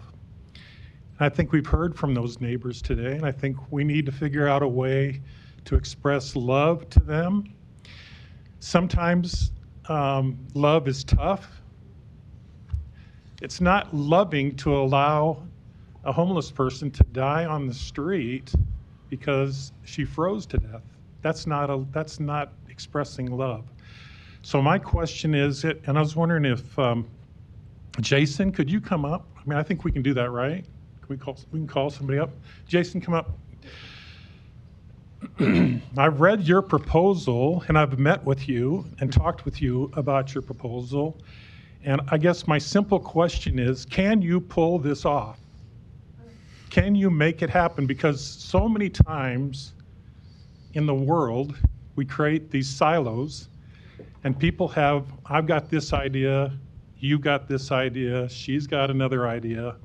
This is going to take a collaborative effort, and I'm going to put my trust in you, Jason, that you can pull all of the groups together, because I saw the proposal, and I just want to ask that question. Can you pull this off, and can you do it with some sort of sense of urgency? Because it is a serious problem.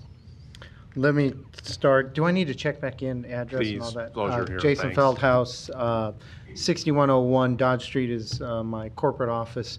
7724 Reed Street in Papillion is my personal address.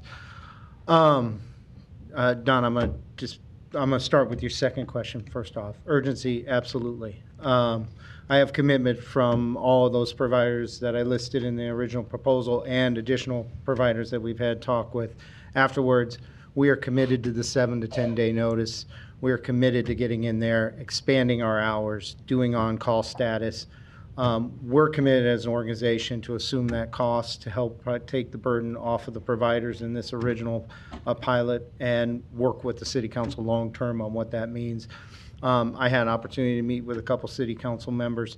24 hours, I will say, is a non-starter. I mean, if it's 24 hours, I just can't get resources there fast enough.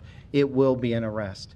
7 to 10 days, I do believe there's an opportunity to strategize. We've also assumed at Threshold COC much of the work around City View, Legacy Apartments, and also these new hotels that were closed.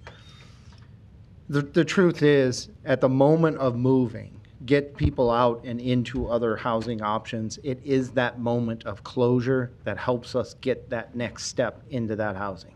It is a reality. It defies logic. I understand that. Planning is always the way you want to go, but a lot of the times we can have a 30-day runway and it's the last 5 days that really matter. So I do think the urgency of that 7 to 10 days is actually a tool that we can put in our toolbox and helps us in our practice. Can I pull this off? I think is the big question. And I'll tell you this, you know, from a political point, I have to say yes. But from a personal point, I'm going to tell you, I would rather fail falling forward than falling backwards. We'll find out if I can pull this off. And I assume the responsibility in front of all of you here today. But I want to fall forward if I can.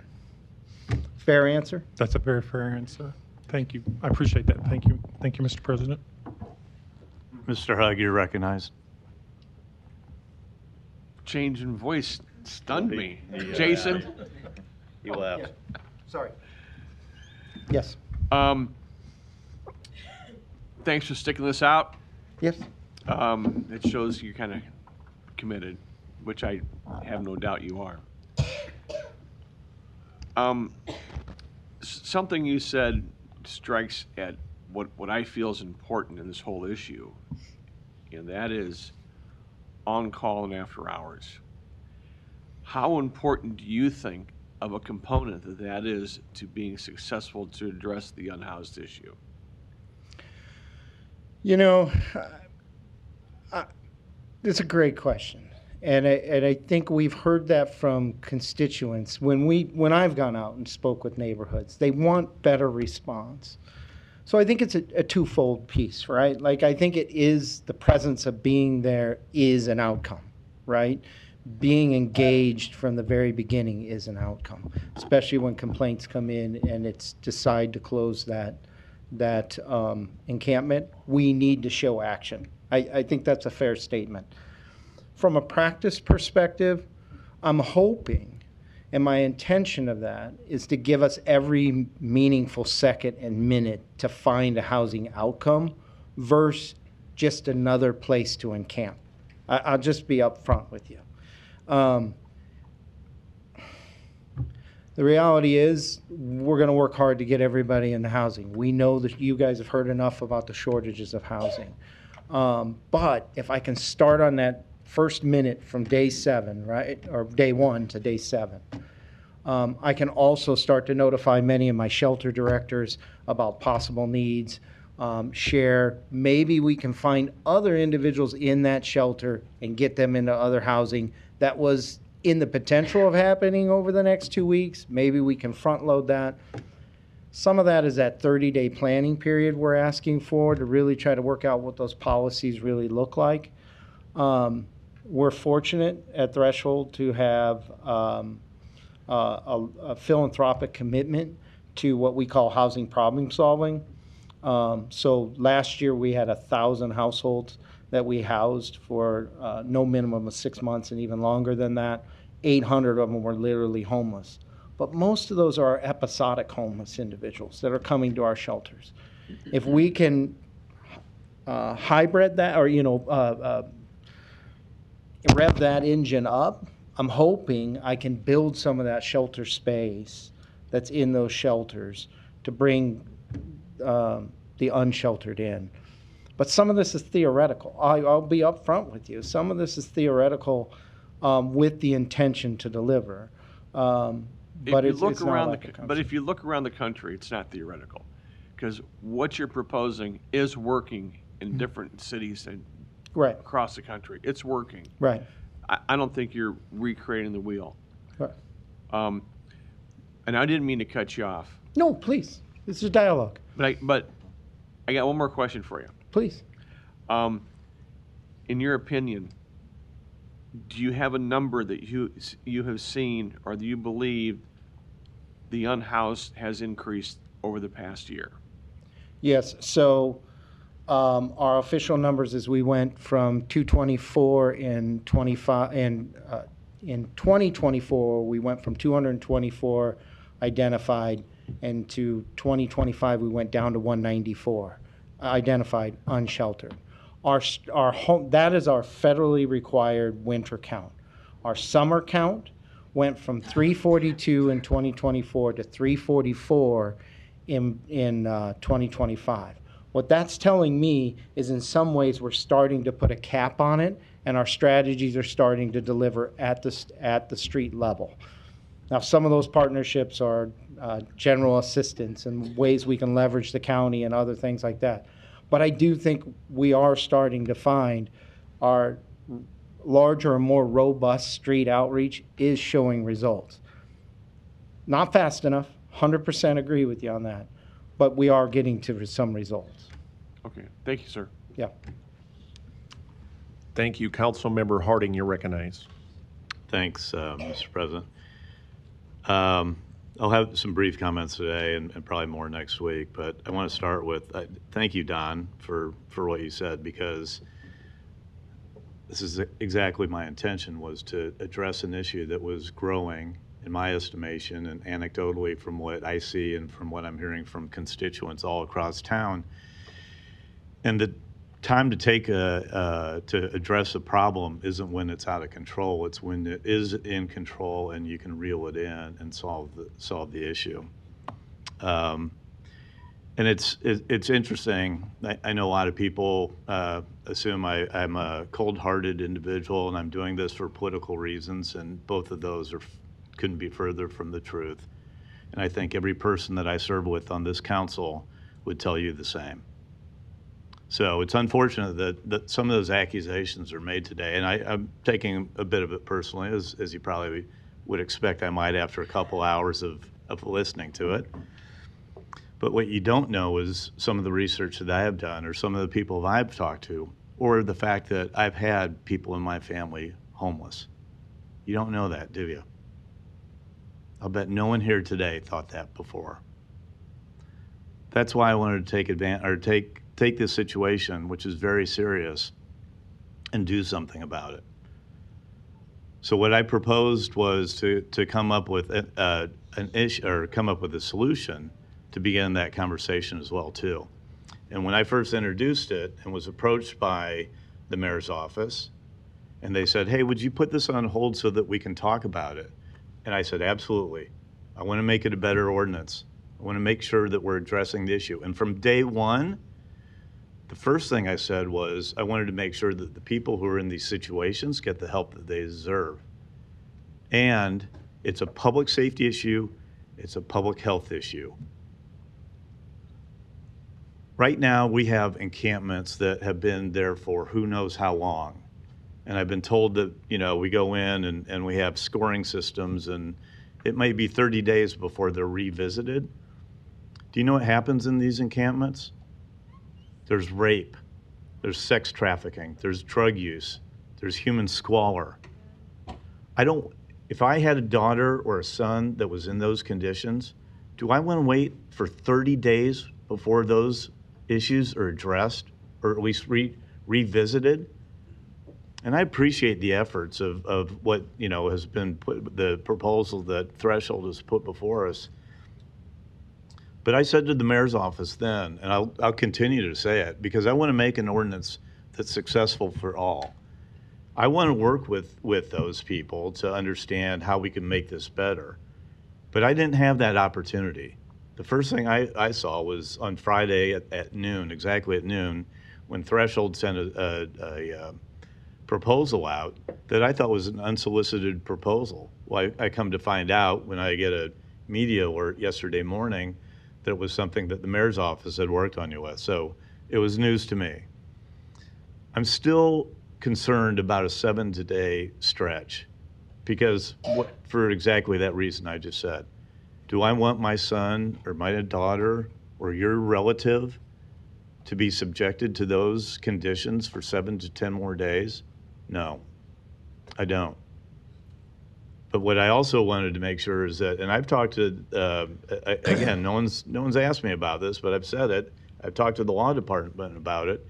Actually, one of the reasons why we have to have jail time as part of the one of the penalties in there is that if someone in this condition if there's a violation and they do go to court, that they would have the ability to have a public defender. Am I right on that, Mr. Kuzi?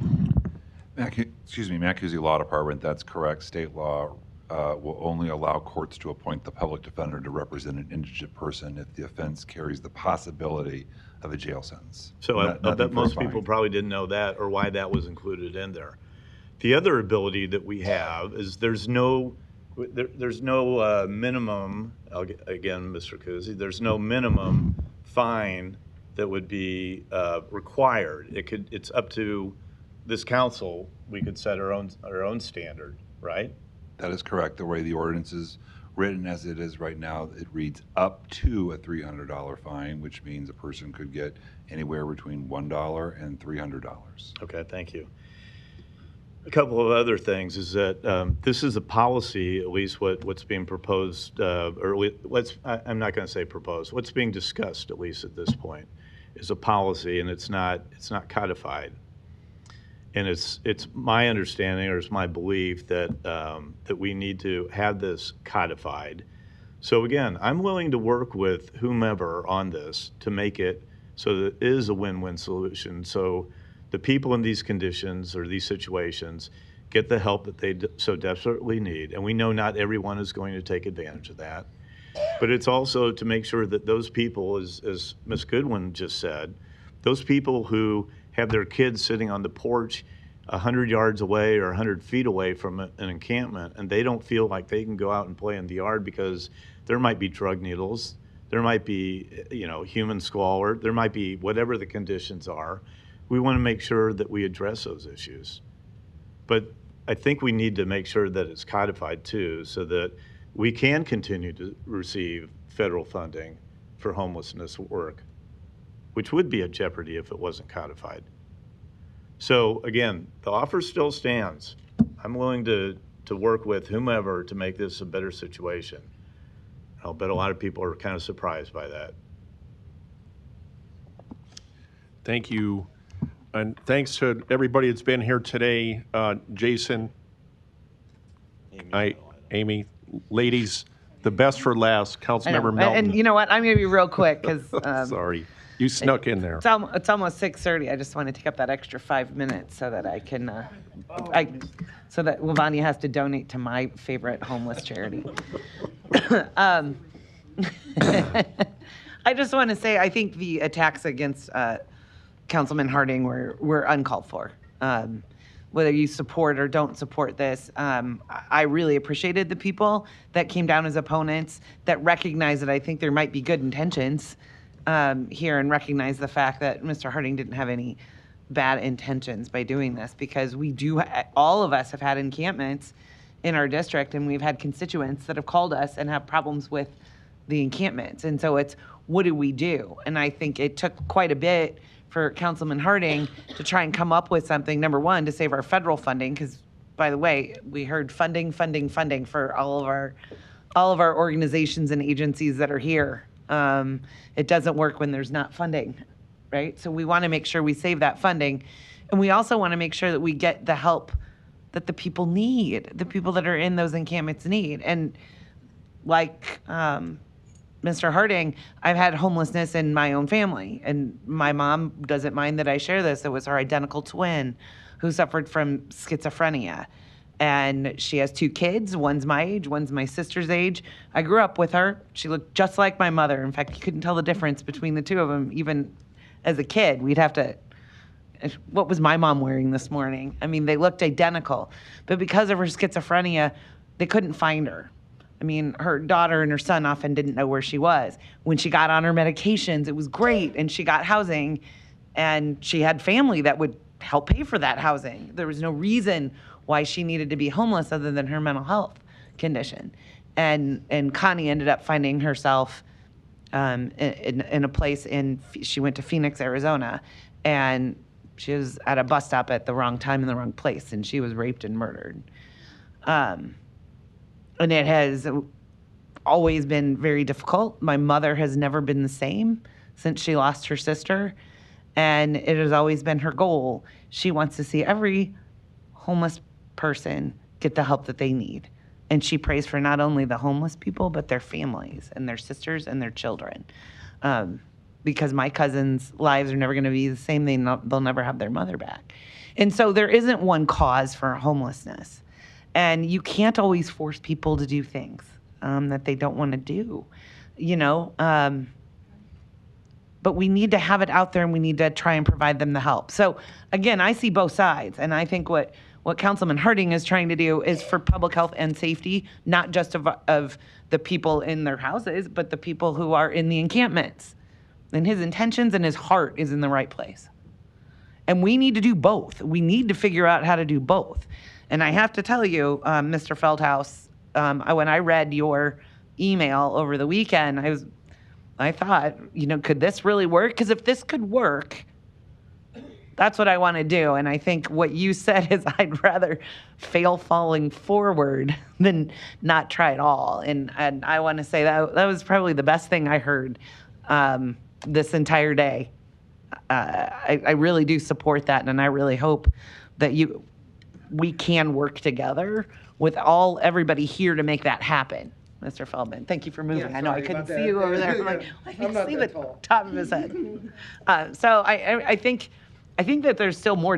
I would like to say I think there's still more discussion that we need to have at this point. I don't know if this is going to be ready to be voted on a week from today, but because I think we've started some discussions. And I think everybody that testified here today truly had everybody's best interest at heart. I mean, that was the good thing about today. Whether you're a proponent or opponent, like it was all good people. There were no evil intentions. And I kind of was offended by some of those comments, actually, from people that I really respect.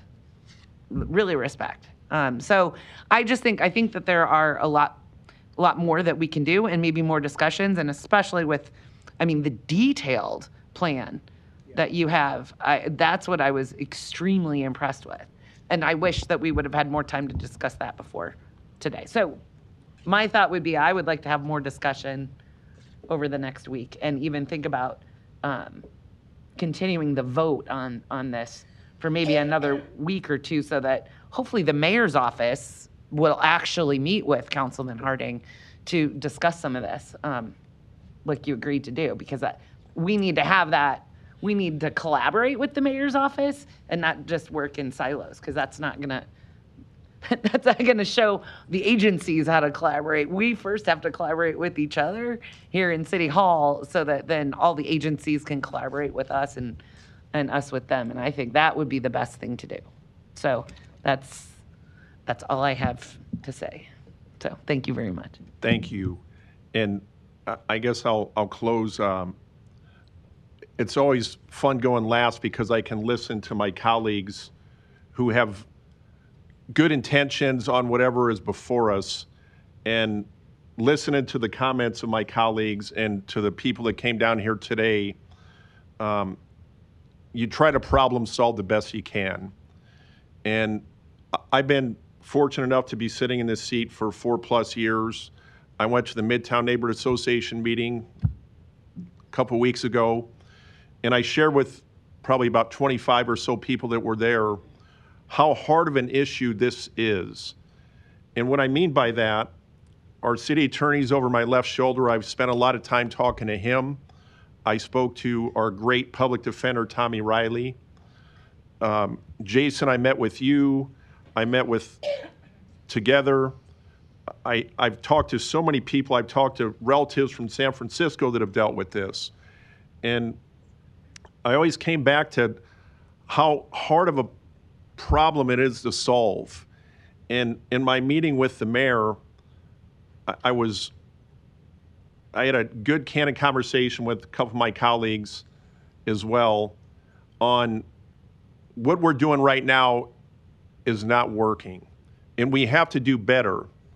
And I think the message that the mayor sent that I was really pleased to hear was bringing people together. And maybe some of us didn't feel that was the process, but I'm confident that in my conversation with the mayor, I articulated to him what the concerns were, that we didn't react quick enough to these encampments that are in our districts and in the city to try to give the outreach to the people that are there that need the help. And the mayor listened, and what the mayor did was bring all the people together, as he likes to say, one Omaha. And the mayor did that, and I walked out of that meeting with him, and I went to his press conference yesterday with all the people in the community that understand it more than most of us will probably ever know on what it takes to try to help people. It's not perfect, it's frustrating. You get knocked down and you get back up. And in that press conference, the mayor showed great leadership, in my view, to break down the walls and bring people together to try a different path to solve this complex problem that's not an Omaha problem, it's everywhere. We're fortunate enough that it's not as bad in our community, but as Councilmember Harding said, you want to try to make sure we do all we can to try to address it. And I think that's the guidance that the mayor, through the great team that he has assembled. It's not going to fix everything, but I think it's a great step and a message to the community that we hear you, we're trying to fix it, and this is the path forward that the mayor is offering to try to do that. Councilmember Harding brought this ordinance. He and I have had a lot of conversations on it. I don't agree with everything that's in it, but he brought it because he thought this will get a conversation going. This is what he came up with. At the end, I don't support it, but I'm glad that he brought it because we're having a conversation here and with everybody in the community that we don't want to forget about the problem. We want to try to solve it.